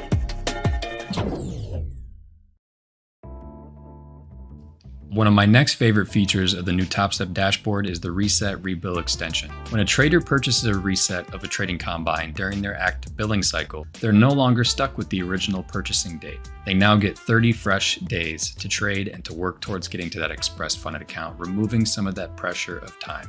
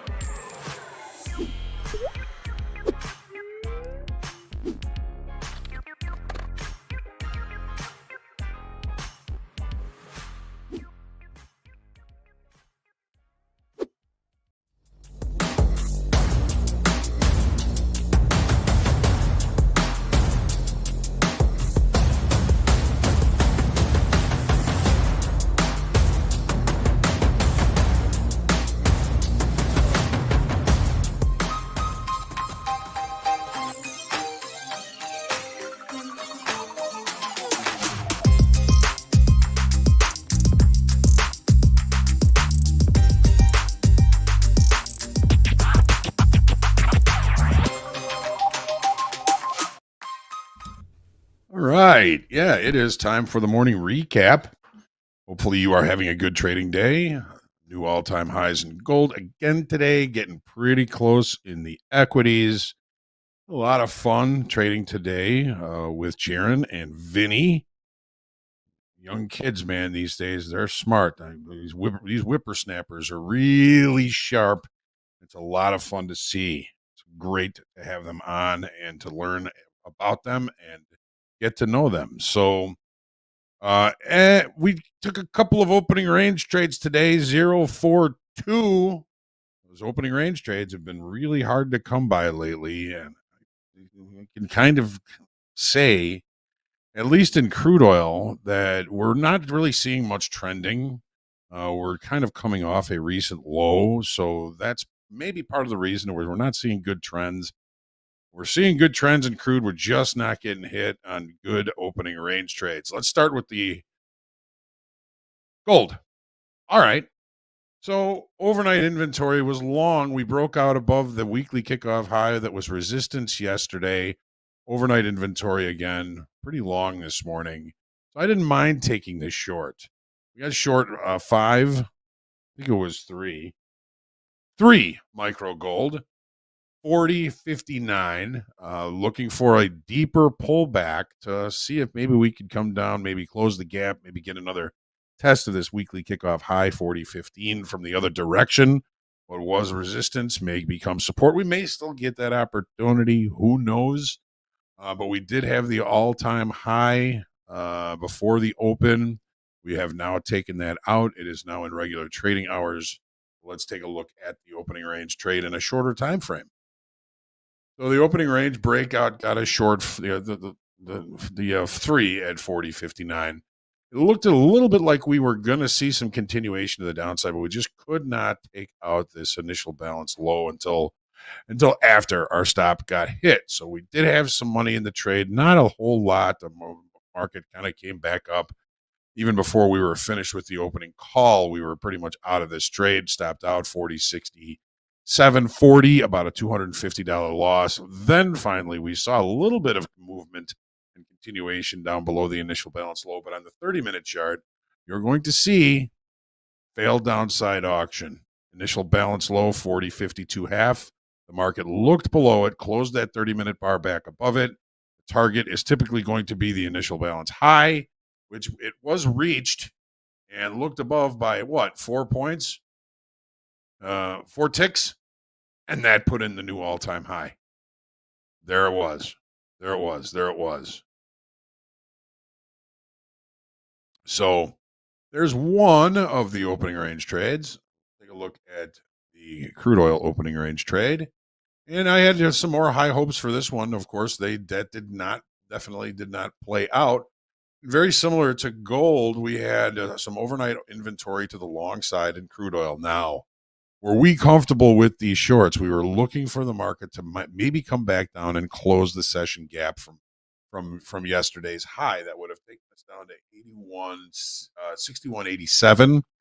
Didn't get there, and we double bottomed on the initial balance low. So the opening range 5-minute, which, by the way, again, thank you very much for voting for that. It was a pretty small opening range. There wasn't a whole lot of risk on this trade, so I think we were comfortable with being short in this market, that we were kind of looking for the market to resolve to the upside today, just trying to take advantage of the opening or of the overnight inventory, and it did pay us for a period of time. Looking, maybe if we could have taken out this initial balance low, that would have begot more selling to get us down to that gap close, where we probably would have just taken this trade off. Okay? We kind of feel as though this was a contrary trade. The bigger picture, maybe rotating back up near the highs of the current area of balance. So, short 5 or opening range breakout. There it is, 62.55. Was paying us for a little while, came back to our entry point, continued to try and push lower, but we do have a weak low here. This exactness is probably not all that strong. It's going to be revisited at some time, just not today, at least not for us. The market found some basing there, found some buyers, took out the initial balance high, 62.68, and stopped us out at 62.75 for a loss of about $150. So the house maybe down about $400 today, if I'm calculating correctly. All right, S&Ps. No trades in the S&Ps today. However, just going to take a look at context. So when we were looking at it this morning during the opening call, we were looking at the distribution from early yesterday and the distribution from later yesterday. We traded to the lower distribution in the overnight session. We started looking towards getting to the upper distribution later on in the session, and we've done that. Now, we did leave a failed upside auction, but we didn't really get much of a pullback on that. That's usually going to mean that failed upside auction that occurred here on the 9:30 to 10 o'clock bar, that wasn't really doing all that well. I would look for a deeper pullback off after a failed upside auction. So if we were short, we basically said, you know what, I don't think that shorts are good here. Don't risk a lot on shorts. And the market has continued to push, almost taking out that 68.0275 all-time high that occurred the night before last, right before the session high yesterday.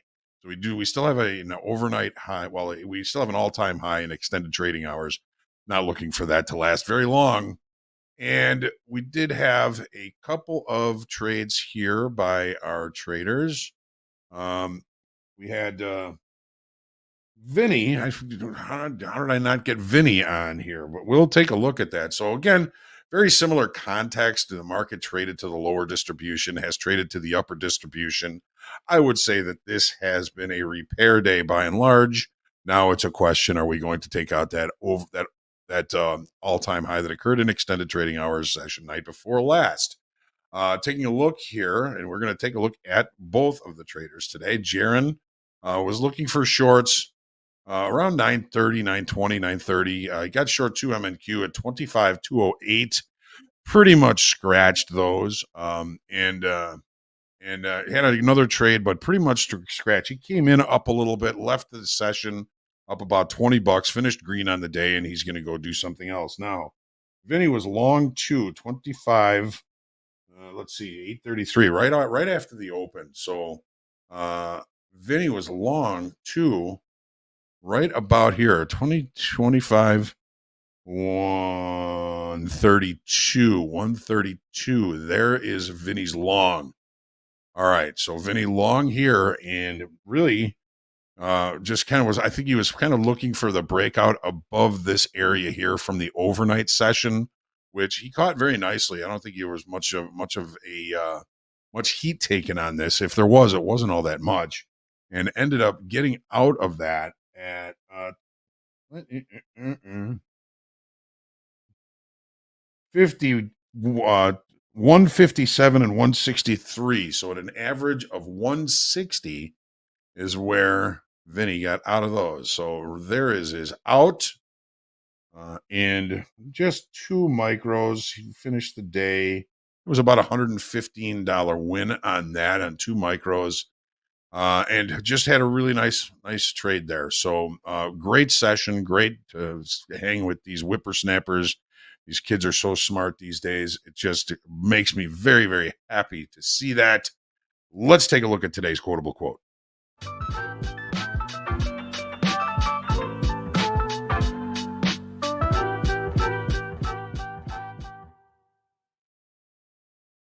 All righty. So success certainly happens twice. Success happens a lot more than twice in futures trading, but it happens first in the mind and then in the grind. You've got to picture it, you got to work it, and then you can own it. Kind of reminds me of Topstep, one of Topstep's first slogans: hear it, feel it, trade it. Picture it, work it, own it. There are lots of little successes that you're going to have to learn to appreciate in futures trading. This is very difficult. We're so blessed to have so many great traders on Topstep TV every day. All right, so that is it for the morning recap. We got Yusuf coming back on today for Trade with Topstep. Coach Jay and Dakota are going to be joining Yusuf. This is going to be a great segment. So stick around, ladies and gentlemen. Still lots to do on Topstep TV today, and you are in the right place. Yes, this is Topstep TV. Let's go.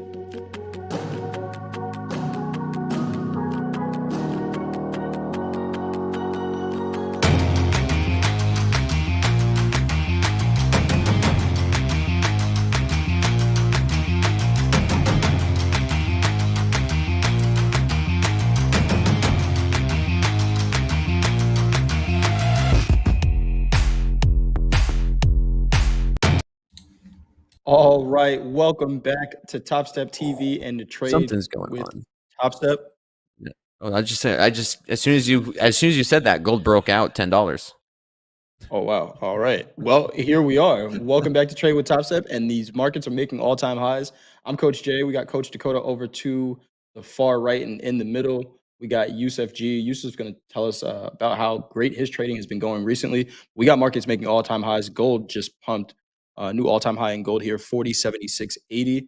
Nasdaq and the S&P looking like they're getting ready to take off these all-time highs as well. Throw it over to Yusuf first. Yusuf, how you doing today, man? Good to see you back on the show. How is trading going? How are you looking at these markets? Yeah, man, I'm doing great. Hope you guys are doing well.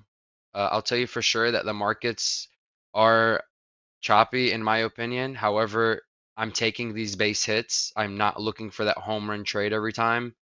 And it's actually allowed me to have consistent green days since September 10th until today. Nothing but green. Even if they've been relatively small, still better than being red. Base hits. Base hits. Green on the screen. Yeah. Good to see. Any trades you're looking at right now, Yusuf? We got markets moving just a little bit. Anything you're seeing here? We were in the green room saying, gold is just nonstop. Gold not done.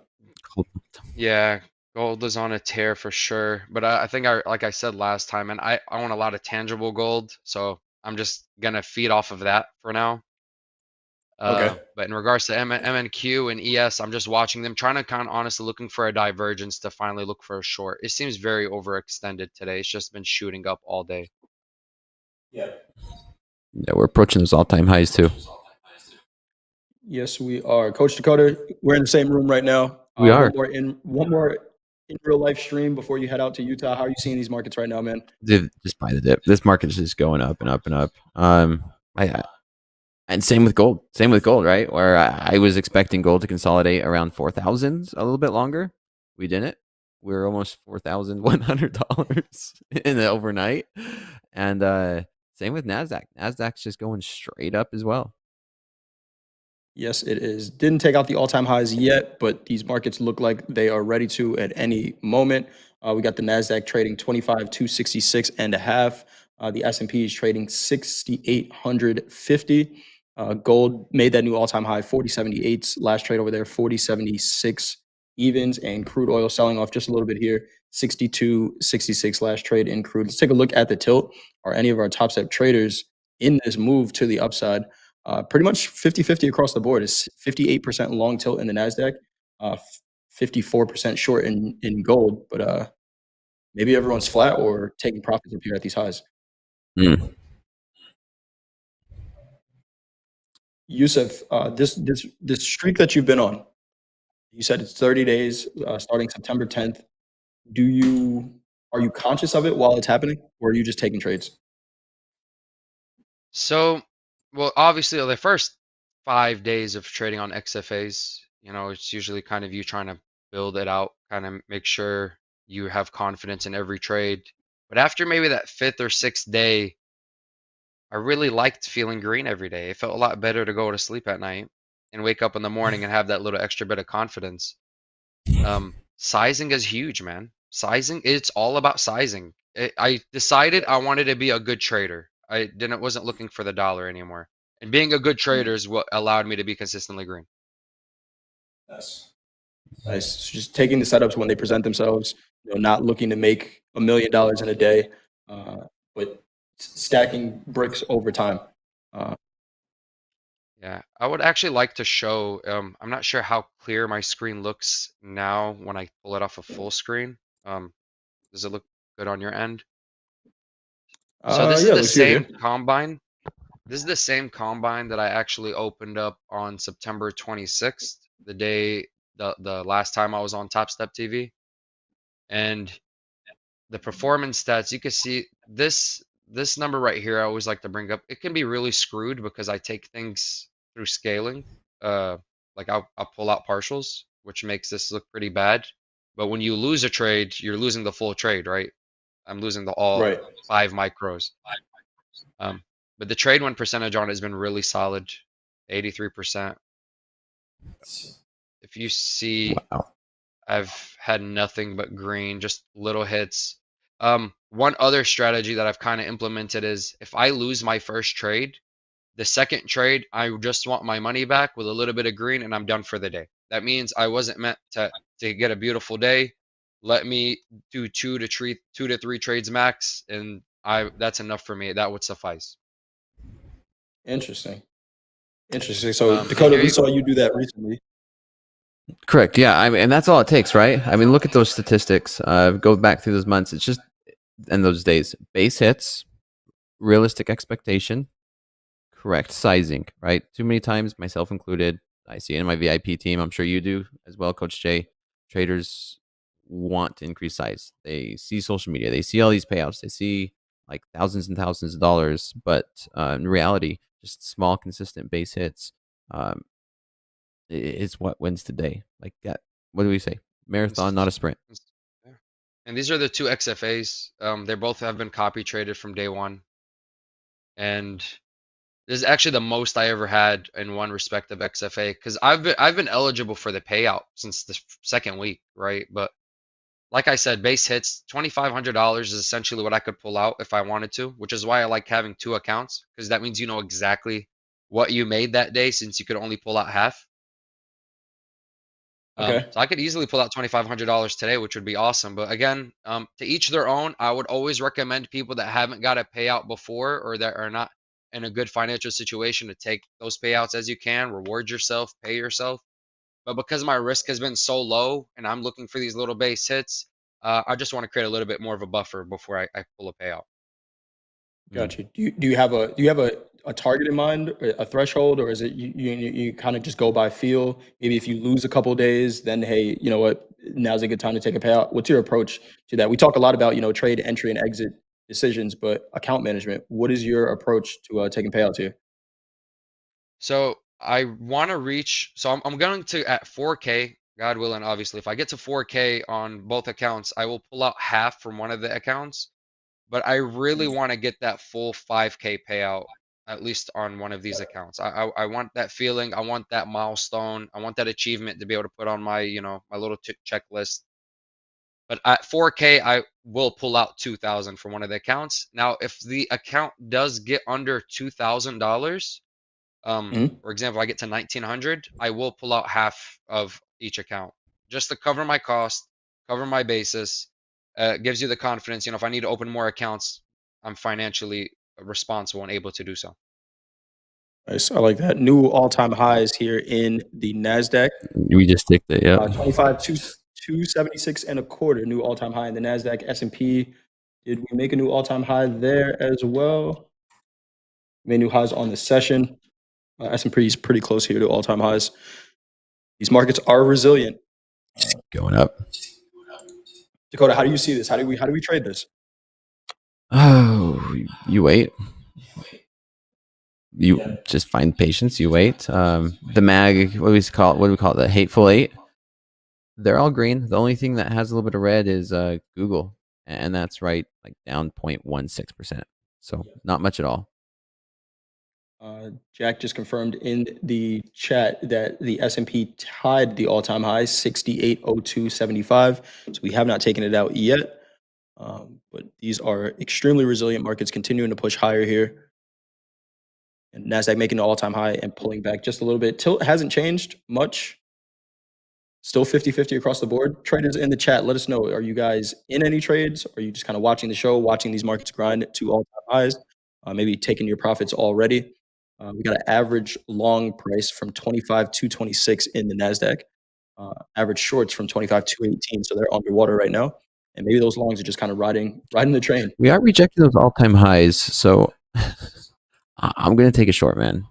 I know that. Just, okay. We're all-time highs. Well, not anymore, right? This was the all-time high from October 7th. So let me see if I can get this shared here in just a moment, and then I'll review it. I'll show you. So Dakota looking for a trade here. You got to have a dip in order to buy it. Dakota looking to potentially get into a short. Yusuf, anything you're seeing on your side to maybe take an execution? Any trades for you so far today, Yusuf? Yeah, so I did take a long earlier today. unfortunately, it did wick me out after I made a little bit of profit. I think I remember telling you guys last time I take out half the position to get a free trade. So I did take a long right here, and which was at the price. No, that's not right. So we can actually go to my journal so that I can be more Know exactly where conclusive. you got in. Yeah, I don't want to give the wrong information there. So let's see. So we gave at 8:45. I had an entry at 25,132. I took a quick $30 at $3, just again to give myself that little buffer. However, it did come back, and I moved my stop to 33 after it had reached 145, thinking, okay, we're safe. If it's gonna do a follow through, it'll do the follow through. But something about Nasdaq, it's very toxic. It will come back and say, hey, I forgot something on my way up, and it'll come and hit you back out. And you can see here just little 5-6 point hits. Just again, and when I know I'm going to be on TV as well, I'm a little more cautious than usual. Good point. Good point. You want to come on, put on a good show. Yeah, positive vibes. Do you feel any pressure trading on air? No, actually, trading on air is fine. It's just making sure that I'm in a good mood when I get on air. If I lose the trade on air, it's cool. That your emotions there. It's nice to be in a community, you know. Right. But I am looking at the shorts that Dakota's looking at.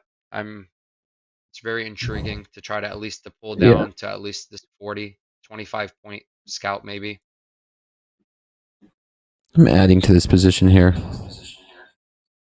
Where are you short from, Dakota? 268 3/4. Got Dakota short from 268 3/4 micros. Correct. Yeah. I just added there.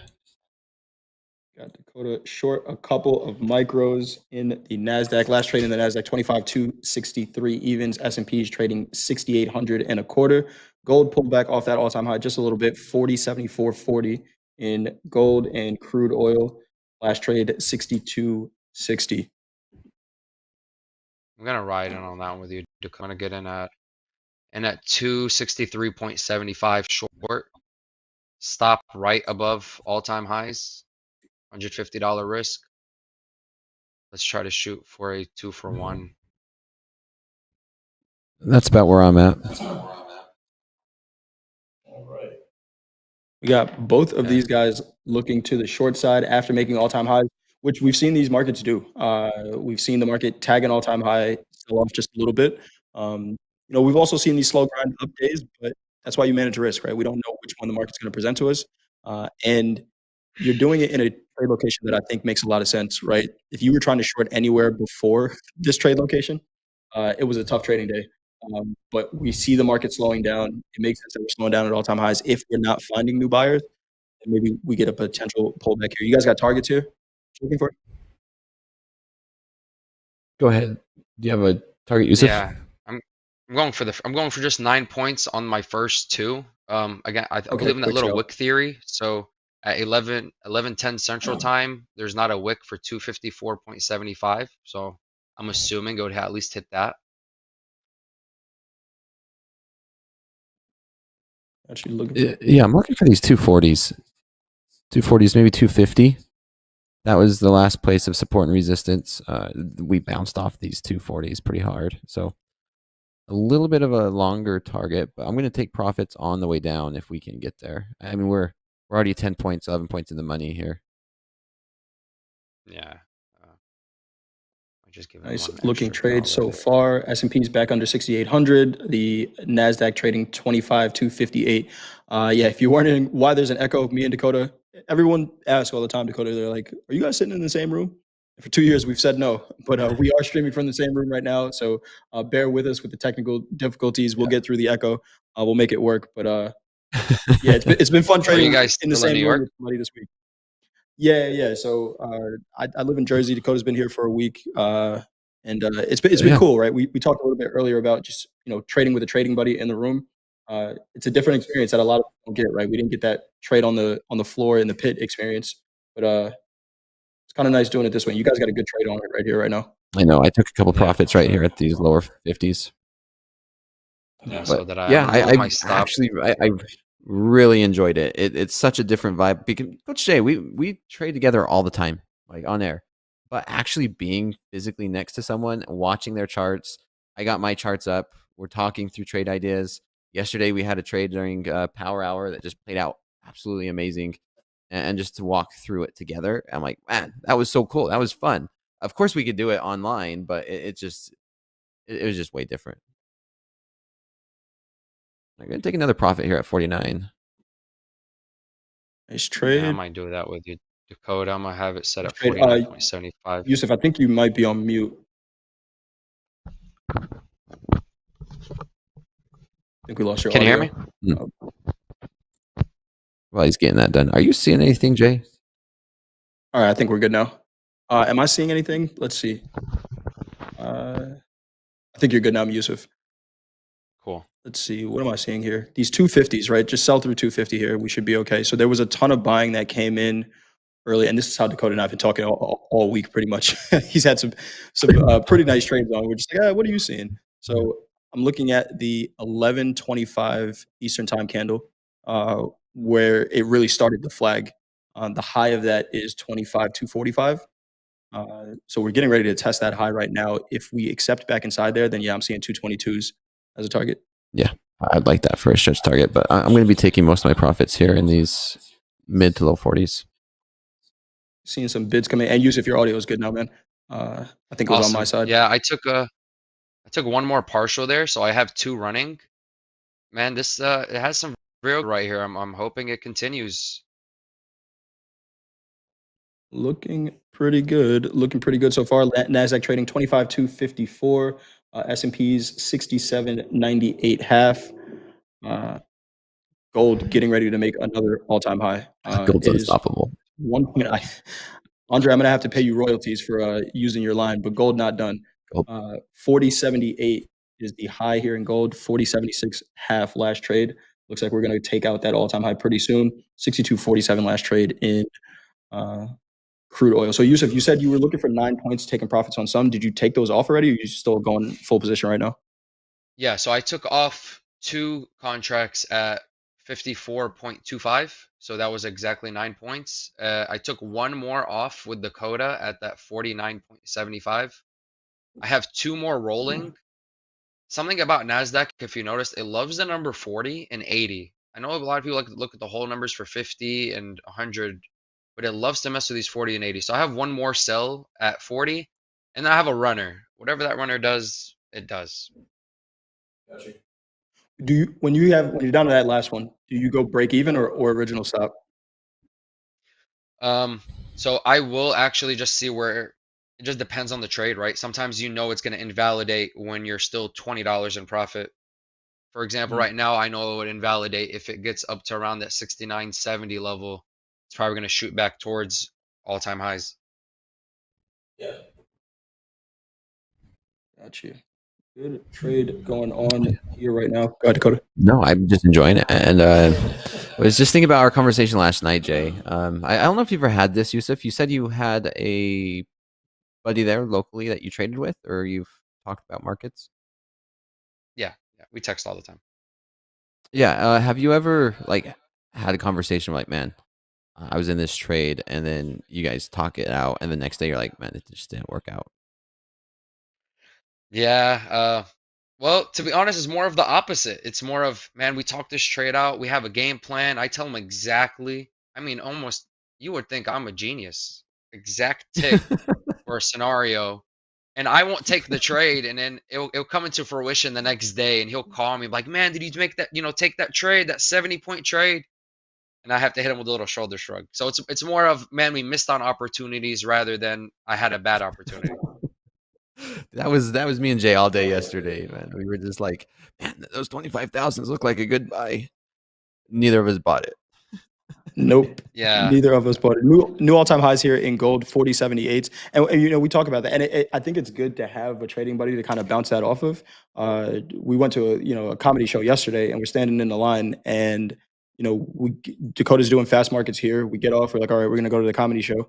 I was talking here about buying gold at 4,009s and a target, and didn't get it, right? I think dealing with that on your own is just like, damn it, this sucks. But then you realize, you talk to other traders, and they go through it as well, right? So now the how do we fix that is the question. It's hard. Right? Yusuf, how do we fix that, right? With your trading buddies, accountability partner, like, hey, if you say something, take the trade. Yeah. I think the only way to fix it is to take, and somebody's preached this to me on TikTok before, just like watching random videos. Take every setup. If your strategy does work, take every single setup. And if the maths, it's going to work out for you. So stop being scared. Correct. And, that's something that I'm still And working on. yeah, even I think my recommendation to myself, Jay, anybody who struggles with that same thing, and like you said, just take the setup. If you're too nervous, it's probably because it's too big of size. Size down. You'd take that trade if it was a micro, right? Good point. Great point. Six in the chat says, I don't have any friends, sad face. Well, we're your friends here as long as you hit that like button, Six. We got you. We got 2,500 trading buddies watching right now. So if you could do us a favor, hit that thumbs up button. We got both of these guys short right now. We are tagging the high of that candle we were talking about, 245s. So just want to see some continued selling coming in here because this is where those buyers did kind of step in for that next leg up. Right. If they can continue to sell below 250s, should be a pretty nice trade. I took most of my profits already right there in those 45s. I'm left with 2 micros, and I'm looking to hold a runner. I mean, can this market hit those 220s? Yeah, I think there's a decent possibility. I mean, we looked last time that we hit all-time highs. What was this? Just October 7th? It feels like forever ago. But there's a lot. That's when we were short. That was freaking yesterday. That's where we were consolidating. The highs of that was these 260s. The low was those 220s. So we can realistically see those 220s if we can't hold this 40s. Pretty good.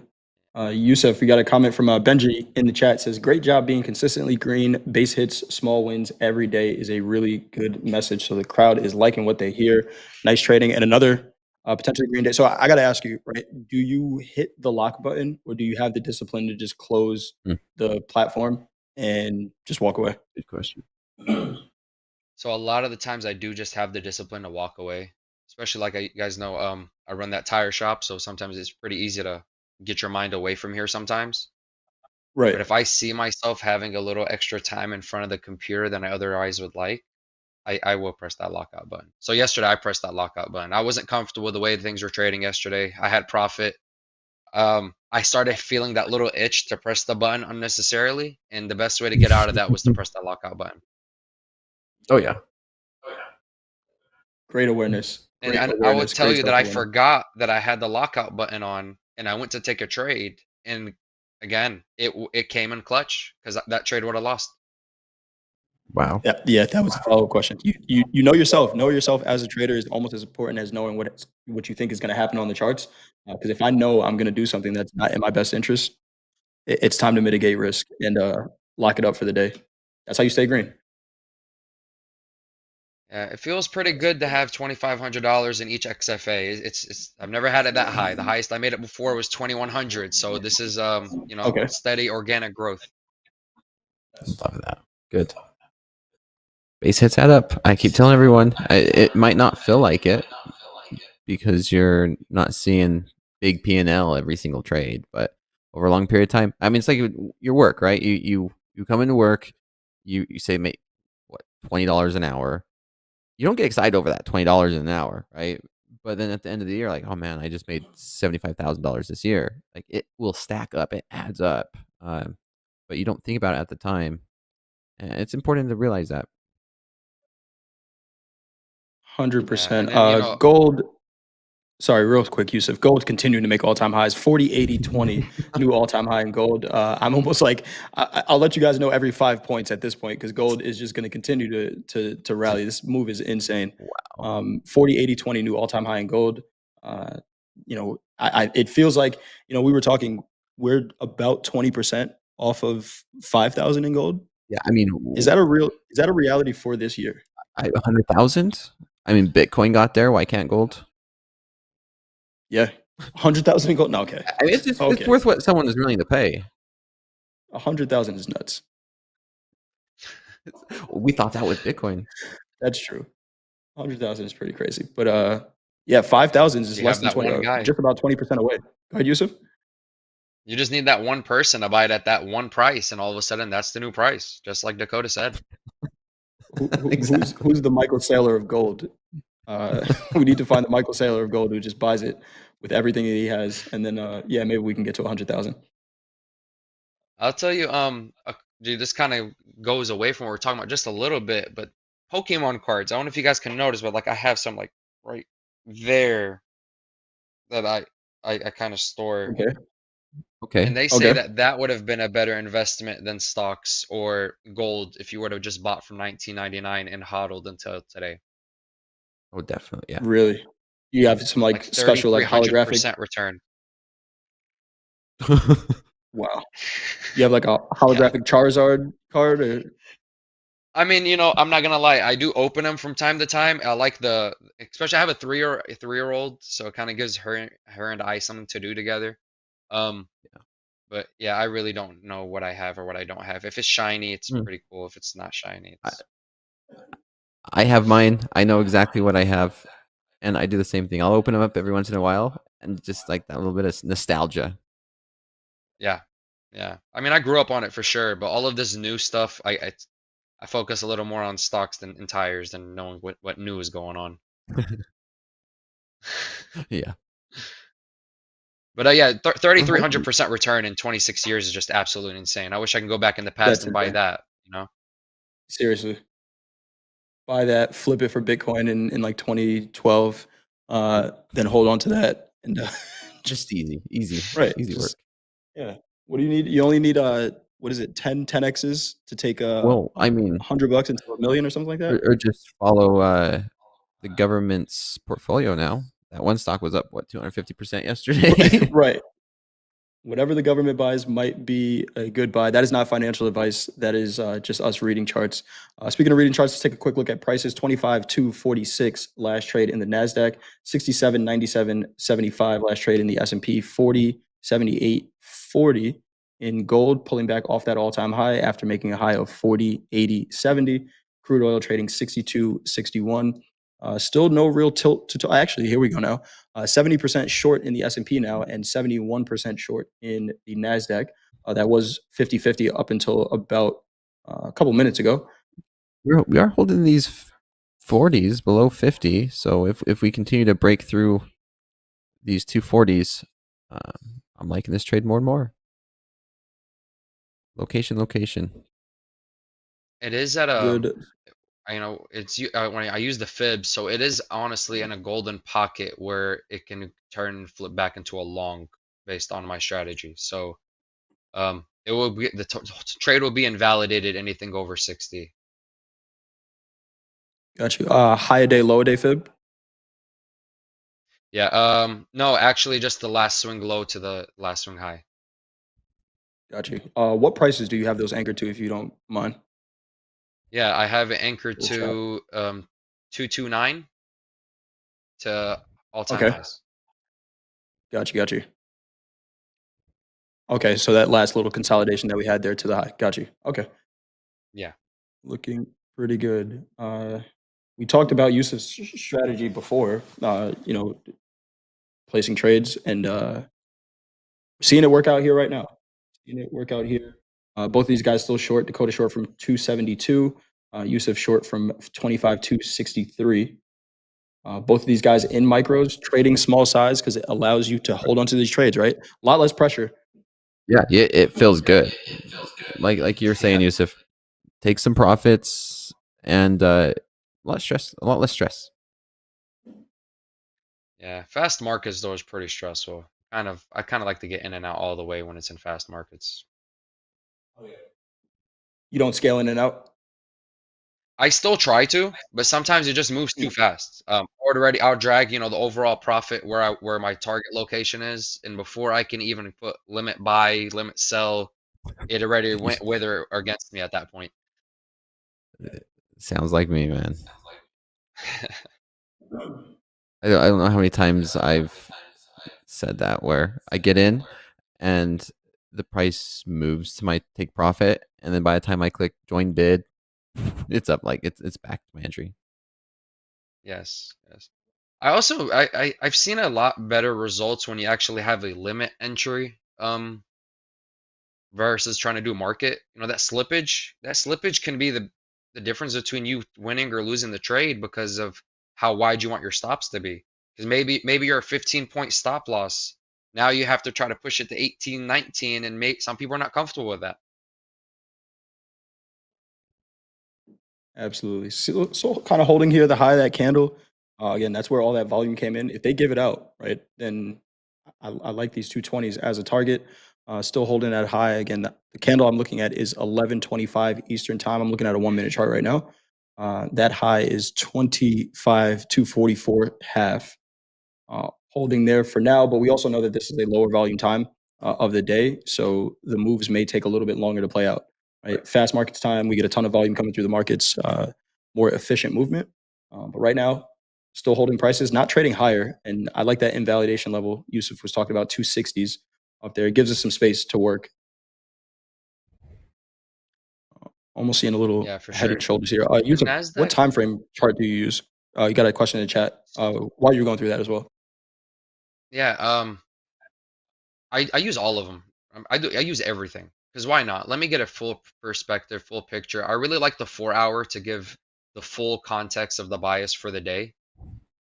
However, when it comes to entries, I'm using 15-minute, 5 minute, 1 minute, kind of getting a feel for how that candle's moving because that candle movement is huge in regards to velocity. How fast is it going to pop up? How fast does it move down?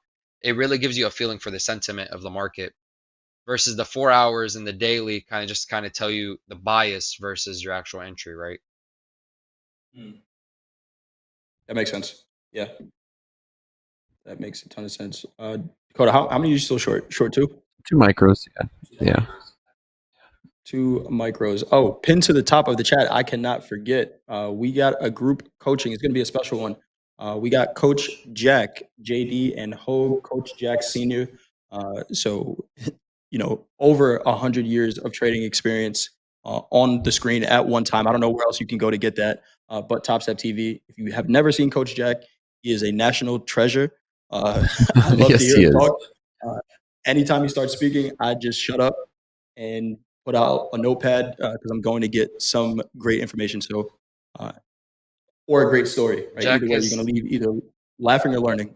Go ahead, Yusuf. is Jack a SPX guy?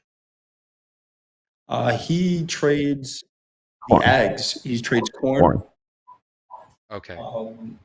Trades corn. He trades the ag products. He's JD's dad, which is pretty cool. Seeing them both on air at the same time together.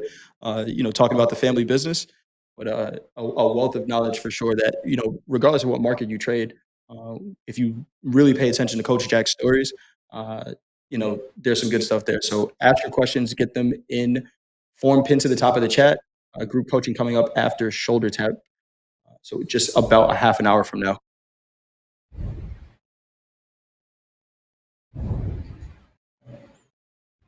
I do foreshadow Man. a sell off. It's gonna sell more. We're stuck here in these 40s. Yeah. Usually when you get stuck right there, that means there's a lot of money switching hands. They can't. Everybody likes that price. Yes, they do. Jack in the chat, Jack Pelder in the chat saying, I can't believe we taked the all-time high in the S&P. What an industry. Jack, you said it, right? We could do the funniest thing ever right now, where if the S&P sells off 40 points here, Buy it. yeah, you just buy it, right? Buy it for the next round. Buy it. Yesterday we had that huge sell off in the Nasdaq. We hit 25,000. Today we're back up to all-time highs. And if you look at that sell-off yesterday, what it did was it actually, and let's see if I could show it here. It closed off that the new week opening gap, and that's exactly what it did before jumping back up. So that would be on the 5th.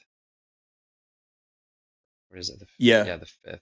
Yeah, that was the trade yesterday, right? Where we started to sell off, and it's just like, okay, where are some targets here? And we had some reasonable targets. Okay, maybe it could bounce here, but ultimately, what the market wanted was to fill that gap, and then we go and make the all-time high. So do you think on a higher time frame, Yusuf, that pullback is satisfied now? We can continue to go up, or Yeah, I think I don't see us going back that low again. We might have a pullback somewhere in this vicinity, probably down to 25.2. It it really liked 25.2 yesterday and the day prior. So I wouldn't be surprised us to go down maybe another 50 points before they recalibrate and then shoot back up to all-time highs. I like that play. I like that play. I wouldn't be surprised even if we see these 130s come back into play. Yeah, just if it has enough 25, velocity 1. behind it, that's easy. Correct. Yeah. Well, we've seen how fast the market can sell off. Yeah, it can We're getting that move real breakdown. fast or real We're slow. making There we go. Come on. patience. seeing the volume pick up just a little bit here. Let's see if we could get some price acceptance back into under these 245s. And we got both of these guys short a couple micros. Already took some profits on it, but looking to let these runners run for all those times we said, if only we had a runner. Well, in real time, what you get to do is decide exactly how you're going to manage that runner. We heard Yusuf say, we want to see what the price action does, and then we get to make some decisions from there. But when you get down to, 1, 2 lots, and you've already taken your profits, you got a little bit of room to let that market continue to work. 4081, new all-time high in gold. Get your air horns out. Your gold-plated air horn. It is not stopping. So if we could poll the chat, it'll be a Is stretch. the play just to wake up and buy gold and go back to sleep at this point? If you could, maybe with a micro, that could be, right? I don't know, man. Me and Jay went to a comedy club last night and was watching gold. Like, man, look at this thing go. And they made us put our phones in the pouches. I'm like, gold's not going to go anywhere because London's open not to another 3 hours. Came out, it was up another $50 or something. I'm like, Insane. I did not expect to hit Non-stop. 4,000 before December. The 5,000 before December is a possibility, right? We're not going to roll over anymore, right? We're already trading the December contract. But again, we're 20% off. Gold right now is up how much? How many trading days are left in the year? We could do math. It's not all going to be to the upside, but most of them are. just took profit on one. Here we go. Yeah, so A did little I. selling here. Yep. I'm gonna go ahead and move the stop Okay. to 255 just because. If it goes back that high, it's probably should continue going up. Good trade, guys. Good trade. I'm seeing some size down here in the NASDAQ on the 25 215s, 915 contracts bid at 25 215. We haven't really seen size like that get filled in the NASDAQ today, but I have seen size flash earlier this morning before the rally during fast markets. 25 to 110s, about the same size showed up. So maybe they're the ones keeping this market bid for now, but they're about 20 points from where we are right now. Lunchtime is almost done on your side of the coast, Jay. So you never know what can Yes, it happen is. right there at 1. Top of the hour. We definitely get some volatility. Yeah, I've We seen it also- plenty of times where I feel like someone just came in, finished their sandwich, and pressed the buy button. Right, they're like swiping the crumbs off the keyboard, and they just accidentally hit it. Buy 1,000. Whoops. Yeah. Nice trade. Back down to about 50% of that 1125 candle that I was talking about. 25 237 last trade here in the NASDAQ, 67.94. We got both of these guys short, managing positions really well. I don't think either one of them have a trade that's going to turn into a loser at this point. So really nice trade here. Yusuf, you got some questions in the chat. What kind of tires do you have in your car? As the tire shop owner, they're looking for tire suggestions. So honestly, it depends where you live. I live in Louisiana. Our infrastructure on the roads are 50th in the state or in the country. So I put the cheapest tires I could find on my car to kind of get Ian up regardless. However, if you live in California where the roads are pretty reasonable versus here, or even in the East Coast, I like Nitos and I like Toyos if you have a truck. However, if you have a sedan, man, just get anything, the cheapest thing you can get with a warranty, man. The tire is gonna get blown regardless. Don't spend $400 on a Michelin when you can buy the same tire for $120. Give me some white walls. Yeah, those Vogue white wall tires are no joke.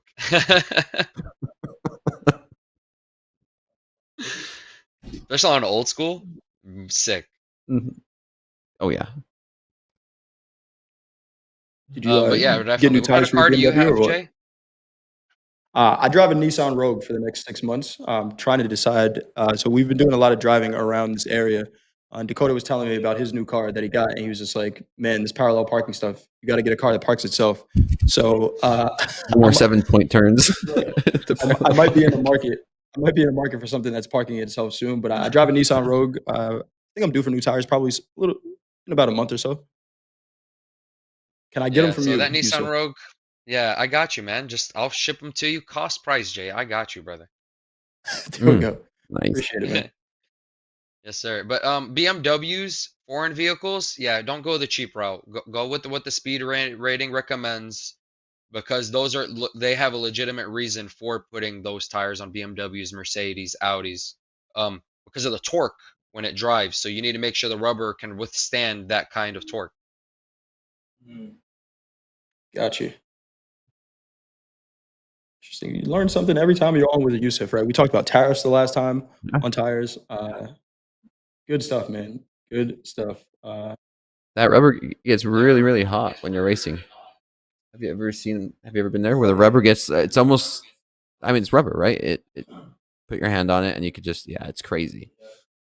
Yeah, my favorite customers are the ones with the Dodge Chargers. So- They love to And burn out. NQ Future Sniper said gold dumping. Gold's down 5 points. Do we call that? Is that what a dump Yeah. is now in Oh, yeah. gold? I guess so, right? it's like that's all we can get to the sell side in gold. We did see the other day that $78 sell off in gold after ticking an all time high.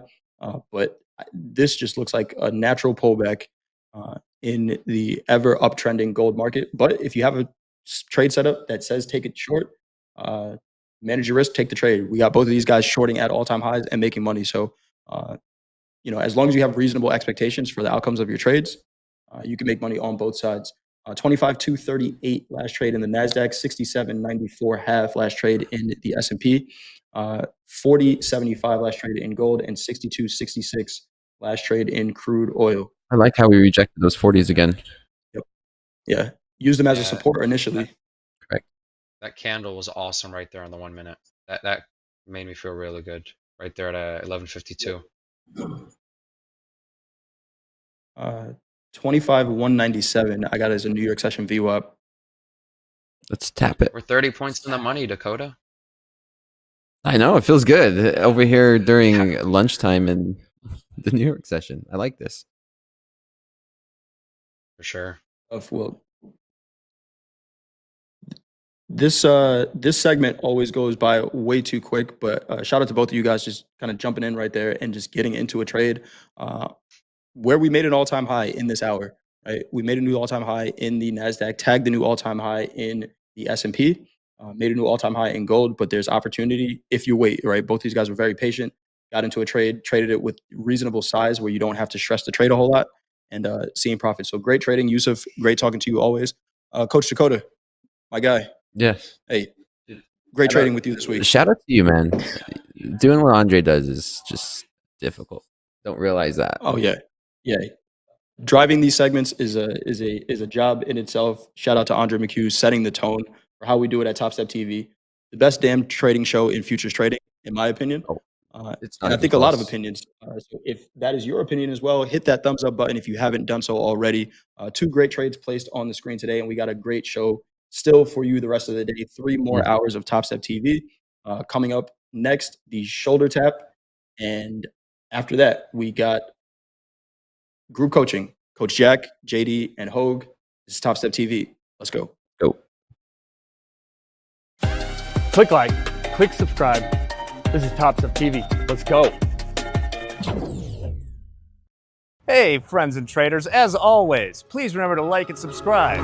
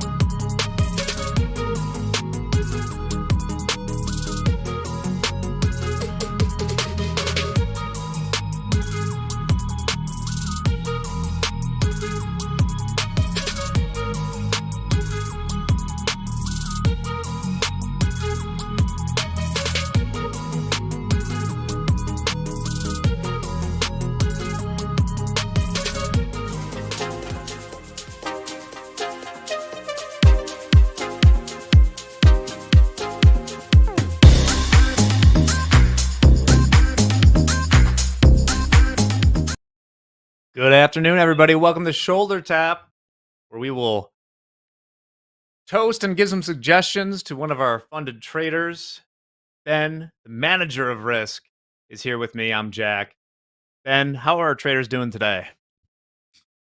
Doing pretty well. Quite a few people up big on the day, which is nice to see. The distribution looks healthiher than it has, particularly last week. I know we talked about traders struggling a little bit last week. Definitely still some red, still some daily loss limits, but I've got 3 traders up 5 figures on the day, which is awesome to see. Several others up really nice 5 figures, so you can see that on the screen there. Yeah, someone up $26,000 today. That trader is up very significantly in this live account. It's been awesome to see man-meat trading, and so yeah, we'll continue to watch that. Probably put a card together on them soon, but really fantastic performance, not just on this day, but on the whole. So yeah, good day for the live traders overall, and happy to see it.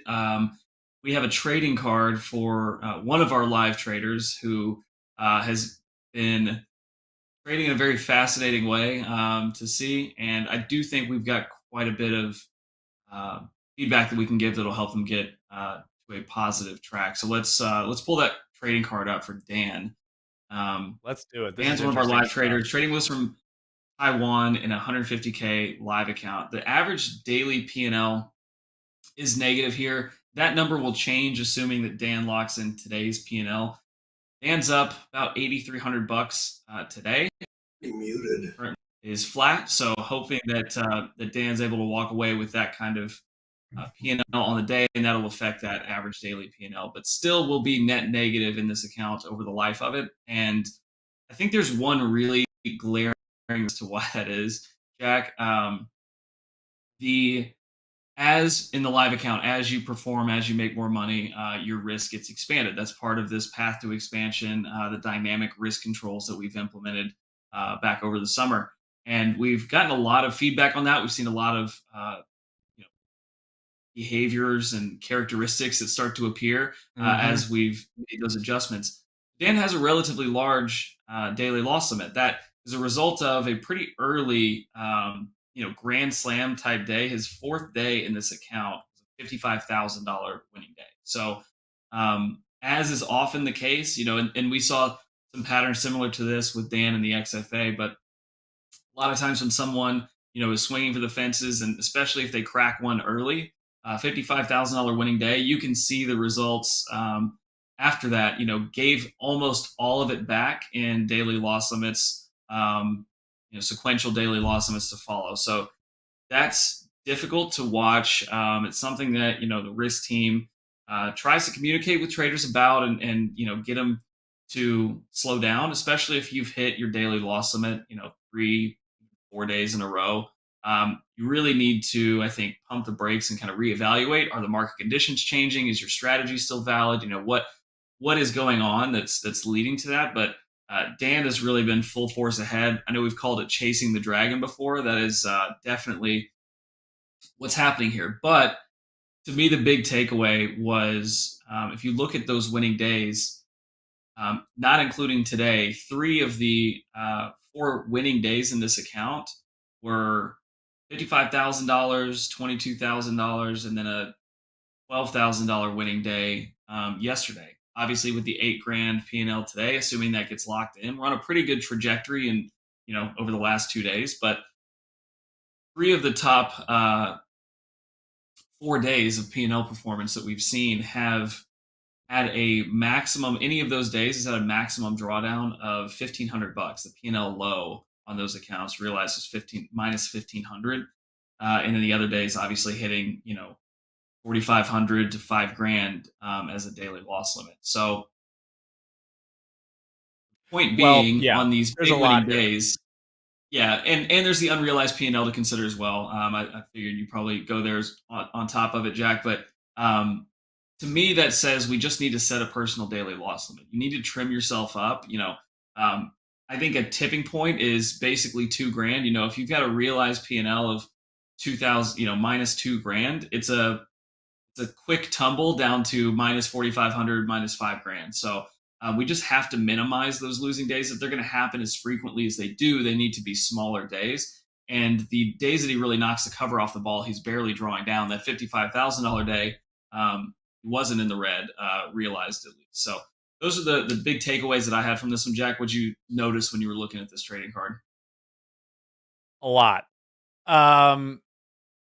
Okay, first, as you've pointed out here, in it for 30 days, so we can start to make some inferences here. 5 winning days, 25 daily loss limit days. So 83.3% of these days are losing $4,500 or more. So basically, their entire winning P&L from all winning days is like $94,000, and their top 3 days account for like $90,000 of that. So really living and dying by the big swing. And I went back and looked at the days. I don't have images to share, but I can go back to it in my charts real quick.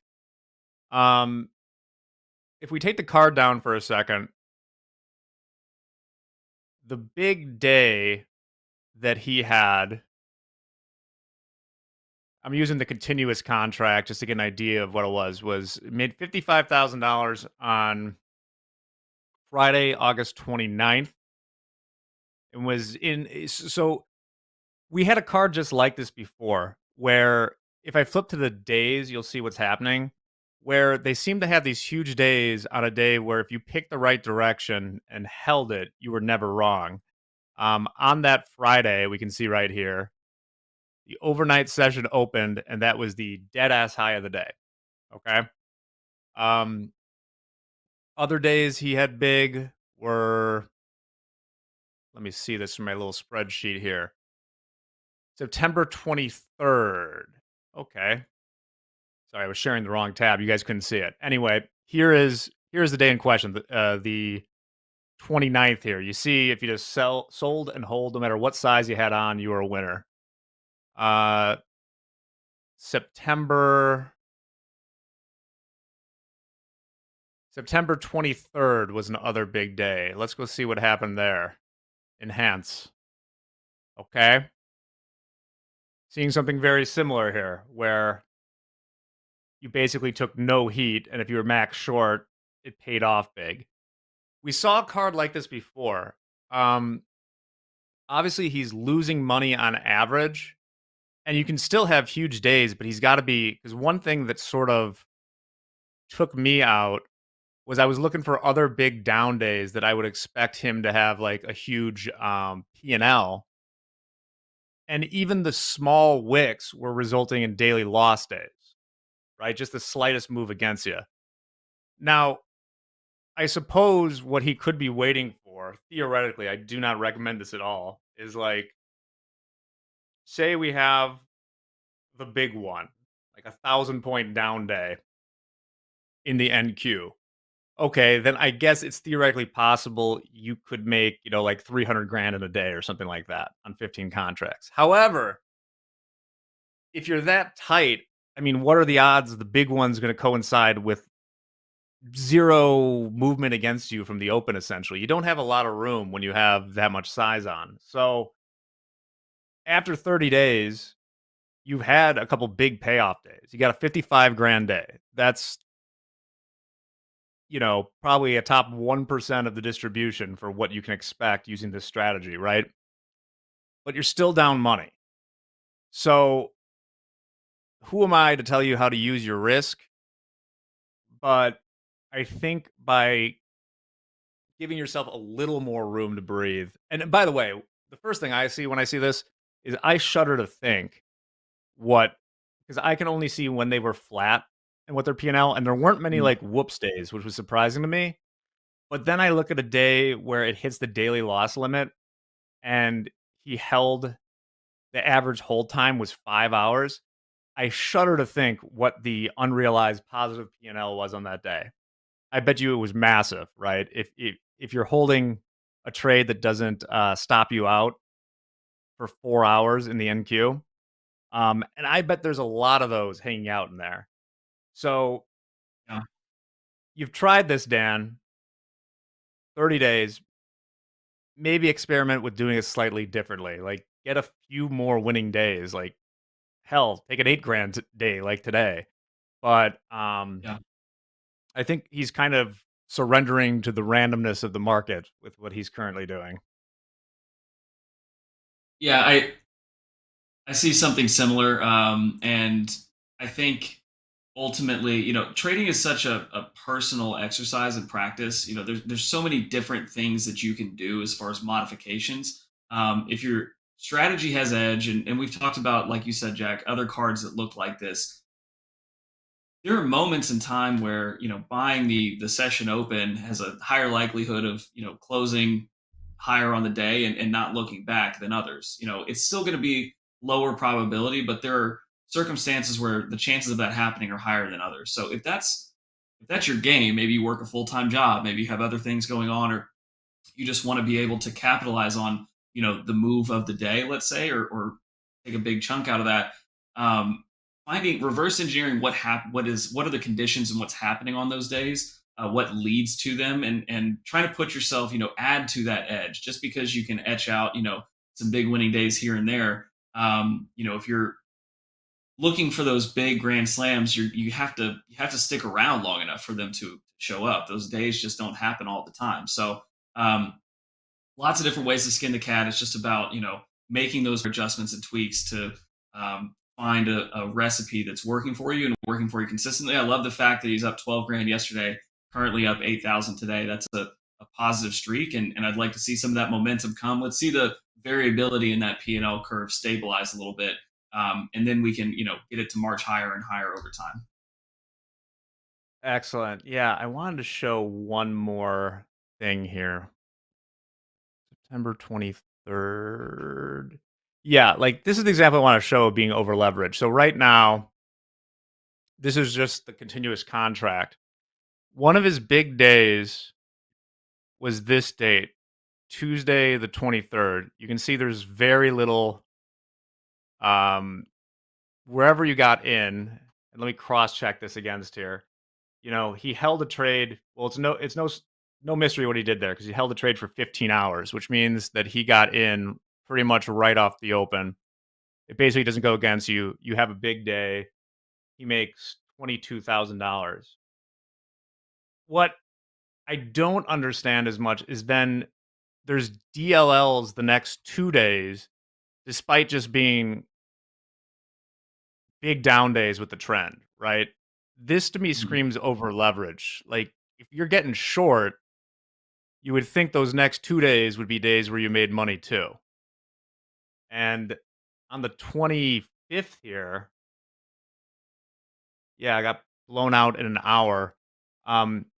Just needs more room to breathe. I mean, if you're bearish, you should be making money on those 2 days, I would think. So yeah, the guy has cojones. I'll give him that much. But no kidding. Yeah, yeah,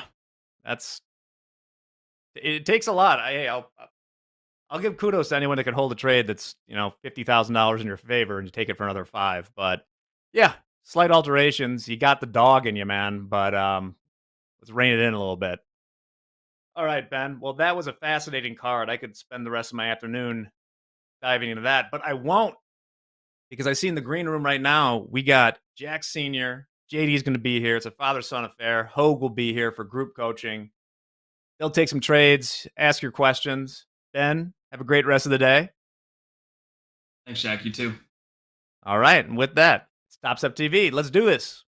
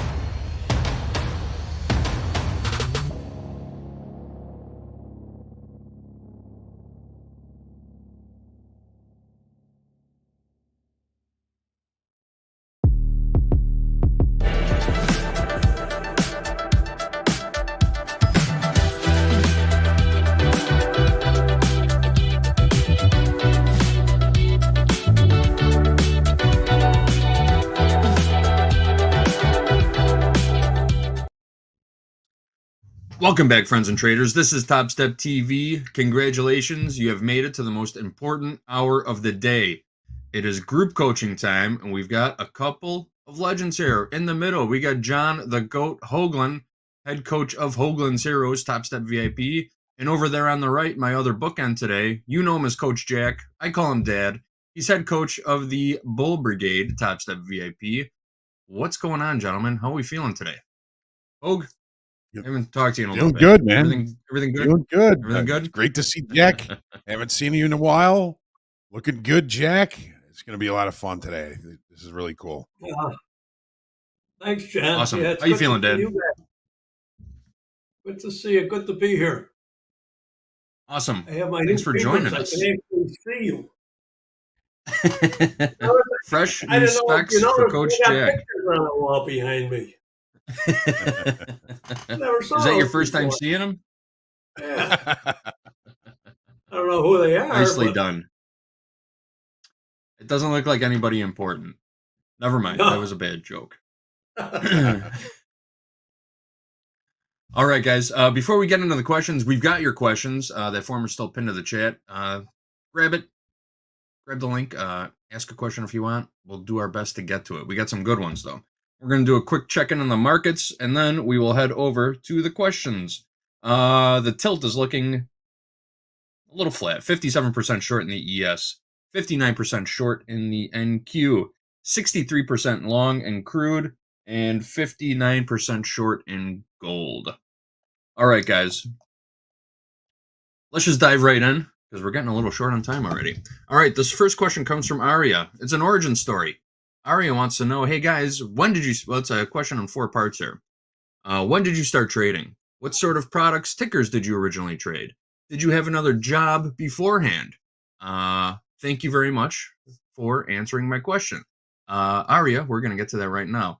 Hoag, why don't you go first? Let's hear the Hoag origin story, and then we'll hear the Coach Jack origin story. Sound good? All right. Well, I started out out of high school in art school. And when I was going to art school, I got a job as a runner on the floor of the Mercantile Exchange because my brother was there. Started as a runner, phone clerk. I got a job in the lumber pit as a deck holder for Edmund Krasinski, among others. And that is where I met Jack. The first trade that I ever took was actually in the lumber, using my dad's account. Actually, it was a trade I suggested for my dad.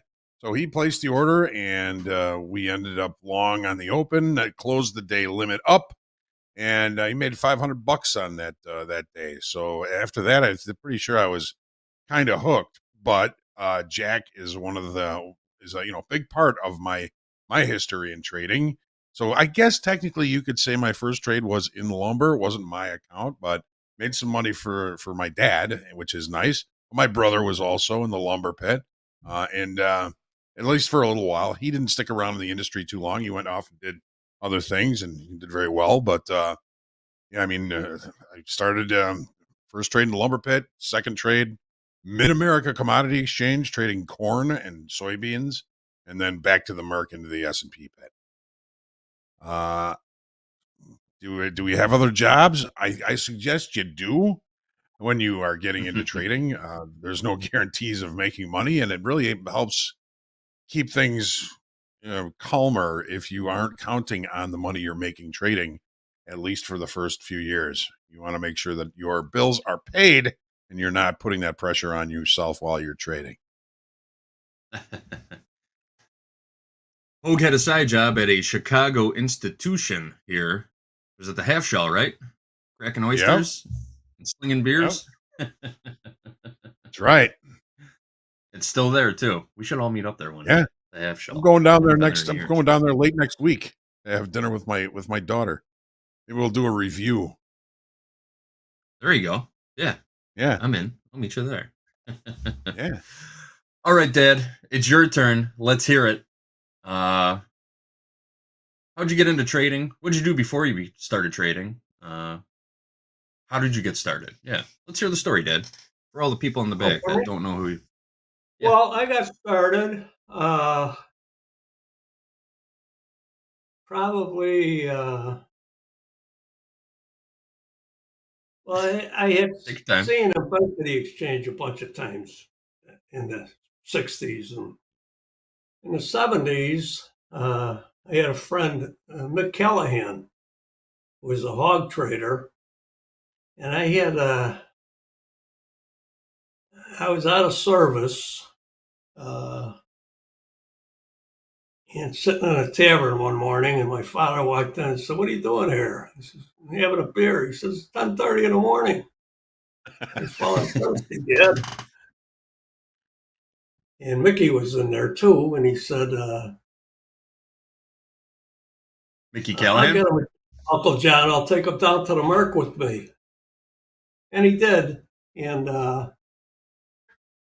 that's when I started working officially there. I had made trades before in the corn, and myself and the other guys on the block were kind of. I remember we were in sixth grade. We each put up a quarter, and we bought what was called a parlay card, and we each picked a team. There were six of us. We each picked a team for the Sunday football games. Uh-huh. And we won. Huh. And it was more money than we ever dreamed of in our lives. So what we did was they used to let us go home for lunch in those days, and we were only a block from school. So we were out counting our money after the kid who was booking the trades paid us. And we decided, well, we got this kind of money. Why are we walking to school? So we called a cab. We took a cab to school, got out the front door, and the Monsignor was standing there saying, "What are you guys doing?" And we told him, "Well, we won our parlay card, Monsignor, and we decided to take a cab tour." We didn't live more than 500 feet from school. We were in the next block. And he took us into his office and he made us tell him who we bet for, who we bet on, and forced us to come back next week to let him know our picks so that he could get in on the deal too. And but that's what started us out. And most of the guys got into the financial thing because there was nowhere else to go. And when I say literally, most of us went from our paper route to our pit. We really did. I mean, there were some stops in between for school and service and that, but I think I started in it was either 72 or 73 on the floor. I worked with Heinold, and I knew those guys pretty well. They were the best corn and bean and cattle and hog traders in the world. And they were very good to me. They taught me a lot, and mostly taught me not to worry too much about the fundamentals. They knew the fundamentals. They want to know what's going on in the pit, who's buying, who's selling, how many, blah, blah, blah, and keep your eye open. And stupid things like what broker got what order, what packet did he put it in? I mean, the subtleties that you had to know to figure out what was cooking in a hog pit were just amazing. I mean, I just found it. And they were the greatest traders in the world. And although they acted nice and everything to each other, I think they hated each other because they were brutal. I remember Tom Crouch, they were pissed at him for something, so they wouldn't sell anything to me. They wanted to buy stuff. And I remember a guy named Vince Schreiber. Crouch said, "Why aren't you selling me anything?" And Vince says, "You're too short, Tom." I'm taller than all he is when I stand on my wallet. And that was my first really good laugh in the hog pit. But they were great traders. And Heinold liked me, and they wanted to keep me. And they asked me if I'd do their lumber orders. You know, and I said, sure. And then the business grew from there. And Johnny, you mentioned John Fisher and Roman. They were my two best friends down there. They were the greatest, biggest, toughest, meanest guys I ever met in my life. John Fisher's uncles were played for the Cardinals. They were football players. And John was as big as any football player alive. But he and Roman had a very acutely good sense of the market, you know. They did, didn't they? And they were totally different. But they made a big influence on me. They were younger than me, but they were so much superior in every way. I was amazed. And I was lucky. People liked me down there. I picked up a lot of business. I one time had in order to buy 50 lots of lumber, and I bought 33. So I sent back a partial fill, 33 filled. Well, the guy raised hell, you know, but I didn't know it. But he took me upstairs, is what they called it. And they had the FBI, and they had every organization in the world looking at me. They were going to get me, you know, because they didn't get those last 13 cars. I guess I suppose I was going to sell them to them. I didn't want to sell them. No. But I never knew that this was going on. And then one day, we're trading in the pit, and these policemen come in and walk around me, and all the bosses of the exchange are standing around in a circle there in the pit, and nobody knew what was going on, and nobody did. And then a guy named Lee Lasoda walked up into the pit, and he handed a guy a note, saying that I had won my case, saying that I had bought 33 cars on the low. There were 33 cars traded on the low of the day. I got all 33 and put all 33 on the order. And I hear this big round of applause. Apparently, I'm the only one on the exchange that didn't know I was being investigated. But they gave me the owner of that firm, not the owner, but the boss of the floor manager came up the floor and congratulated me and blah, blah, blah. I said, well, for what? He said, you won your case. I said, what case? He said, well, we investigated. You remember a 50 lot? You sent back 33 fills? I said, the one that guy was at me about? He said, yeah. He said, well, they investigated you. They wanted to lock your ass up. And a guy from the FBI comes over, shakes my hand. A guy from, all these big shots. Leo Muhammad, President of the Exchange, you all come over and congratulated me. And all the big traders on the exchange come by. Way to go, kid. Great job. You made us all look good, and blah, blah, blah. Needless to say, for a couple of months, I did what I never should have done. I believed my own bullshit. And I got normal. I started taking my losses So the customer wasn't due an entire fill. You got as much as you could. The rest was unable. But that customer was accusing you every car that was traded at that price. He got. Yeah. So he was accusing you of not giving them all. 33 traded at that price the whole day. You know, the low of the day, and he got every single one of them. And so I remember giving the guy who came over and told me what a great guy I am and all that. I handed him his orders. I says, find a new broker. I don't want nothing to do with you guys anymore. Right. And then I was going to fulfill it. I just said, I don't need this crap. And they taught me into staying on.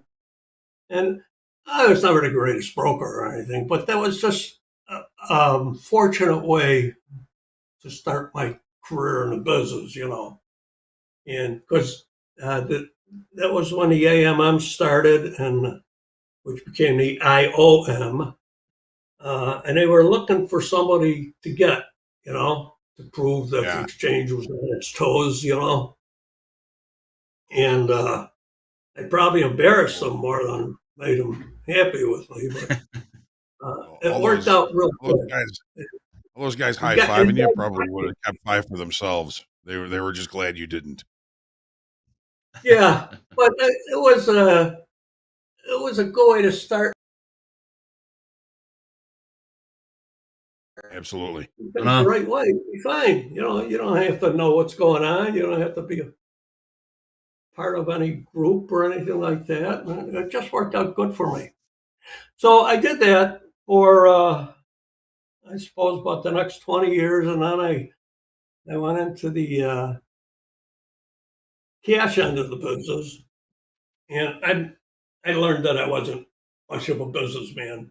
And I was a pretty good peddler. I got some customers, but I really didn't do much good for them. Other guys were much more capable. And then I just took some time. When Johnny went to work in the company, with Topstep, I learned that you could trade, and they would. It was a nice program, to get back into trading, and so I did that, and here I am. But it's been a wonderful journey. I've learned. I learned more than I learned that I knew more than I realized, because they said to me one day, John said, they're looking for a guy who might want to take some phone calls, and just, these customers are kind of floundering, and we want to know if we can help them with some coaching or anything. So I did that, and it seemed to work out okay. So then they kind of went further into the coaching thing, and hired the most brilliant people I ever met. I mean, the people who are the coaches at Topstep, honest to God, I've never met people who had such a command of this business. And they all come at it from a different angle. They all come from a different place. They went to different schools and learned different ways. But they have this, I won't call it an innate ability, because I don't believe it. They have an ability which they'll learn everything that they could learn about it to make just another person be good at this business, which is what they became, and which is all I preach on my VIP, is that if you just approach it in the way that works for you and be the best you can at doing that, you will be better today than you were yesterday, and on and on and on and on, until you become a real good professional. And I really do think this is a profession. You have to give your life to it. You have to study. You never stop studying. You never stop learning. You never believe your own bullshit. That's such an important thing I learned. And I learned it from my father. I was one of 11 kids. My father didn't have time to bullshit. And he never told you anything twice. He told you once, and the next time he didn't tell you anything. He beat the shit out of you, we learned. And he would tell us. And I talked to my brothers and sisters about this. But he would tell you, only once to each of us, but he would say in his own way, don't believe your own bullshit. Don't make up a story. You fucked up. Now take the consequence. There's the F-bomb. Oh, oops. But anyway, and that stuck with me, and it stuck with me in a commodity thing. So when I'm losing money, and all the old timers in there, appreciate it when I take a beating. You know, to tell you, you know, you got hurt bad, but you're not bitching about it like the rest of the guys. And I said, well, you know, I did it. The rest of the guys didn't. I did it. And they liked that. But here I am preaching again. But that's kind of how I got started and where I am.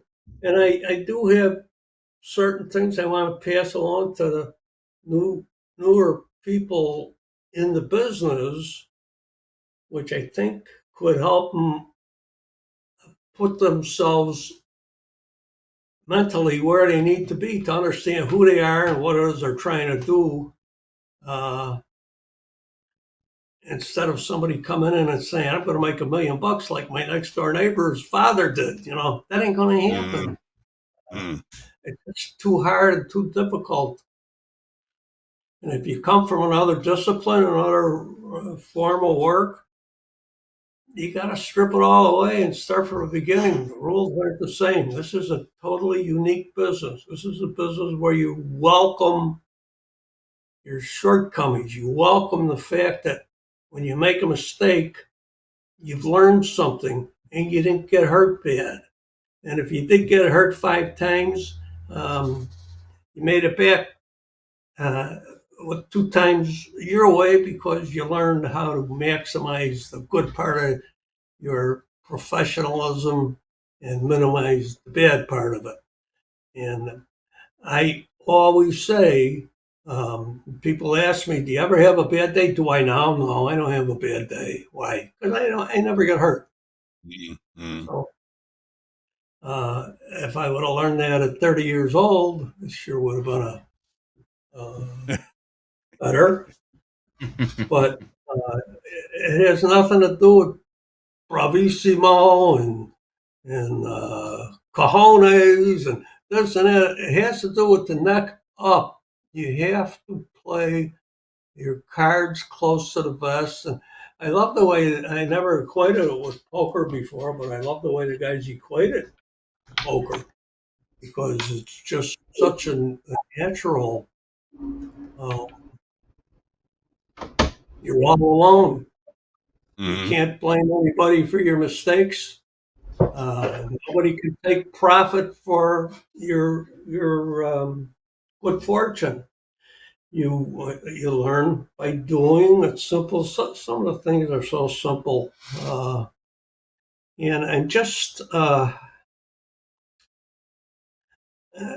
I just feel if I can get a lot of these things out to people who are coming into this. I feel that this business should be a business of attraction where people are attracted to other people because they admire them and respect them and then learn from that point on. But not that they say, oh, that guy made $1 billion. I want to go make $1 billion. It's not going to work that way. I came into this business because a guy who I thought was just a great guy brought me into it, and it just was a great ride, you know. And then I have my bad days and all that. Of course, everybody does, but the older you get, the longer you last, and that's why what I'm trying to get across to people is how to get funded and stay funded. That's all. Oh, okay. Can I have my $20 now? Actually, Hoag came prepared with some pictures today. He's got we're going to take a little trip down memory lane for you. Yeah, I dug out a couple. That Hoag shared. See some old friends here. Oh, wow. Jerry O'Connell and Don Hall. Yeah, you see the guy behind him? Steve Levin? That's my brother, Rick. Oh, okay. Wow. Wow. That's Rick behind it. Yeah, that's Rick. Rick. It was you behind. That's funny. Right behind me was John Fisher, was standing right behind me when I took that picture. I got no Oh, pictures no of John. I got no pictures of Roman. I do have Yeah. Steve Levin. There's another picture here, Yeah, Stevie was a good guy. right there. Who's that? Yeah, that's Levin in the red with the kind of Yeah. red hair there. Remember his deck holder? Uh-huh. She was a sweetheart. But there's Rick again with the circle around him, right in the Okay. lumber pit. What was that Yeah. behind Rick? Was that Mike Salas?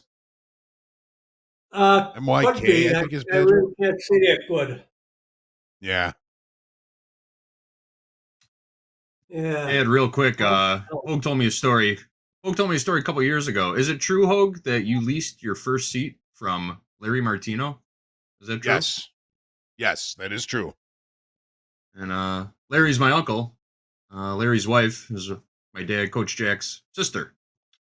Another family connection, guys. I remember Joe Siegel said that came over to first option. He says, I can't get a trade here. What's going on?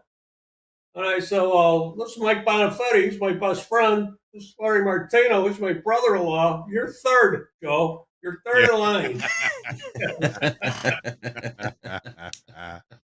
Mike Bonifetti. Jeez.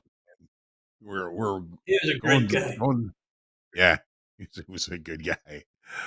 And Larry Martino, I leased a seat, and I saw it was Larry Martino, so I was walking by him on the floor one day, and he jumps out and he says, "Hey, congratulations! You're leasing my seat." I'm like, "Oh yeah, thank you very much." He's like, I hope you lease it for a long time." I was like, "Well, I'll bet you hope." But he's like, "No, I mean it. I hope you're very successful." I was like, "Thanks, Larry." He's a nice guy, very nice guy. Yeah. But all these pictures, Sean, none of them are left. Eddie Krasminski, he passed away, right? Yep. In the prime of his life. They just don't. Steve Levin That just was hard recently in the for last everybody. few years. Everybody loved him. Eddie was a great kid. He was You such know, a good he guy. never had a bad word. Always had a smile on his face. He's just a good Yep. guy. Yep. So, Yeah, there was a question in the chat. Somebody wanted to know what was your badge on the floor? What was your acronym on your Door, badge? DOOR. Door. They call me the doorman. Yeah. I got that somewhere around here. I don't know where. Well, Yeah, I think but it we was got a time good for. life. I wouldn't change a bit of it. No, it was the Chat best of seems to times like, and the worst of times. Chat's really into these stories, these old floor stories. Breaks up the monotony of the day when it gets a little slow. But just checking on the markets real quick. We did just have some movement in gold a few minutes ago. Gold broke down to, we got a low print here of 40.6310, and then it's pulling back again. So just a little bit of movement in gold. We'll check in on the tilt too. We've got 64% short in the ES, 60% short in the NQ, 60% long in crude, and 55% long in gold. Gold has officially settled for the day. It settled at 12:30 p.m. Central Time.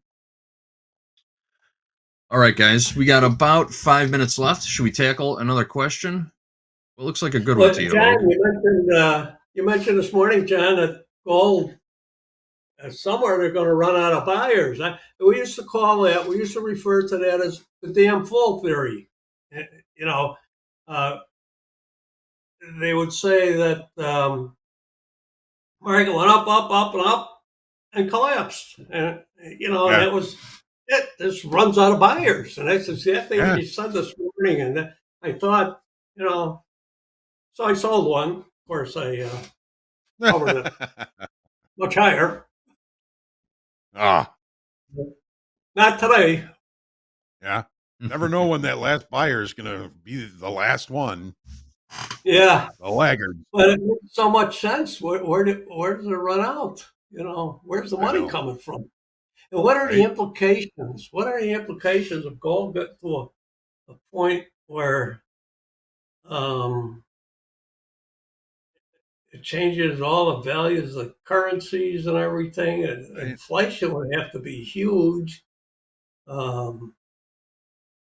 are we going to get to a point where there's no money anymore? Just this pretend money that they're using now, Bitcoins. Crypto. I just don't know what the answers are, but that's not for us to find out. Our job is to get through today, not to worry about the Bitcoin future or anything there. Well, I'm sorry I interrupted. No worries. M. Ducard in the chat says gold is a scam. He's been preaching that all day long. What? Gold is a scam. I love it. Well, what's the bigger scam? Gold, something that you can physically hold, or I don't know, fiat currency? Which one would you consider a bigger scam? Something with actual value, or I would say something of perceived value. Yeah. The scam was the banana taped to the wall. That was the scam. Yeah. Yeah. The art. Jeez. People will buy anything. Jack's in the chat. Jack gave us an oh boy. Let's move on. Well, we've only got 2 minutes left. Let's see if I could find another good question here. Here's a question from RC. Do successful traders eventually transition into other roles like mentorship or strategy development? You're looking at two guys here right now that are doing that. These guys, my dad and Hoag, have been in this business most of their lives, and they are here helping other people out now. That's just the natural progression of things, right? Yeah, being you got to give in this back. business, You got to give back. yeah. And there's really nothing else. If you're in this business, when you get right down to it, you never talk about anything else. Or you never think about anything else.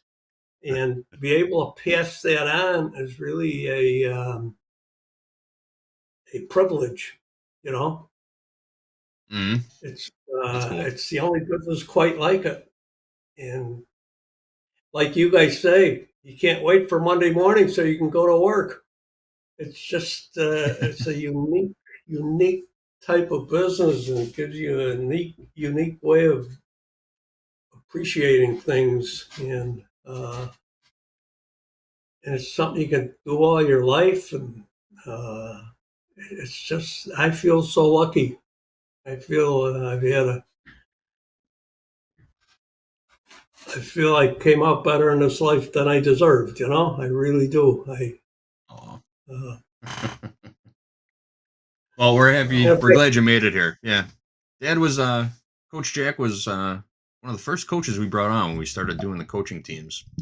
And yeah, he helped grow that little side of the business, and it's been very successful, I think. I know our traders really appreciate it. I think Holmes and Eddie and Robert were the starters of this thing, and they were just in my mind. What they did was genius. They managed to put together something from nothing, and it worked because they have a judge that waited. They just did a nice job. Couldn't ask for more. Agreed. And Unfortunately, Dan, I love to. Huh? Oh, I'd love to let you cook all day, but we've got the FOMC minutes coming out in just a couple minutes. We got to get out of the way and get the next segment started so we can talk through this report coming out at the top of the hour. But thanks, Dad, for coming on. Coach Jack will be back again next week. Thank you, John. It's great to see you. Great to see you too, Jack. Hoag, I'll Thank you, catch you in a Johnny. little bit. Coach Jack will be back again next Wednesday for group coaching. So we'll continue this conversation then for sure. All right, we're going to step aside and get out of here and get this next segment rolling for those FOMC minutes coming out in just a couple minutes. All right, folks. Who's going to be on for that? That is a great question. We've got Rising Star, Jack Antonio R, and Dolby Time will be here in just a second. Here we go. TopstepTV. Let's do it. And an even quarter bid, half bid, the orders bid, even bid. Now I'm a seller. Quarter, half, the orders, and even. With our new profile management system, you can easily update your personal information and your account preferences so that everything runs smoothly on TopStep X, and we will call you the right name when you end up on the big board, perhaps.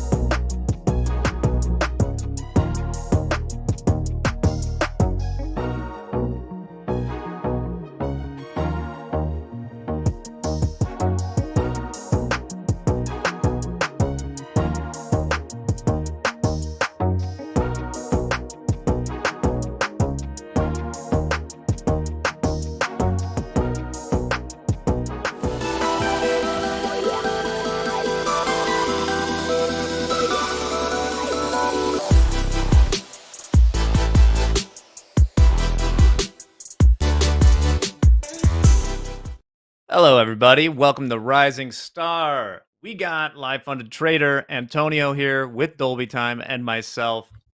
Antonio, Mike's all good. How are we doing today?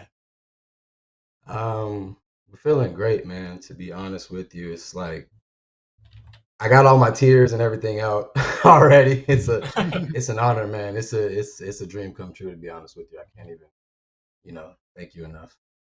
Well, thank you for being on with us today. And Dolby, is this your first time on air today? It It's is. new in Dolby land. I got all my tears out, man. It feels good to be on air. Feels good. No, not a whole lot. Updated the background. Got the fall background going on. Hanging out with Antonio, who's a live funded trader, absolutely crushing it. I've seen his payouts, and they are plenty, and they are awesome. So looking forward to talking to Antonio here. What? I'm not lying. You've seen your payouts, Antonio. You've seen your payouts. I wish I know had I've those seen payouts. Do you know? Okay, do you care to share how many payouts there are, or what the size of those payouts are? How many?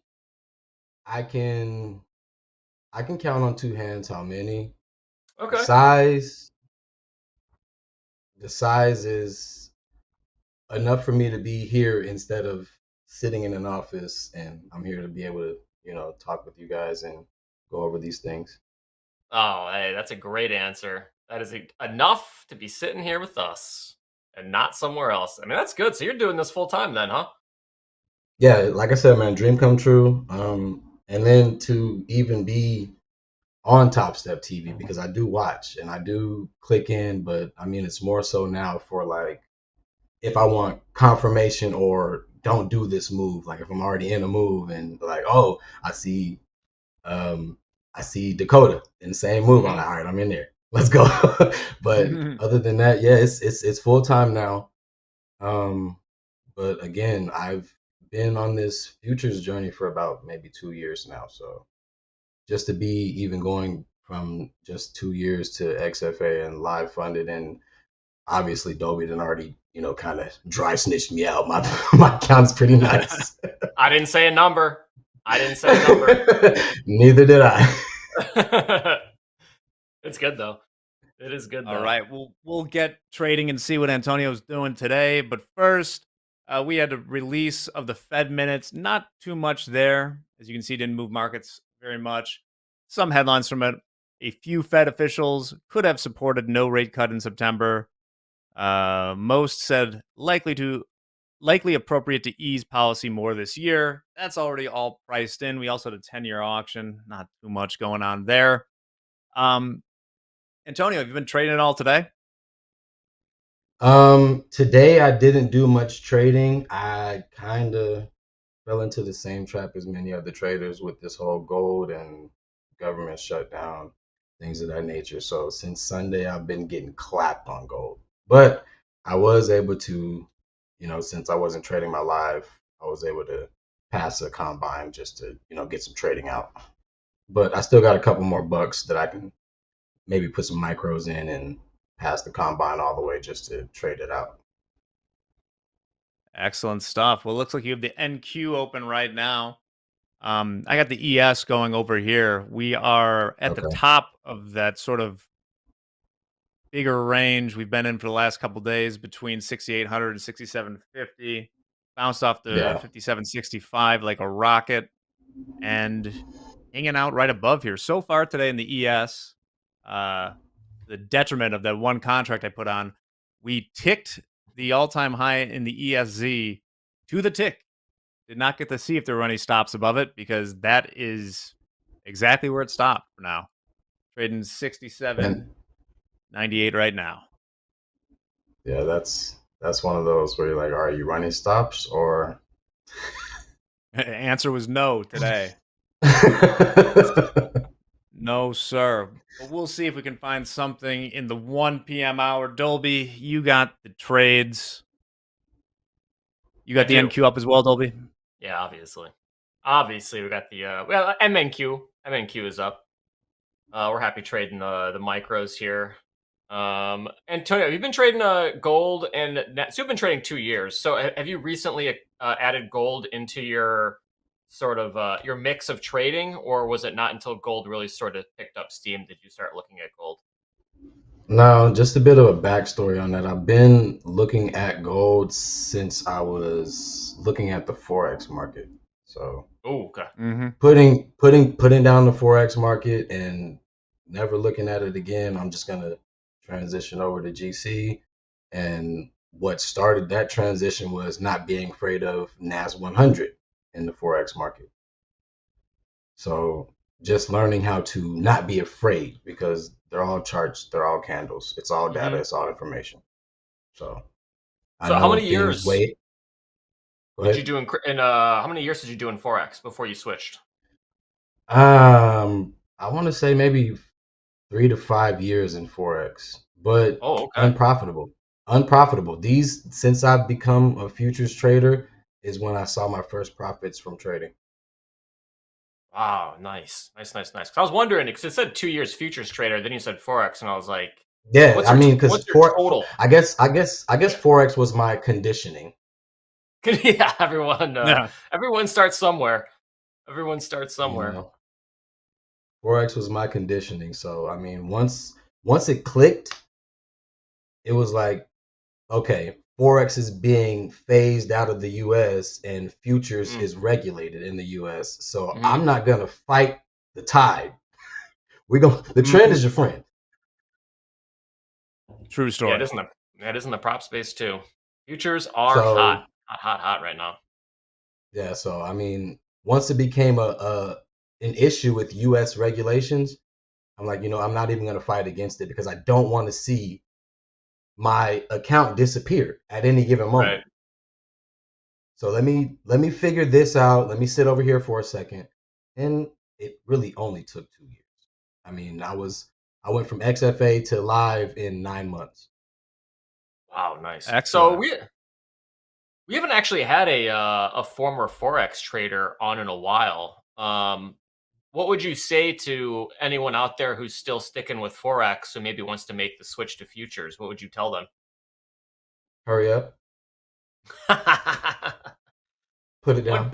What benefits do you see to futures compared to Forex? Futures, you do not have any spreads. I mean, you're going from lot sizes to contracts, and that's one of the biggest things to try to explain to somebody. Like, oh, what if I put on a 2 lot?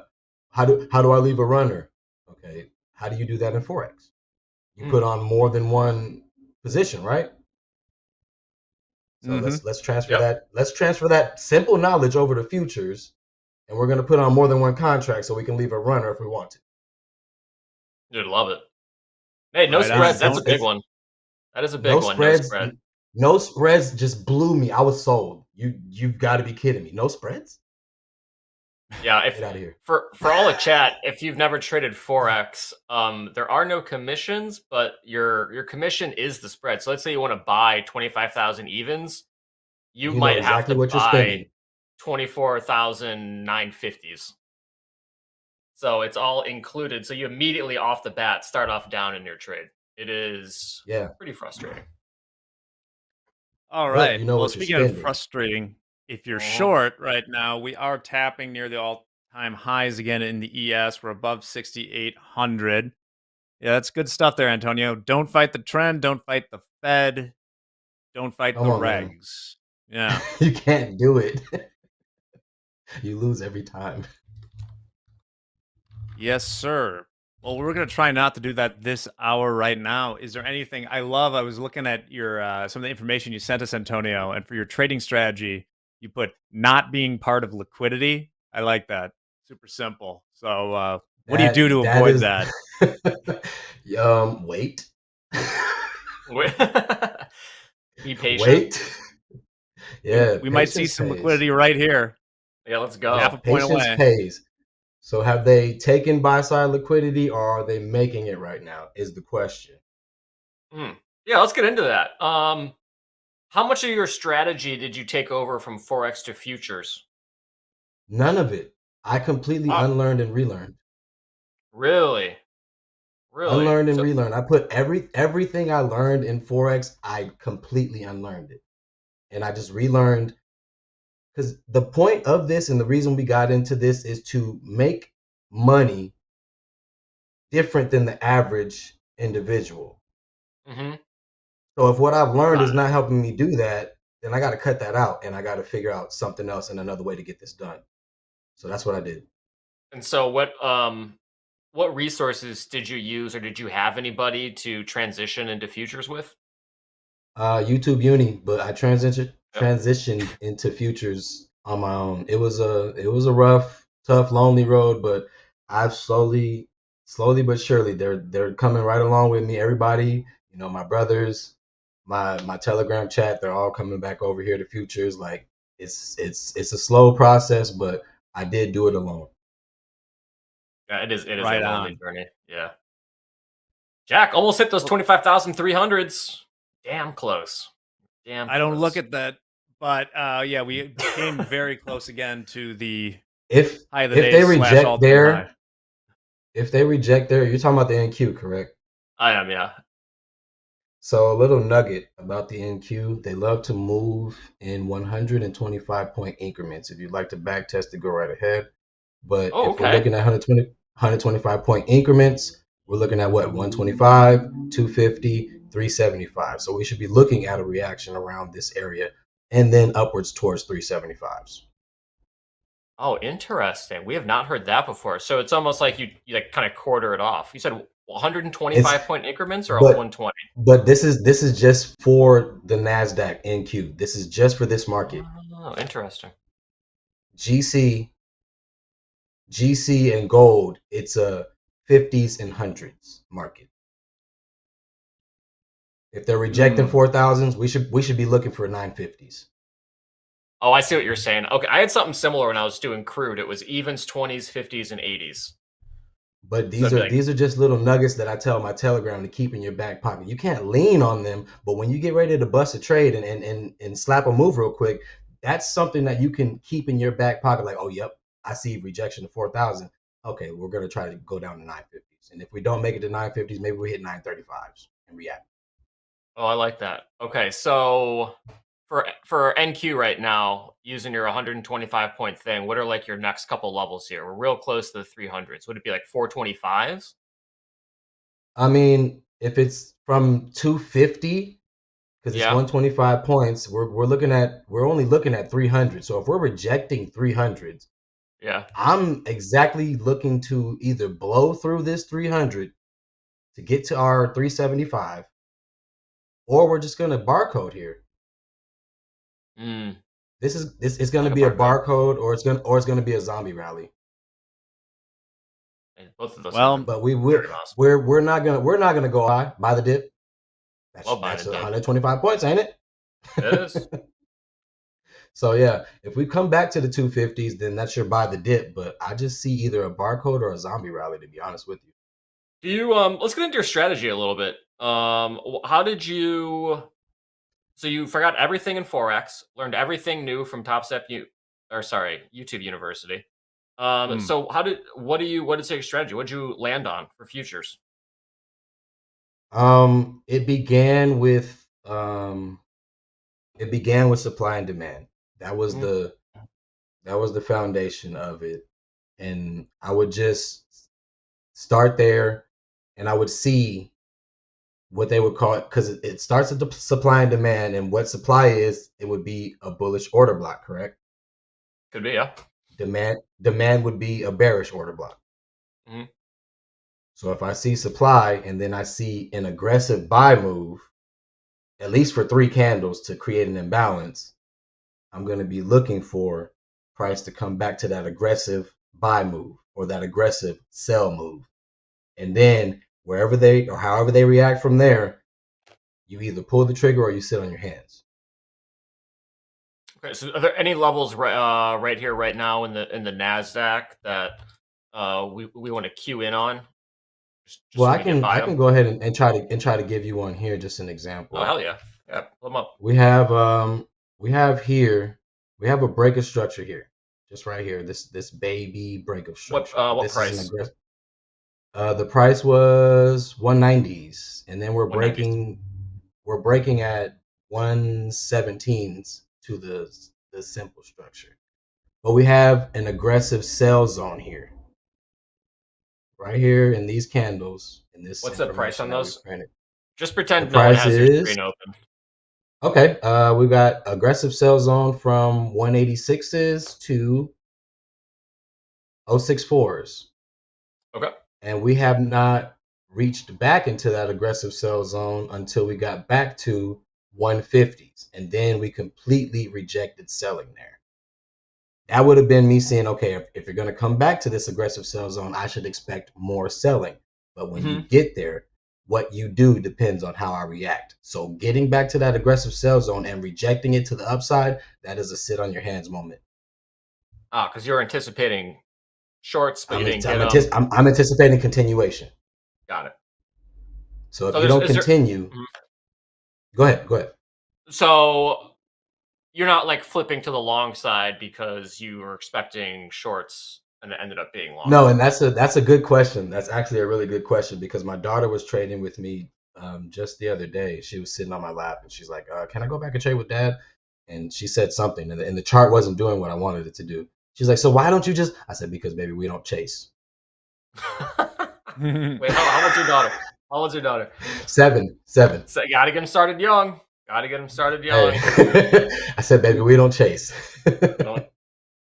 I mean, I think Andre's actually writing a trading book right now. Maybe we can make a children's version to have Andre. That's on the table for it. That's on the table. But we don't chase. That was a hard lesson I had to learn. You're not a good trader. You are not a good trader. You are a good risk manager. I love that. Well, we ticked the all-time high again to the tick. So far, 209 contracts have traded there in the ES at 68.0275. Somebody was asking, where is it going to turn around? I don't know. I'm looking at zombie rally. Yeah, but I guess I kind of like 68.07. I think we're going to find some resistance. Somebody asked also about like Vanna and Charm options flows. You're getting way in the weeds at that point. I know options, like, yes, if you're managing a huge options book, that stuff's important. Those get into the second order derivatives of stuff. And really the only one of those that I pay attention to is Gamma, which you probably in the chat have heard about. Not so much into gold is looking like they're getting ready to reject the 40-50s. So I would be looking for a low risk short here on gold, like very low risk. Okay. Because we've gotten past 4,000, we've gotten past 40-50, and we know gold loves 50s and 100s. So if they're gonna do anything here, it would either be a barcode, or we're looking at them kind of just giving us a little bit of a sell-off to the 50s, maybe, because the 50s is right under structure or right above structure. Okay, got it. So when you're looking to get into a trade, how are you doing your risk management, your take profits, all in, all out, scaling in, scaling out? I've learned my lesson. We'll start there first and foremost. Okay. We'll start it. I've learned my lesson. So what I do as far as the entry strategy is I'm gonna go low risk if I can help it. But if I'm gonna be dumb and not follow my rules, I'm not going in low risk.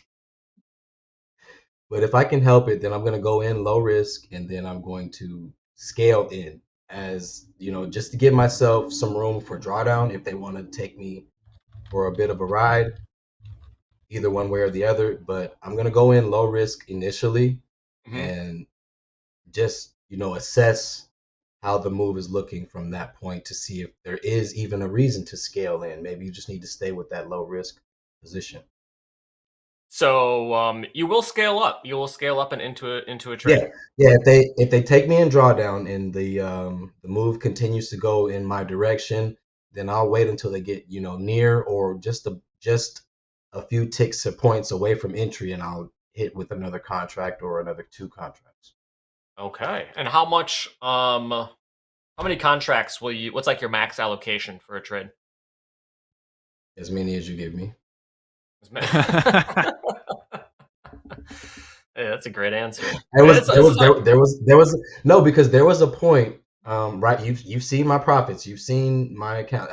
There was a point where I went down 2 weeks straight red days, negative 18,000. Risk management definitely. Hey, sir, we're gonna take some of Yeah. your contracts away.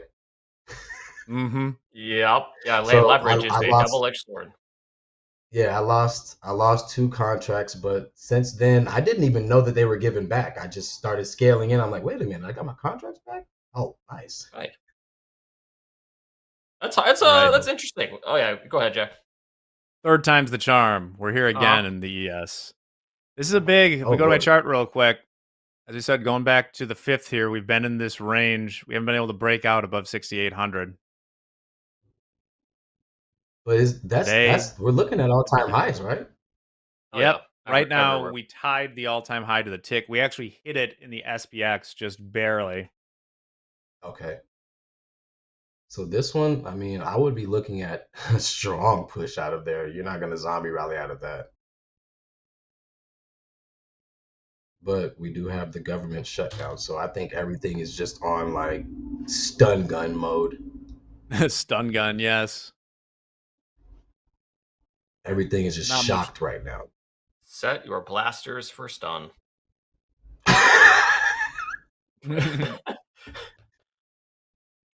Yeah, that's how I feel, and that's kind of why I did decide to stop looking at gold, at least for the rest of the week. I'm not sure what it's going to do going forward, but knowing that we have a government shutdown and knowing that gold is a safe haven, yeah, bonehead, don't try to short gold.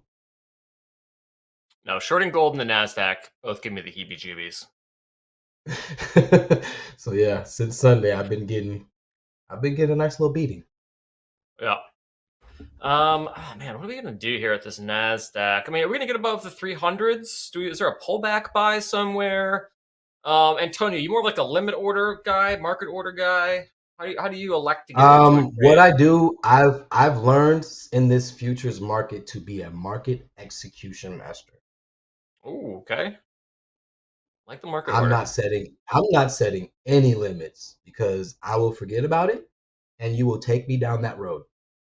Don't go down that road. Are you telling me you've lost a trading combine or two with an order floating out there before? I've lost maybe a trading combine or 100. I am a rising star, but I am not the trading guru. I have done my dirt just like any other trader has. I have gone there. It is a path. It is a path. Reset I'll make mistakes more than once. Reset. Yeah, I've had one night where I reset like 6 times and risk management was like, don't you think you need to chill out? Yeah. Yeah. Did you keep going to the same trade that was blowing you out? Like reset, like short. Like okay, F reset this next. Nasdaq. Short. That doesn't work out. Yep. And they were like, hey guy, don't you think you need to sit down for a second? How do you teach yourself that? What was your sort of process for teaching yourself discipline? Obviously, it's always a muscle that we're working on improving, but clearly your life funded account, you're taking out profits. So clearly there's been some progress in your discipline. You know, where'd that kind of come from? Honestly, and this is a good question because a lot of people ask me, can you teach me what you do or how you do what you do? And my immediate answer is I can't teach you patience. I can't teach you to get tired of your own crap. I can't teach you to get tired of getting your butt kicked and doing the same things over and over and not doing them. I can't teach you that. Those are things that you have to do for yourself. You have to get tired of your own crap. You have to get tired of getting your butt kicked. You have to get tired of whatever you've been doing that is not working for you. You've got to get sick of it. So you got sick of it and you stopped. Right? Yep. We don't have to go into details. We don't need stories. Yes, I did. Yeah, I got sick of it. I was like, I can't keep doing this. This is not working. So, all right, let me follow the rules. Yeah, do all that boring stuff. Set daily loss limits. Right, the boring stuff. I can't. Don't average up. Teach you how to make money. willy-nilly. I can't teach you how to make money. I can't teach you how to be tired of going through the same stuff every day. that has to happen for yourself. And whenever it happens, that's when it happens for you. So are you utilizing some of the risk features then in Topstep X to help you discipline? My brother does. He locks himself out. Me, it's more of a willpower thing for me. Oh, damn! Wait, your brother's trading with us too?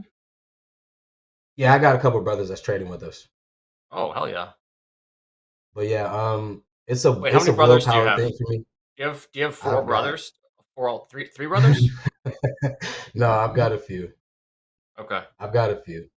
But I'm just imagining a reversal two of them, challenge with yeah, all of you. two of them are they're trading with us, but they're not blood brothers, but they couldn't be any closer than blood. Oh, that's awesome. That But is yeah, awesome. for me, it's a willpower thing. I don't feel the need to lock myself out. My DLL is my lockout. That was my bonehead.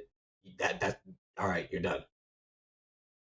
All right, that's a flex. Not having to need the Topstep X lockout feature.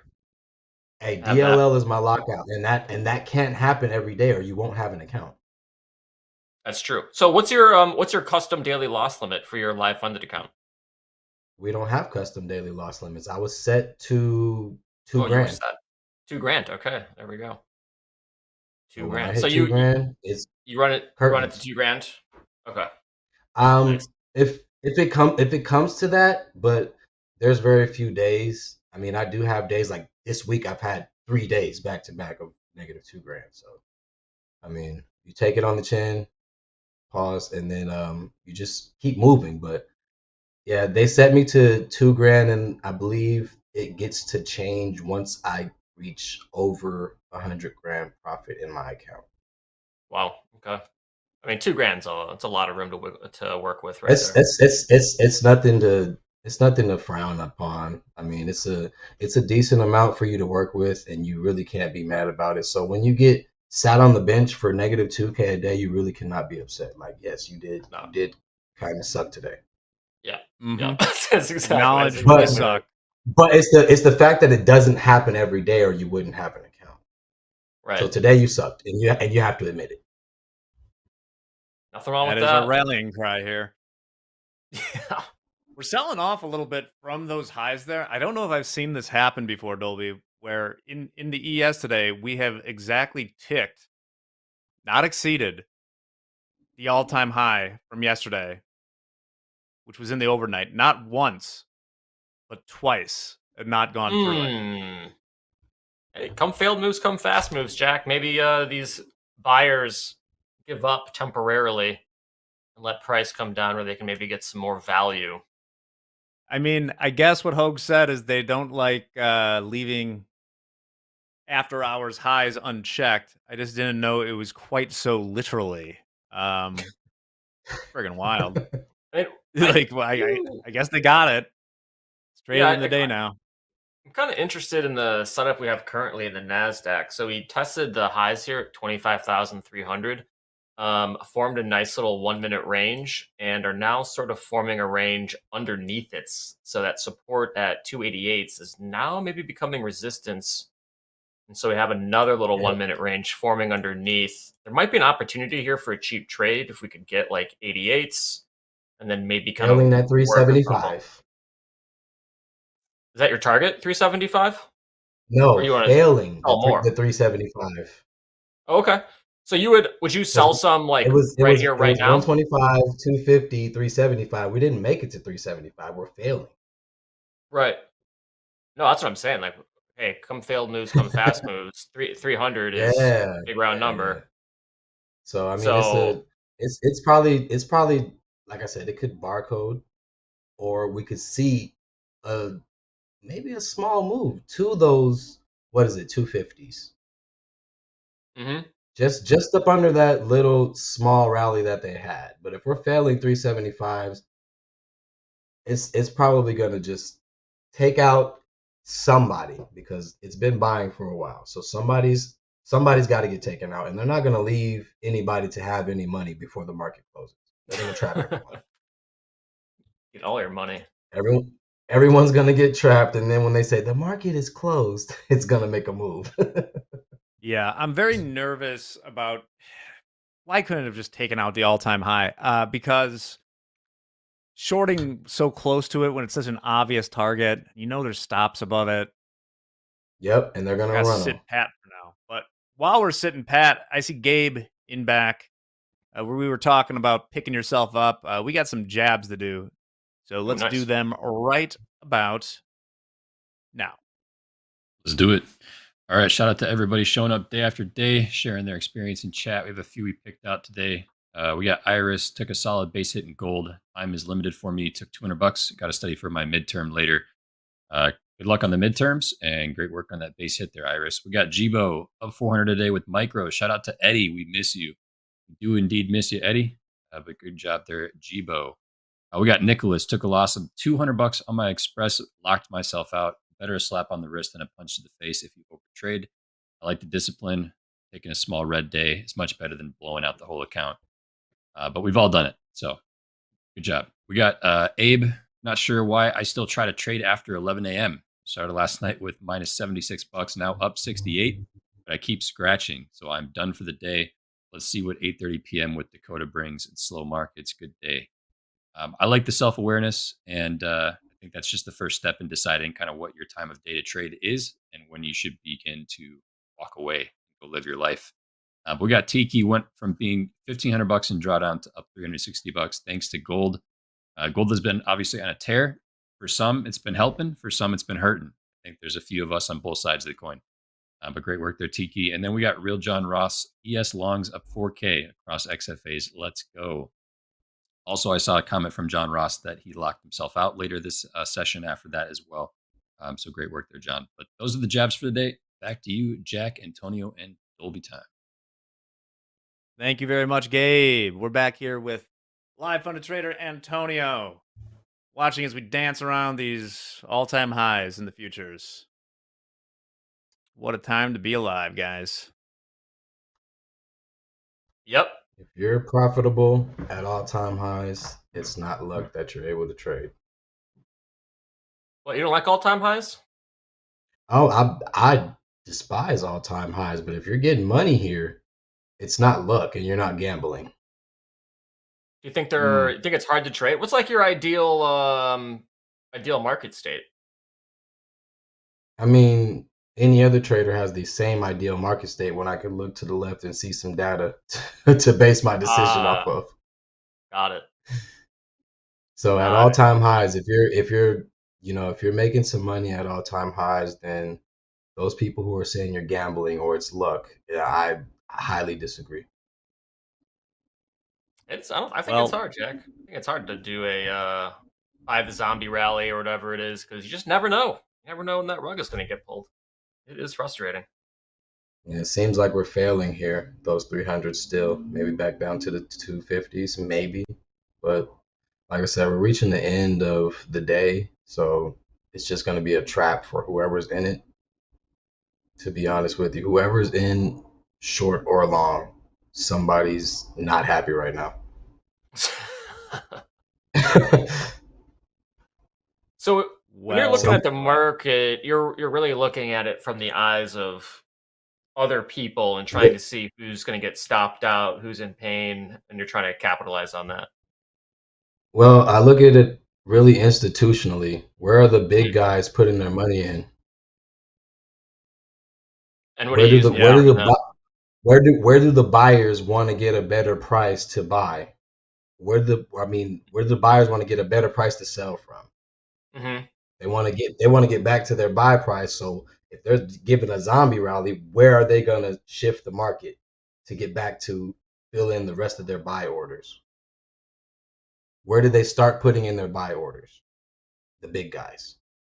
Where do they start taking their buy orders off? How do you determine that? Of things, just technicals? The big moves in the market show you where the money. This was probably them taking profits off of buy orders. Got it. And then filling buy orders back up here. Just that's why we're consolidating buy orders. All right, now we're done with the buy orders. Shoot the market. I, and the rest of the Topstep traders are not doing this to the market. They took profits here off of their buy orders. and they just kept filling their buy orders in.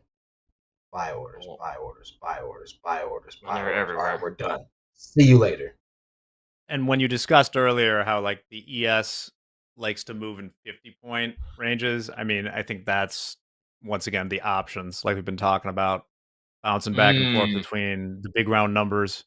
In the SPX, this is between and that's 700, 6750. yeah.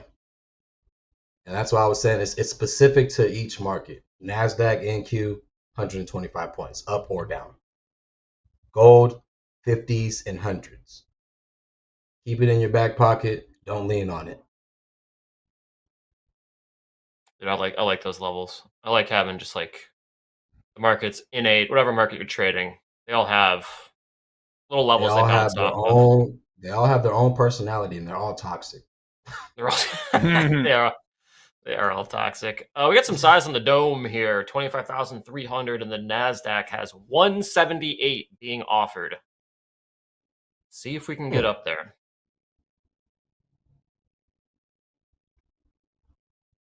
Longer we official stay says- here,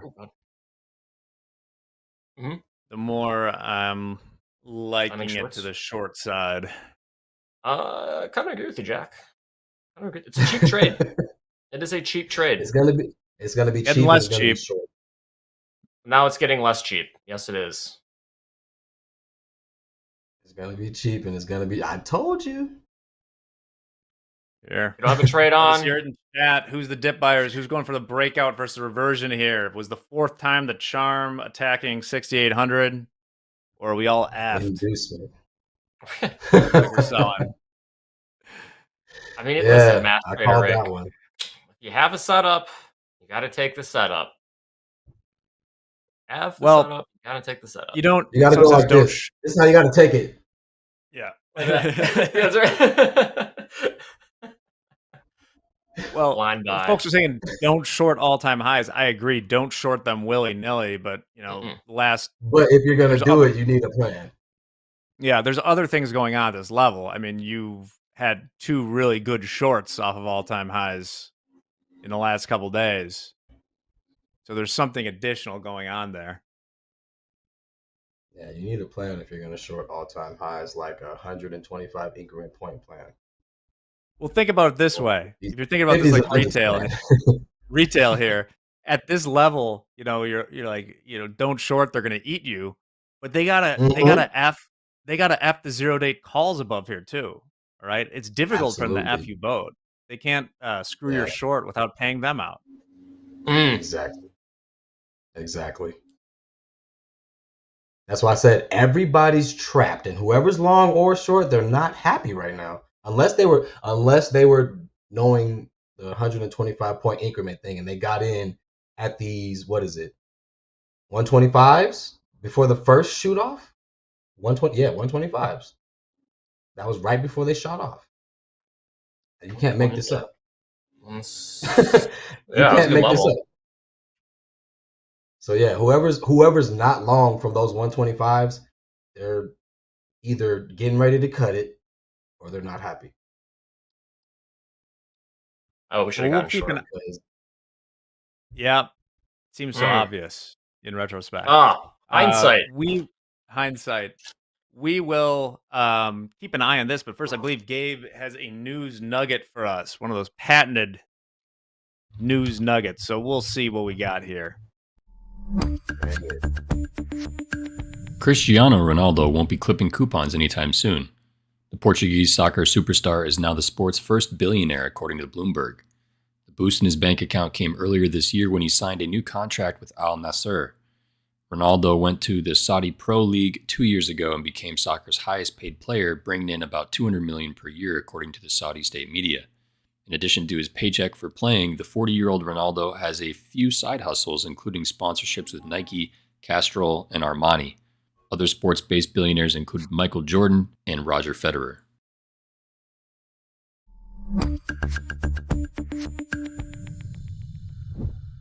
Federer, Jordan, Ronaldo. a Biggest nice side- Instagram account in the world, Ronaldo has. It's a nice side hustle. Armani.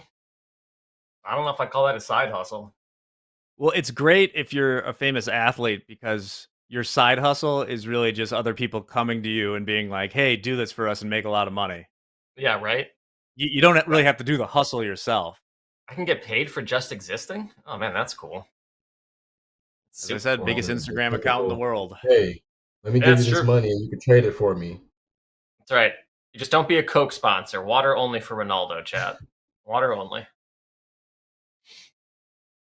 Yeah, LeBron's probably close. He retired. Nobody cares anymore. What was? He's gone. I feel like it's a bigger deal. Is he playing one more season, or is he retired? Retired now? I think it's after this season he's done. Okay. Also, I'm like COVID not in even close shambles. to the resident basketball expert. If Coach Jay's in chat, Coach Jay would know, or Dakota. Dakota likes basketball a lot too. We got a question from AG Drummer 11 for Antonio. Is your live account a 50K account, or do you start with like 100K or 150K?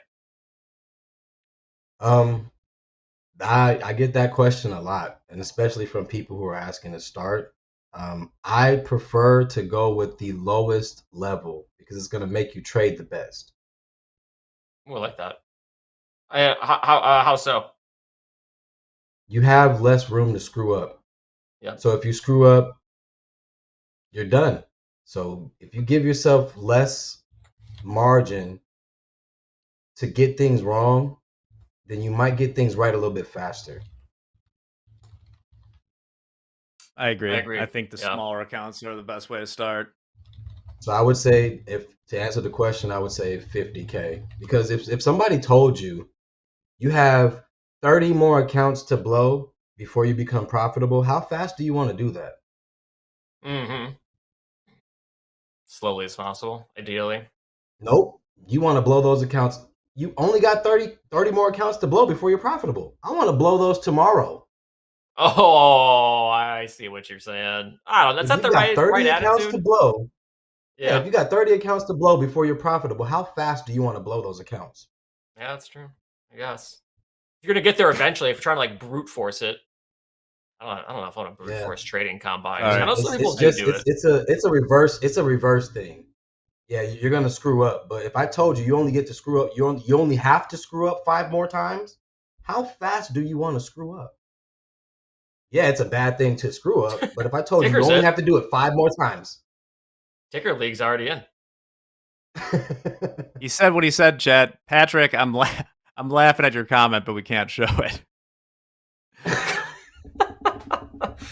Oh man, boy, I love you, chat. Well, Never changed. I think Never too. I changed. question motives. Is like 5 contracts, especially if if you're not trading bonds or something. If you're trading like ES or NQ, I also question. It's like you have freedom here. We let you do whatever you want to do within our terms of use, but there are very few, if no, accounts at Topstep. I feel like that would be justified in trading 15 NQ contracts at the same time. That's just diabolical. Or at least, yeah, or at least, like if you were at a firm that was, a more traditional prop shot, the balance you would need to do that would be substantial. It would be Yeah, very the point large. about it is you shouldn't need to. You trade futures now. 5 contracts should be enough. I mean, Oh yeah, one E-mini is a lot of money. Nuts. It is a lot of money. well, the NQ's at 25,277. 7 times 20 times 15. Oh goodness. Yeah, the numbers are getting larger. Yeah. I'm up about 1.3K on that combine for the day. Oh, nice. But I'm not in any open positions. I'm just watching this Nazi just slow roll off these 300s right now. nice little stair step action going on here on the 1 minute. Man. Yeah, these doing are this are things that I would not like to be in. I don't want to see this slow motion stuff going on. I wouldn't mind it if you were short at 290. I definitely Yeah, mind of course. If you know what you know, short, Yep. but you have to do that at that point. I know what I know. I'm pressing the button. When's like your happiest time to trade, other than when you're making money? Is there a time of day that you typically are the most active? Well, even when I'm making money, that's not the happiest time. That's the most boring time. Good attitude. But I Yep. mean, my happiest time, I don't have one. I'll check, I'll scan.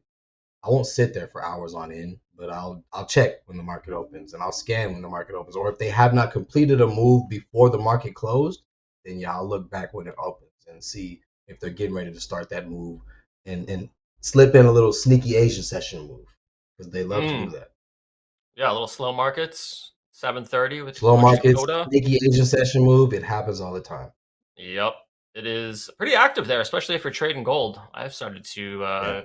watch the Gold overnight loves session. Asian It's session moves, pretty and they exciting. love the Asian session mid range to go up or down. Yeah. Oh, here we go. NASDAQ. Let's go. 270s. So about 30 points, give or take a couple off those 300s. It's kind I of may not come be in sell that position, news, but come slow sell called offs it. is kind of the vibe. Yeah. So the nominal exposure on 15 NQ is like $7.5 million of that index, which means a Oh, that's 1% move is $75,000. Nice. Well, let's take whoa. it one step further. So, like, let's say you have a 4.5 grand limit, like in the 150K account, right? That means you're, I don't know, trade with like 600 or 700 times leverage. Nice. Not a winning proposition. Eat it 4x.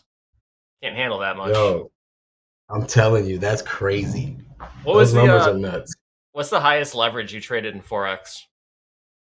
I want to say a 7 standard. 7 standard. Oh, what is it like the ratios? There's like those 50 to 1 accounts, 100 to Well, 1 accounts. a standard is $10 per pip. 10. Okay. And then I saw like those 500 to 1 leverage ones. I think those are like in the UK Yeah, only. the brokerage that I was with, they gave me 2,000 to 1. And I still have that brokerage, but I'm not going back to FX. That's insane. That is absolutely insane. The numbers were absolutely ridiculous. That's some tiny stops, very tiny stops there. Well, market's still So chilling if here, you're just slow rolling. if you're trading with a $4,500 loss, 15 NQ contracts, I think you're roughly trading with like 1,684 leverage. That's awesome. And I understand that most of these people are like adding to trades, but at that point too, you're kind of just doubling down, and that's how you end up giving back big unrealized P&L and stuff like that. Here's a great question from Zysoft. If you don't recommend people using 15 contracts, why even offer it? Because Zysoft, when this company was started 15 years ago, the NASDAQ was not trading at 25,000. That's an important thing to remember, is that, you know, everyone hates when things are taken away or reduced from them, but yeah, the NASDAQ was probably a third or a fourth the price it was now. Yeah. And there's other things you could be trading, like, 15 micro Bitcoin isn't that much. 15 bonds is a lot, but not outrageous. Yeah, other Could also be markets doing are like spreads. Like 15 YM wouldn't be great, but it'd be way more manageable than 15 NQ because you can comfortably trade 2 YME minis, even in a probably 100K account, maybe even a 50K account. Still stair stepping low here. 280s. See if we get a rejection off these 280s. We already got a little bit of 1-6 points, but the stair steps are pretty clean, still to the downside. About 10 point stair steps off the 300s.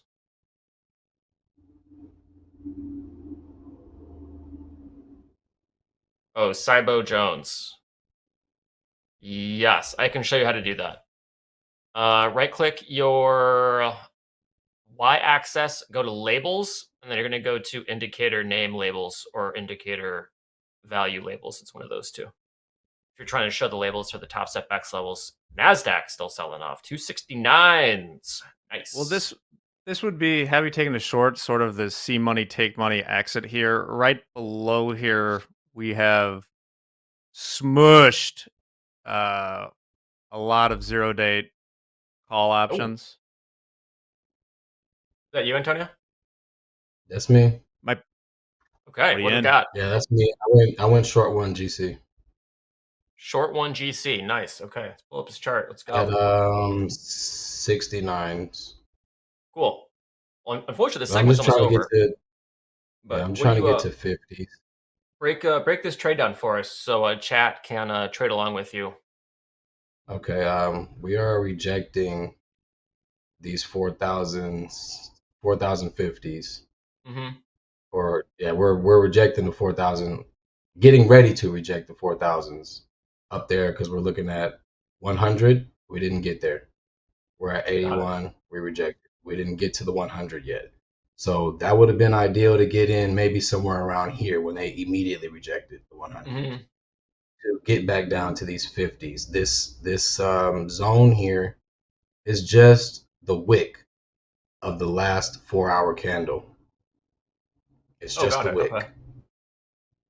The last 4-hour candle, just the wick. So that's that zone, that small zone there. And it's also happens to sit right there around the 50s. So, I mean, if that's going to be like that, then I'll take it for the day. It's cool. And then what I'll do is I will set my stop just here above this last high at 72s. Mm-hmm. And if we get there to take that L, then we'll take that L. So what I like to do is I don't put the position on immediately, but once I'm in the position, then I'll go ahead and give myself something a visual aid to look at while I'm in it. That way I can see what's going on, really. So your approximate risk reward is about 4 to 1 on this one. Yep. Nice. Awesome. All right. Well, excellent And stuff, Antonio. This is breezed by today, but unfortunately, we got to get to the next segment soon. You'll come back sometime, right? I mean, as long as you guys will have me, I do appreciate Yes. you guys having me on. Like that, it's been an honor. I did not expect this. I mean, the most that I expected, to be honest with you, was just to see my name on the payout list. No, you're coming back. This is great That's stuff, man. that's fine with me. I mean, I appreciate you, Dolby, for sending me the links for the mic and the webcam. That definitely, stepped my game up a little bit. So big thanks to you as well. Big thanks to Topstep. You guys are great. I love you guys, and it's been an honor being on site with you. Can't say more than that. Awesome. Thanks, Antonio. Keep on doing it in the live account. Speaking of which, somebody that trades a lot, we got Mandy. I think that's what we heard, Dolby. Mandy is lurking for Power Hour. Dolby will be here with Andre and Mandy. We're going to take a quick break and then take this home in the last hour. This is Topstep TV. Let's go. Peace and love. And it even. Quarter bid, half bid, the orders bid, even bid. Now I'm a seller. Quarter, half, the orders, and evens.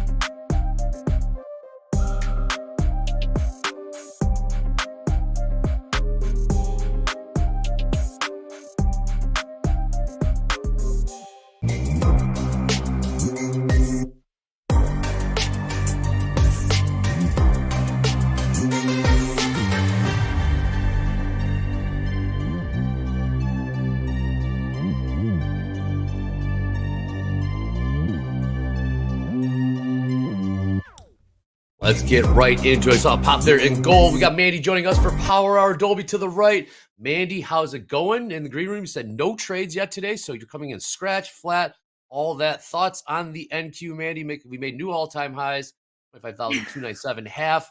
Any prices of interest as we trade right around all-time highs? Great question. NQ just doesn't stop. We just need like a day or so of a good pullback and it's ready to keep running. And that is the story of NQ this year, I feel like. I'd be intrigued to see if we actually tap onto these 300s, break above it. Sometimes when we are at all-time highs, and I don't know, I might have some people come in here and hate on it. I will follow my rules usually, but sometimes when we hit all-time highs and I can enter and we just keep going. So I have done that multiple times before in the past when we were at 25,000, 25,1. We just keep it seeing just pop right above even when we hit all-time highs. It doesn't just reverse right away. So I'm keeping an open mind to continue long.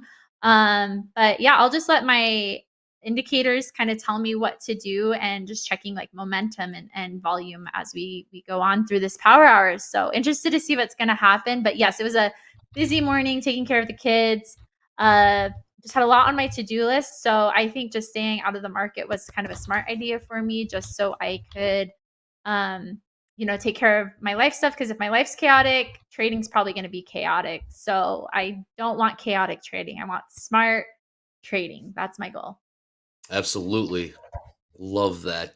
Pop in gold now, $7 off all-time highs. We made new all-time highs in gold. 40.81. I'm going to throw it to my man, Dolby. Dolby time. What's the read? What seeing here in the NQ? Ranges, new all-time highs. Also do a little above below. Break it down for me, Dolby time. So we have currently a very nice 30-minute range being formed in the NASDAQ between like 25,260 up to about 300s or so. We're already it's already popping. So maybe we'll look for a different trade there. Other than that range, we do have a daily range that we're kind of broken out of. So let me clean up some of this mess here. A lot going on. Okay, so the daily range is 25,000 evens up to 25,300. We've kind of been making higher lows and higher highs within that range. So we could get some value or some cheap shorts at 25,300. Just shorting the high of a daily range. There's some high risk reward potential there to see if it can sell off. I guess other than that, we're just trying to find ways to buy pullbacks. But we've had some good ranges so far. Yes, we have. And Kashkari is scheduled to speak in about 9 minutes, 15 after. Kashkari is scheduled to speak. Okay. Yes, yesterday he did speak, said the word stagflation, and we did see the market sell off. Not saying that's going to happen this time, just something to keep in the back of your mind. Again, Kashkari, Fed speaker at 15 after. 15 after. Dolby time. We got Mandy in the house. She's the best. 3 contracts. I'm in a 150K combine. So I have some room to go. I was looking, sorry, just to interrupt here. Looking at my indicators, we have a cross on my EMA moving average cross, greens popping on top. So that is my EMA. That tells me usually longs can be good, but I also am looking for a few other things. I'm looking to see a retest of high. We've had 2 3-minute candle closes green. Momentum's looking really good to me. On my 100 tick, we pulled back and hit one of my moving averages. It bounced right off of that, and looking to hold above this VWAP on my 100 tick, which is at 281. So far looking pretty good. I think I'm going to set an upside target here at 92. Let's go 91s. That'll be a quick $500 scalp. And so let's see if this plays out. Actually, you know what? I don't do this often, but it seems like a really good opportunity to do it. I'm actually going to do a limit sell and just see if we can get that at 91, maybe do another one at 95, and then another one to see if we can break 3. I'm just curious if we hit 3s, just go above it and then retrace back down the last little bit. That's kind of, I don't know, it might keep going. But if there's a turnaround, I'll look for an opportunity to sell. All right, we'll do above low right after this. Speaking of turnaround, gold is getting absolutely smoked right now, down about $20. $20 In the last 2 minutes, we were trading 40.75. Currently trading 40.56 now, down 21 bucks. In the Whoa, last 2-3 Antonio. minutes. I wonder if Antonio got stopped out. Wait, is Antonio in chat?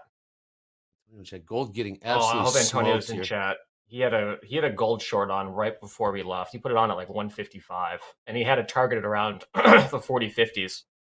We are now long a micro Nasdaq. Okay. Nice. Mandy, what is your position again, and house account as well? Mandy, long 3, correct? Long 3 at 281.5. And I'm looking for 10 points as my first target at 291, since we'll be pushing towards all-time highs. I'm looking to see if we can tag 300. That might not happen today. I'll probably drop out earlier if there's an opportunity like that tells me that there's a reversal happening. But I'm curious to see if we can break 300s before end of day. Okay, Nice. Dolby time. House account is long 1, you said? 25,280s, bidding down to 25,260. Okay, down to 260s. Roger that. And gold got absolutely smashed there. Look at that. Oh, man. Oh, Michael Patak making an appearance here in the chat. Hello, Michael. Is the top in gold. Michael Patak, gold down about 25 bucks in the last 3 minutes. Ken Griffin was getting a little concerned about that. Michael Patak in here at Power Hour. Great to see him. What do you say? He's off to hockey. Wow. Hello, Michael. What position? Forward. I've seen him play hockey before. He's off to play. His kids aren't playing. He's playing. Yep. Oh, hell yeah, dude. Good to see ya. Michael, Never new grow all-time up, highs. MP. Stay young forever.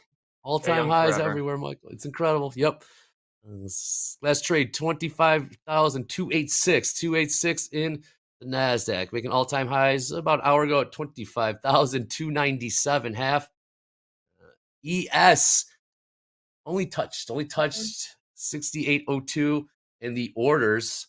That was all-time high. So got there to the tick. We're seeing a little push higher here in the NQ. All right, you guys are both in trades, so I will do the above below. Or actually, Michael Patak can do this. Michael, what will the price be on the close in the NASDAQ? In the chat will vote above or below.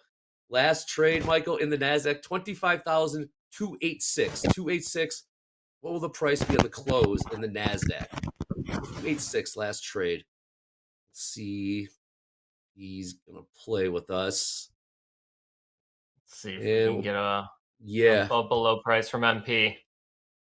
Does he have Topstep X on his phone right now? Is he looking at touch the NASDAQ? All right. We'll do the ES then. We'll do the ES, Michael. 67.95 last trade. What will the price be on the close in the ES? 67.96 last trade. If not, go to Mandy here. 6,800. 6,800. Excellent. Thank you, Michael. We'll put it to a poll here. 6,800. Again, all-time highs right here, right now. Beautiful. 6,800. Above, below. Again, all-time highs. 68. Yep. We got a delta positive 7,200 in the ES and positive 6,600. I do believe. There it is. MP is back, and it's time to pick your ES closing level. Above, below, 6,800. I'm going to go above. I will pick above. Again, gold with that massive sell-off, 25 bucks. When Power Hour started, gold was trading 40.75. They sold it all the way down to 40.52. 40.52. Back up to 40.60. We got the countdown clock in the lower right-hand corner. 47 minutes till the closing bell. 37 minutes till MOC, market on close. We got Mandy long 3 MNQ, House long 1 MNQ, right around the same price.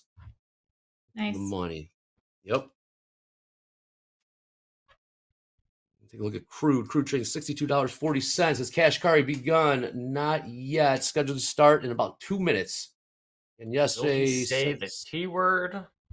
Will it be the I word? S word? Yeah, that was a new one. Stagflation. S word in a while. Yep. 2 minutes. What was that gold? What happened in gold? Absolutely smashed it. Take a look at the might need ladder to here. send Antonio an email and see what happened, man. He had a Was he 4 short? to 1 risk reward trade on. Yeah, he had a short in gold. Oh. Wow. We do have a 170 lot up at 25,300. It would be all-time highs. So we are about 14 points away from that. Take a look at the ES ladder. The size on the bid and the Intake ask. looking About real good right now. all right. I'm really liking this setup. Nice. There we go. We're out of one. I'm still in Nice. 2 contracts. Let's go. Looking for next side target up at 295, and then I'm a little chicken. I like to give a little 10%. See if we can hold. I didn't hit 3. I have my last contract at 299 3/4. Actually, I don't know. I might want to just put that at 299. I've seen them do it before too, where we just barely get just so close and then reverse, like we did earlier, right? Like our all-time high is 97.5. All right. So Andy, you have to manage this Haas account trade. I only have 1 contract, so this one's on you. Sounds good. Ooh, I think 95 is a safe bet. I'm intrigued to see what we do here at high of day. I think we can push close to it, but if we get a quick rejection off of it, I'm just gonna cut it for a loss. I think I'm gonna put us down at 90. So I am risk-free trade. I'm gonna be green no matter what.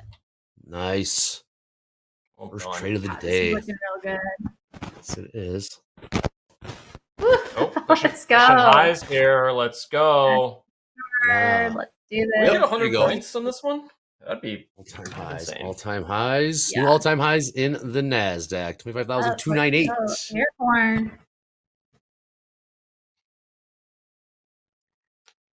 Wish we had more on, Dre. I Get more on. might get a chance. ES gonna I'm just gonna keep dragging this up because it's either a push here now or I don't like the risk if we. Yep, there we go. We're out. We hit. We're out. Nice. There's the 300s. Real Go threes. 3. I'm up 800 on those 3 contracts. Really? Don't know Nice if I'll start, do nice any start. more. I mean, we still got what 44 minutes left, but pretty happy with that actually. I'll take it. Absolutely. Nice trade. First trade. Really happy I sitting missed this morning. Probably would have gotten chopped up or some misread of some sort. There's something nice about coming in, an hour before the market's about to close. Only so much you can do. Fresh eyes. You got all the Fresh eyes levels. and- Yeah. Yeah. Well, I'll be honest. I didn't have any levels charted because this is kind of new territory, but probably should have put in a couple lines. Couple squigglies on there. Let's see. Still nothing from Kashkari just Doing yet. that. Scheduled to speak about a minute ago. Nothing yet. We had those FOMC minutes come out and pretty much gave the thumbs up for 2 more rate cuts, 25 basis points in October 29th, and then another 25 basis point cut in December. See the markets moving higher from that. We saw yields moving down just a bit. Green light, new all-time highs, NQ. 25,303 ES, not so fast. Was 68, Really? Yes, Putting up a fight, 6802, huh? 6802, and the orders. That was coming today. We hit it twice today and cannot get above it. Interesting, to say the least. This tilt is still pretty short too, Dre. Is it? Okay. Yeah, ES and NASDAQ are both like 58% short right now. We haven't had a delta. What's delta? Do we have a delta update yet? Got delta for yes, plus 6,300 ES, plus 7,200 NASDAQ. Oh wow, bullish. Nice. All right, man. We got 1 contract right now. How do we add? How do we add into this? That's This is not hard. your It's vibe. a different strategy than I normally is. do. I know. That's why I'm asking you. I would say if we tap 90s again, I would just be out. We're up a really? bit. Okay. Yeah, I don't I'll say like know. add I mean, more. that's the thing is we could hit 320s before the end of day. Then we could just keep grinding. Or since we've hit another 100 level, like a mental round number, I could see us just kind of bouncing here. Maybe hit 308s, 312s, 320s, and then reverse back down. I mean, anything can happen. This is uncharted territory. It's so tricky. But that's where I really like the opportunity to go long because I mean, like I said, we can be long and continue, or we can be at all-time highs and continue to go higher. And where I followed my indicators and my strategy, it paid well. Yeah. At this point, with a little bit of a pullback, right? I just don't know when it gets towards the end of day power hour. Sometimes we see a rotation, and so that's where I'm a little bit more picky at this point. So if we get back to 90, you want to be flat, but there's nowhere you'd want to add more to this trade. Don't wait if the ES pops. Maybe 94s, add at 94s, and then 94s? do a Okay. solid stop and profit wherever that average would put you at. That's a great question. We'll bid 94. So that gets us around. We're trying to, I think, get aligned with. I guess do 94 halves. That's Okay. where we kind of retraced and bounced back off on the 100 tick. I mean, I'm saying bounce. I'm using these terms very lightly. Again, new territory. All-time highs. It's so I think we go for tricky. this 100 banger. I think 100 bangers in the works here, Dre. Yeah, it could be. 380s. It's not even that far away. We just broke out of the 30-minute range as well, so it could be a nice pop here. ES can get through these 6802s and the 680304. Keep pushing. I mean, look at that 30-minute range, Dre, in the ES though. Like, look at that. That's a Joe like great 380s. Joe Black likes 380s. It's great. Okay. Look at this We're thing. almost a 312. Yeah. Love the Kashkari. Nothing from Kashkari yet. See the sellers come in right there in the ES. NASDAQ grind higher, new all-time highs, 25,311. Good brand. It is. Omaha Styly. Mm-hmm.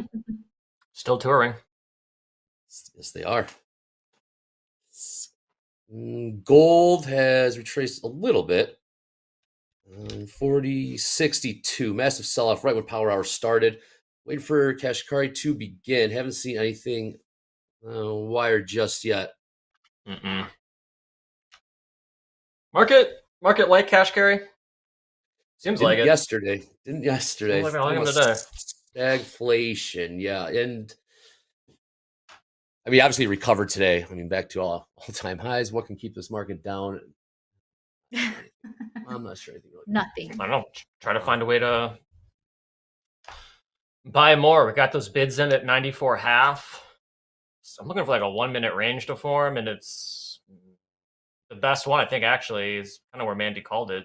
Kind of the 94 halves with a little bit of a 1-minute range before it broke out, but maybe we can get back down there again and see. We missed range over range this thing to new highs and newer highs. So the bottom of the hour. We're working what, 94s, 95s? I mean, we're another working ad could be 94 like, half. Okay. yeah, that is 300. pretty far down there though. 300 and a quarter could be another good ad if you're feeling pretty confident in this continuation. I don't know. It'd be good. I feel like if we could get 300s, we might get 94s. Let's see. Let's see what happens when it gets back down here. Maybe you're It would be flat, a shame to correct? only have one. Yep, trade. flat up 801. Nice. House count long. 280. Last trade. Free trade either way. 304. Yep. It's gonna be interesting. I'm How in- do we get in here? Oh, what do you got, Mandy? I'm so just looking at the tilt. I mean, the longs are printing pretty awesome right now. Their average price was 255. Quite surprised on how many are short, but I mean, it makes sense. But like I said, we've seen things continue to just run when we hit all-time highs. So what I mean, to tilt do. is And still the last surprisingly hour short. is the only thing that's making me a little bit more hesitant. If we were talking at, like a 10 a.m. situation, I'd say let's More keep room. running all day. But ACH, that's I Yep. think our favorite thing to say here. Pretty But it's so much. true. It's the very truest thing. accurate. Question in the chat for Mandy. Mandy, what are your settings and favorite indicators? Can you show them Yeah. on the chart? Of course. If As a Kashkari does get scalper, started, I'll have to jump in. But please, Mandy, let's see those indicators go for and it. settings. Please do. Yeah, so I love the 3-minute as a scalper. Just the levels hit really accurately for me, and riding along my moving averages. And then the 100 trick more for entry levels. I use a triple moving average as usually a target price point when I'm, looking to scalp. I will usually either put it close to a round number or at a moving average location. I do the triple moving average. So I use those 3. Those ones are set automatically on default for Topstep X at 14, 21, and 35 periods. Of course, I always have Topstep daily levels. VWAP is just a really great indicator, I just think, for anybody to use. But my main strategy is using the moving average EMA cross, which is automatically set to 10 on Topstep X. And that has been really, really good for me. So anytime we have a moving average and an EMA crossover, I have a little cross that shows up.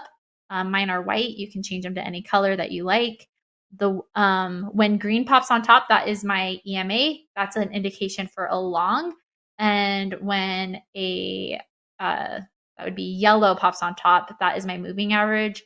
That would be an indication for a sell. Now, again, that's not my single indicator that tells me when to enter. I look at a lot of variety of things. Are we hitting round numbers? What's the volume at right now? Momentum. There's kind of a lot of different factors that I look into it, but that is a really good signal for me to kind of get in there. But not always. Great stuff. Kashkari has begun, not touching on policy or economic outlook yet. Keep an eye out Moving for our that. bids up to 301. Okay. There you go. Gold Just we making have a to. move. Gold making a move all the way Well, back. Gold. Nice. Gold, massive sell-off again, about $20 sell-off. We were trading 40.75. They smashed it all the way down to 40.52. We are on the move back. Currently trading 40.68. We're going to retrace the entire sell-off here. And I do have an update. Antonio did keep his trade, and he did get his 50s. So profitable gold trade Nice. from Antonio from the previous segment. Okay. That's amazing. It is amazing. It was a great trade. Somebody in the chat's just wondering how long it took for me to be profitable. In futures, I would say, I found Topstep in May of last year, and I took my first payout, I think, in October of last year. So a few months. I think that's a question traders ask a lot: is how long does it take? But I was trading Forex and not profitable, Then I tried that's options funny. and was profitable and then So did lost, So did Antonio. Antonio also started in Forex and was not profitable. Yeah. And I connected with some other Utah traders that are actually Topstep people, Topstep users, and this last week. And we all ended up using the same day trading education company. And we all agree we learned amazing fundamentals when it came to learning about markets and indicators and just understanding how to day trade.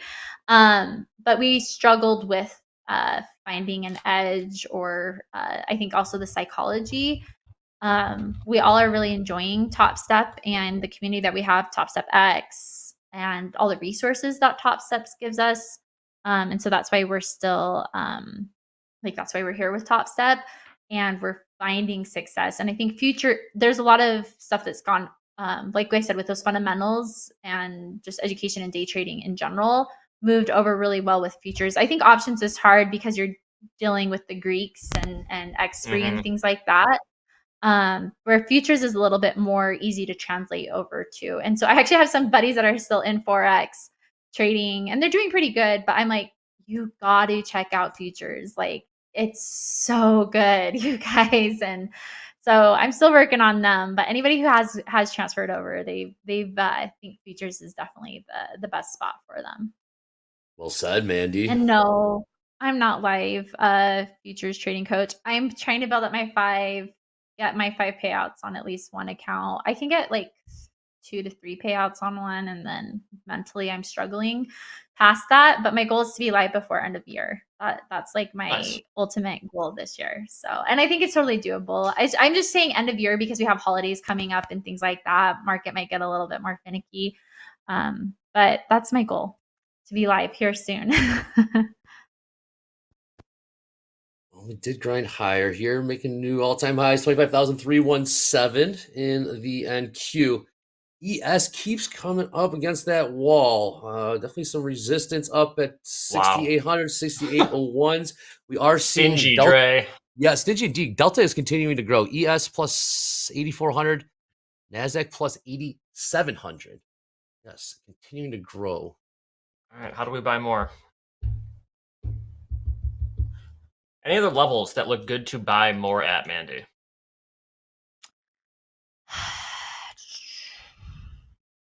$308? No, $309. Like, yeah, if you can get another one here at $309, I think that would be a good spot. Cool. Just any top Bamera is coming with the gone. bounce. Where would be your stop loss, or sorry, your stop profit be at? We'd probably be averaged around 95. So we would still be accepting risk on this trade. It would just move our average up. So the stop would probably be, it depends how many contracts we get. So typically the max risk is 250, but we don't always get all the contracts to make it like that. So if we only get filled on like 2 or 3, we could have a pretty wide stop, actually. So we'll see what we get. If we can even get anything, we will see. Not something we normally do, but it's it's an interesting skill and tool to have in your toolbox, which is the average up. Averaging up in a trending market is tricky to do. Yes, it is. It really that is. takes some skill. It takes some That's skill. veteran trader status right there, I feel like. It is hard to do. See if we can do it. This ES, it is incredible. There is tons of volume being traded up here between 67.97 and 68.01, and market's stuck. It is stuck. I gotta watch this. Yeah, I gotta it. 309s would have been the better. Wait, no, 309s. Yeah, that's what I said. So yeah, 301s looked good. 309s looked good. These pullbacks are not pulling back far enough, unfortunately. Far enough, exactly. Dang. Okay. Another push nice high. little pop there. Yeah. Yes. Yeah. So these are definitely bigger. Okay, we might get our candles 30 on the 100 tick. So what's that? What do you mean? I'm How do you get a bigger candle on the 100 tick? Is it? Oh, because it's not a range bar. So, what does that mean to you? To me, that would be telling me that there's, I guess, more volatility coming in. I guess if you can say that. So I don't know, with the size of those candles on the 100 tick, I'd be a little bit more like, okay, are we starting to get exhaustion occurring here? To where I'd pull. That's the thing. Would you pull the 309s? I don't want you to change out what you're doing, but again, I'm a scalper. You're more of a longer term Oh, you're trader. helping, You know, us out. You're helping out the house right now, man. Would you Absolutely. pull the yeah. 309s? No, I mean, I like the 309s, but I would definitely put like a quick stop. I mean, not too far, maybe, yeah, 300s. I would be out by 300s if you're still in profit at that point. What would, I guess, what would your average be if you got in at 309s is the question. I'm bad Probably at pretty close. figuring that out. Probably but- pretty close to 292s, 295s, if I had to guess. Yeah, I mean, that's still a good 8 points, but these candlesticks just seem a little bit more, I don't want to say violent, but just not as methodical. Wiggle. There's a little wiggle. Yeah, This is like the wiggly. wiggle equivalent. It's like Yes. yesterday, Dolby. Yeah. We got nothing from Kashgar yet. We do have something out of Trump. Here we go. Oh. We're in deep discussions on the Middle East. There's a good chance of success in the Middle East. I may go to the Middle East toward the end of next week, maybe Sunday. Wow. So a little sell off there in oil. Crude that is $62.37. Yeah. Dolby. We're holding. What the sell off in gold was? 100 pointer. Let's go. You're like nothing less. Yeah, right. Diamond hands. Oh man, we don't have enough time, Mandy. We don't have enough time. I We don't have know, time. right? We got 25 minutes left. ES is still ES is stuck in the mud, Dre. Yes, it is. There's tons of volume. You trade that heavy positive delta. These buyers are going to market, lifting the offer, but we cannot make new all-time highs. Anything above 68.02 and the orders, it will be all-time highs, and they continue to put a ceiling on the ES right now. We got 14 minutes till MOC, market on close. Dow, I'm not the Dow. We got NASDAQ, NQ. Skip the Dow. Well, they so asked what's me going on in the web? 40 seconds. My thoughts, okay? I like the 40 3-minute seconds? candle. Yeah. I just need a candle that. close, and then I can give you some more opinions. NASDAQ's going full honey badger here. Yeah, absolutely. Is this going to roll over? Yeah, that's what I was curious about. It's a great range. 1 minute So range is very solid right now. Somebody was asking about the 1 minute versus a 3 minute. I just pulled up this 1 minute chart using my indicators that I normally use. I don't know. Like if you look here, it would be like 11:45. It looked like we had like a good reversal. But the overall trend, I feel like the 3 minute was still holding those moving averages better. And so I just feel like you get like a false positive on a 1 minute versus, oh, we had a candle close. Yeah, so I'm feeling like we're wanting to rotate down. Did you got a bid in there, Dolby, correct? Yeah, we're at long 309s? two. We're long Okay, two now. so yeah. And then we're gonna bid these 301s too. 301s, yeah. Average price, Dolby? 94.5 right now, and we're at break even for a stop. 94. So this is gonna be tightly managed. Okay. I'd say. Unless we can figure out a way to, I don't know. Yeah, Mandy, go ahead. What are your thoughts here? No, you're good. Yeah, I would still open for you holding that. I'm curious if we are going to get a Let's just like see structural change. And this is looking good now. This is looking good for a continuation. Oh, you like it now? In Okay, my cool. opinion. Yeah, I'm liking it better now. Maybe like below. But yeah, going back to this 80s, 3 minute to the 1 minute, the moving averages just gives, it holds the moving averages better. I feel like I feel like we get less false positives on a 3 minute than we do on a 1 minute. So that's just my preference, and that's what one of my mentors used, and I adopted it and felt like I was more accurate with my trades that way. Oh, nice. So to answer that question, still not wanted was asking in the chat. Yeah, let's see what happens here at 308s. We'll see what happens here. Still, all right. Well, let's let this trade cook a little bit. We got 12 minutes till MOC, market on close. We haven't been getting those Fed numbers. With the government shutdown, we're on day 7 or so.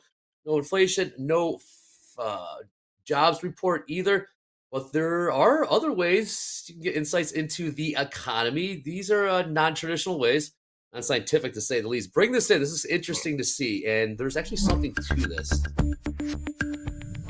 By traditional measures, the U.S. economy, even with its sticky inflation and softening labor market, is stable. They're not great. They could definitely be better. They could definitely be worse. Despite the sustained pressure of high prices shaking consumer confidence, Americans are also still spending. But there is a widening spending gap between high and low income consumers, and signs revealing how people are spending their money may be changing. We've delayed car purchases some. Appliances, electronics, we've slowed down on that. Travel, we've slowed down on that. Virginia Tech economics professor Jadrian Wooten points to less obvious indicators of economic discomfort, like cardboard box manufacturing, which is down 9% in 2025 amid U.S. factory closures and cutbacks. If cardboard box manufacturers were not making as many boxes, that meant that stores were not ordering as many boxes because they didn't anticipate selling as many products in the future. This week, the price of gold surged past $4,000 per ounce, another possible red flag for the state of affairs. People are trying to invest money in something that they feel is going to be really stable. And a lot of people do run to gold whenever the markets are a little bit uncertain. Wooten says even though many are worried about what lies ahead, the health of the U.S. economy relies on its consumers. If a lot of people think a recession is coming, they're going to pull back on spending.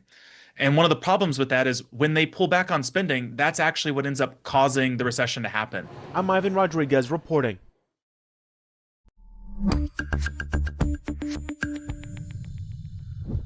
Cardboard box indicator. We laugh. There is also something. There's also an RV. Yes, the RV economic indicator. It gives insight into consumer confidence and as well as discretionary spending. Insights into the economy that way. So different ways to kind of approach that. But the cardboard box, never thought about it that way, but that does make sense. Big business. Yep. Corrugated boxes. Well, we are prices $67.99 last trade in the ES. That's another one, Marks. Actually, I've actually heard about that one. 25,308 last trade in the NASDAQ. Dow right around the lows. And crude flatten out.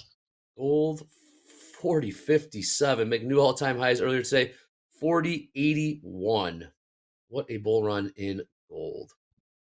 All right, we got 9 minutes till MOC. I was counting long too from 25,294. Have Mandy any setup you're looking for here in the last 19 minutes? I'm of really the session? intrigued actually to see what we do here at 304s.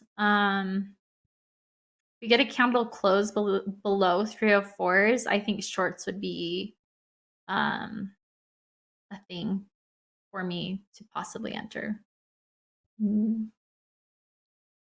Okay, perhaps a short now. Just like yeah, I'm just curious because I may meet my EMA moving average crossover. Moving average popped on top. So again, that's not the entry. I look for a few other things. Can we get below the EMA, a hold below on the 3-minute candle close? That's kind of what I'm looking for here. We're really close to it. So we got about 4 seconds. Yeah. Oh, man. 67.98 last trade in ES. So that positive. Did in those delta. 304s? 304s? Colby? Colby time? 301s. Looking for 301s. Oh, 301s. That's right. Sorry. I had with 304s in my head earlier. Yeah, with a stop at 80s. And 80s is the midpoint of the 30-minute range. So we kind of broke out of the 30-minute range. So the range low is like 265. The range high for the 30-minute is about 298. And the midpoint's approximately 282. So we're going to put the stop below the midpoint of the 30-minute range. Nice. And we're still going to bid to 301s, but we'll stay put at 3 contracts if we get filled there. There's no need to go to 5. Long two. Good. We bounced off EMA for me. So 71% short. 71% short the NASDAQ right now, looking at the tilt average price of Average price of 25,269. Short from 269. Taking some heat there. There's about 6 minutes till MOC. Don't forget tomorrow, Jerome Powell will be speaking in quotes. I have a pre-recorded statement at 7:30 a.m. Central. Then we got Bezant, depending on how you want to pronounce it, at 7:45 a.m. Central. We'll be live. A lot more speakers coming out. We also have earnings starting tomorrow before the bell. We got Pepsi and Delta Airlines. And next week, the banks really put earnings season into high gear. 1,305 last trade in the NASDAQ. Anything on the ladder? Look at the NQ. Really jumping off. Jack in chat. Saw that. 67.93 close. Yeah. And ES would crush most ODTE calls. 93s. Okay. 93s. Last trade 67.98. 67.98. Hanging in there. We are. It's going to come down to MOC, Dre. It's going to come down to Yes, MOC. It will. It literally will. Nothing. See what we can get. I do trade on the dome, whatever y'all want to call it. The ladder. Just call it the ladder. Ladder, yeah. Yeah. I like to put that sometimes if I'm like not exactly sure if I should go like a 3/4 or a quarter. I kind of just like to see where there's more contracts sitting there, and sometimes that'll be like a target point for me. But that's, and I guess usually just trying to be aware of like, oh, there's over 100 contracts sitting at this one spot. Maybe I'm a little bit more hesitant to go in the opposite direction. But I don't use it. I mean, I look at it regularly. Does it make all my decisions for me? Absolutely not. It's just like a piece to the puzzle. There's a lot of pieces for sure. There is. And honestly, like most people only really have like probably one or two pieces that they really lean on. Yep. And then anything else is maybe just like shading or coloring. But like, I mean, how many things can traders really keep like in their mind organized to like execute a trade? Is it like a 3 or 4 part mechanism before you have to put a trade on? Or is it just like one thing? You just need to see one thing. The more stuff you add, the harder it is to get into a trade. Agree. It is. Which I would argue too, like with that day trading education program that I was in, I was actually talking with those other individuals who had been there too, and we would have like a 10-point checklist that you would kind of have to follow before you can enter in a trade for your A+ setup. We've been there. And I'm That's a like, lot. that's a lot, like thinking back at it. But I was like a younger, naive trader, and I just have like my cross and my moving averages and VWAP. So it's only 3, and then you kind of learn how NQ likes to behave and what it likes to do. And so I don't have many. It's usually like 2 or 3 little check boxes in my head. Like I don't literally sit. Like at that point, the trade's already. By the time you can check everything off, it's like we know. Oh, Mandy, we know. We know. Absolutely. Check mark. Oh man, you got the chills right there. At first, having all those check marks or check boxes, I think it makes sense, and then you can kind of pare it back, but just have all these things in your mind. Believe it or not, you are going through all those boxes before you get in the trade. It's just pretty much second nature, I'd say, at this point.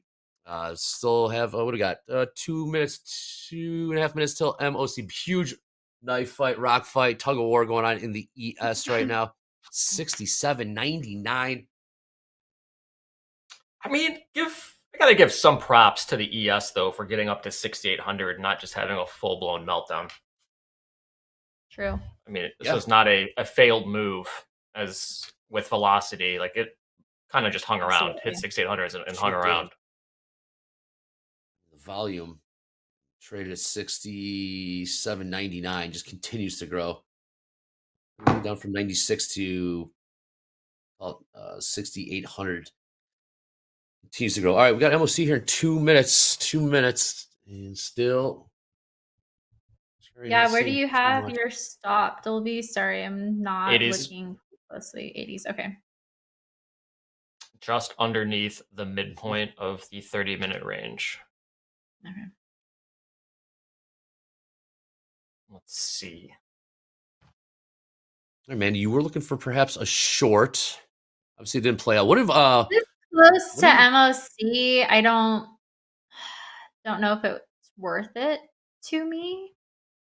Like, if I'm willing to accept that risk. Sure. No, Manny, I was going to say I think one of your strongest suits in trading is your ability to, if then, look for that setup and be able to walk away from that setup.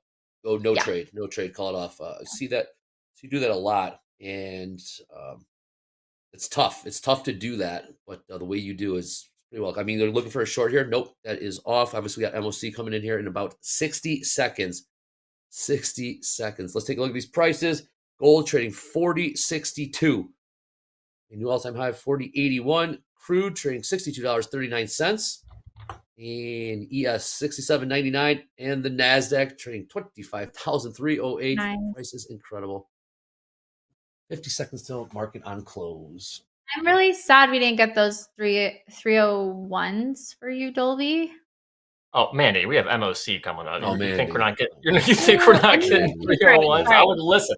I would love to not get. Here's a question for you, though, Dolby. So I guess on the house accounts, you're willing to accept the risk of a loss and not break even on the house account. Like Break do you even feel like is a bad I word. know. It's a bad word. Mandy, I've been keeping a journal on. But when it's almost C though, like 10 seconds. yes, we could like drop down and get back up. I don't know. That's what's so cool about trading is there's so many different strategies. Like for me, I'm like, oh, Here we go. break even sounds good. What is it? Woo! Look at that. It is out. All right, light buy side. ES buy side 400 mil, 500 mil buy side Nasdaq, 250 mil Dow. All buy side lights. Those numbers can and will change. And light buy side, what the markets do, those can and will change. And then 55 after 5 minutes till the closing bell, we'll get another injection of liquidity. But right now, light buy side. Yes, 400 mil buy, NASDAQ 500 mil buy, and Dow 250 mil buy. Anything change? Oh, hanging in there. What do we get to? Oh, we got to 68.02 in the ES. Still not a crazy sell-off though, and neither with NASDAQ. I mean, this is not bearish behavior yet. Still looking really bullish. This is a good candle. I like this. Yep, Yeah, we might all-time get. highs. Yeah, we'll see if we can get 345s and 380s. Basically, we're holding it till close. Yeah. That's all we're watching doing. this? Yeah, 340s have 72 contracts. Oh, there we go. 330s has 56 right now. I could hit it. Totally see us hitting 330s. With this, I mean, if we can keep this buy side up. We're gonna pull this third contract. Yes, might do it. Yes, might do it. Yes, might do it. Tick away. Tick away. 68.02. Up to 68.02 half. As I continue to make new all-time highs over there, 25,325. They're trying to grind this thing higher in the Yes, sellers this is are just. incredible. This is incredible. They are just look how this is incredible. They will not. Stubborn. They are stubborn. Damn, look at this. Okay, back to 68.01 half.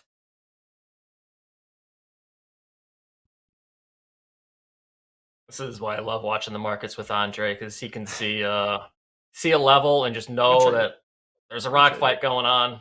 We're gonna try to do it. Let's go. Let's get over these. Nasdaq's going 68.02. There we go. New all-time highs. They finally did. Let's see if there's any follow through here. If they're gonna blow this thing off, or nope. Sellers just smashed it again. Look at that huge. Nope. Damn, Jack. Oh, hit me, Jack. How many was that? Amazing. Also About close. 7, 1, 2, 3, maybe about 1,000 lot or so just came in on the bid and sold into it. 68. Yes, mask traders. And this is why you don't short all-time highs. That's what I said coming into this. But It's paying out right now really nicely. Scalpadoodle onlys if you're trying to short all-time highs. 10 to 15 points. Yeah, well, I'm watching this rock fight. I'm watching the ES. Oftentimes, shorting the all-time highs, it's what fuels the rally, right? You're Yeah. short, how do you get out? You got to get out by buying. And when your stops are hit, kind of just fueling it by trying to call the Dolby tops here. stop loss. Break even? Above. No, not break even. Let's take profits. At those 303s. Cool. 302.50, just right below the last candle. 302.50. Or I guess Sure. previous 2 candles on the 3-minute. Yeah. Cool. Yeah. Moving Then it you're up. green no matter what. Huh. Got Green him. no matter what. All right, good stuff. ES back beneath 6,800. They are aggressively hitting the bid. That means market orders come in to sell, but we got NASDAQ staying strong here. Dow making new lows. Take a look at MOC. We got, here we go, NASDAQ 1 billion buy side now. Okay, we are very happy. ES 7, call it 800 mil buy side. 800 mil buy side. NASDAQ, though, a billion. Look at the NASDAQ go. $1 billion. $1 billion wants to buy all-time highs. Let's go. Right? Let's go. Amazing. Let this 25 market work. seconds.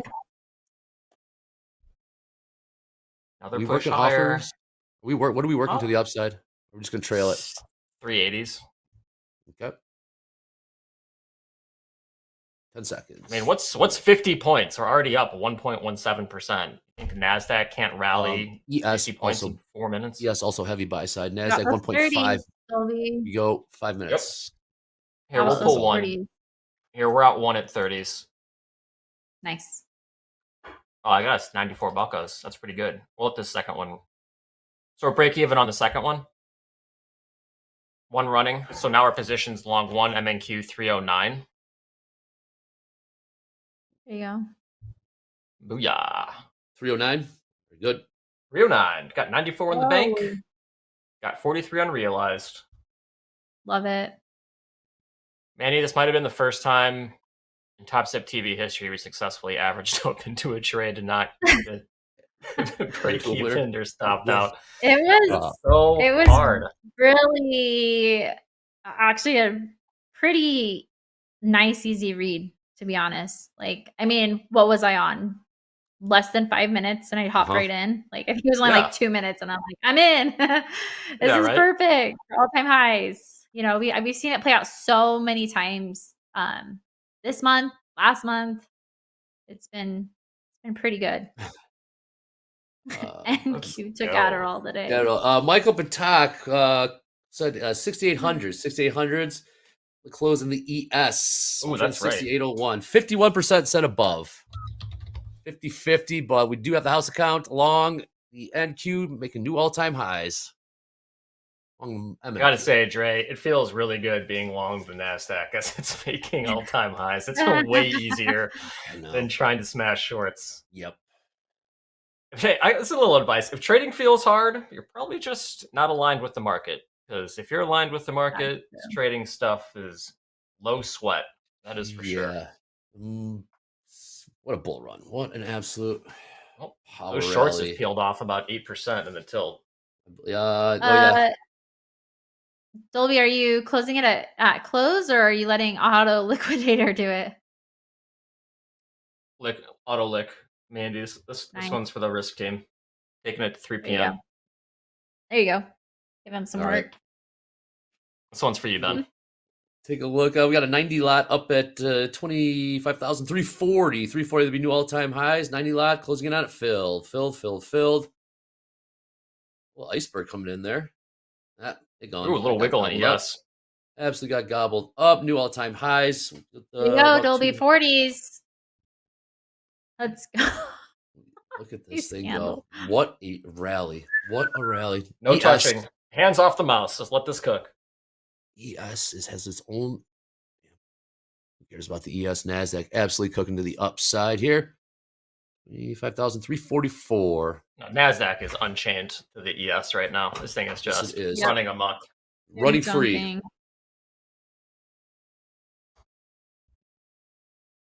Do we hit Decent. 50s? It's a little profit taking. Do we hit 50s?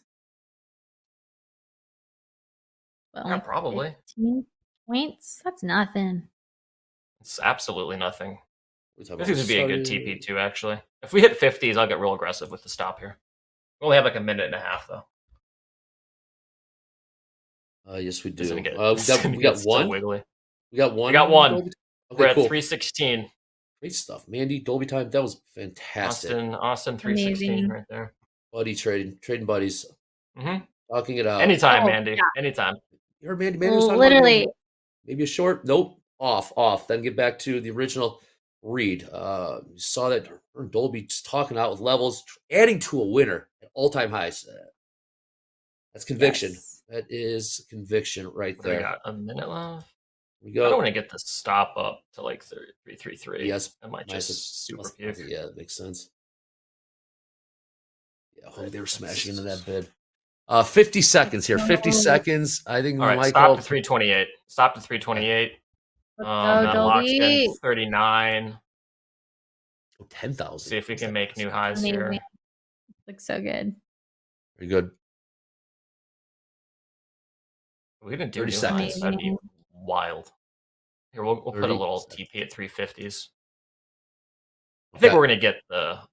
Yeah, I think see we're if we gonna get get stopped though. one more pop here. One more pop with about 20 seconds. 20 seconds till the close. Michael's We're gonna out. nail it. Out. Yep. There you go. It's trade. Absolutely nice trade. 130. Great job. Great job, Mandy. Great job. All right, above Dolby. below now. guys. All eyes on above below. Above below. Do we nail it? Do we nail it? Do we nail it? There's the bell. Damn close. let's Within a go. point. Damn close Within a is point. right. Wow. What a power. That was fantastic stuff. Good stuff. Mandy, That was fun. great job. Dolby time. Great job. Trading buddies happening here in real time. Topstep TV. Yes. Can't get this anywhere else. So that being said, shout out to all the bellers. Without you, this is not possible. We're all in this together, grinding it out while we're making new all-time highs in gold, ES, NASDAQ. With that being said, we'll throw it to my main man, James, Dr. Volatility Harden. Take us out of here and into At the Buzzer. Absolutely. Well, congrats to everybody for the profits you made, and sorry for the losses you might have endured. But thank you, no matter what, for watching Topstep TV. We appreciate you being here. We appreciate your time. We know you have a lot of channels you could be watching, and we appreciate you watching this one. But now, our show is over, and actually, there will be no At the Buzzer next. So our next show is not going to be until tonight at 7:30, Slow Markets with Coach Jay. Now, you know Jay and Dakota have been hanging out in New York. Dakota is traveling back home, and Jay just needs a little bit more time to get ready for taking over for Slow Markets tonight. So no At the Buzzer. So be back here tonight at 7:30 for Slow Markets with Coach Jay. We love it when Coach Jay takes over for Dakota when Dakota can't make it, so be sure to be there. Then tomorrow morning, 1:30 a.m., Aaron Trades is still on with London Open. Deanna will be right after that, 3:30 a.m. with Euro Trade. And then, of course, you know it, we're going to be right back here, 7:15 a.m., doing it all again on Topstep TV. So have a great night. We'll see you at Slow Markets. And, of course, we'll see you tomorrow morning. I'm James Harden. You're the chat. And this has been Topstep TV. Let's go.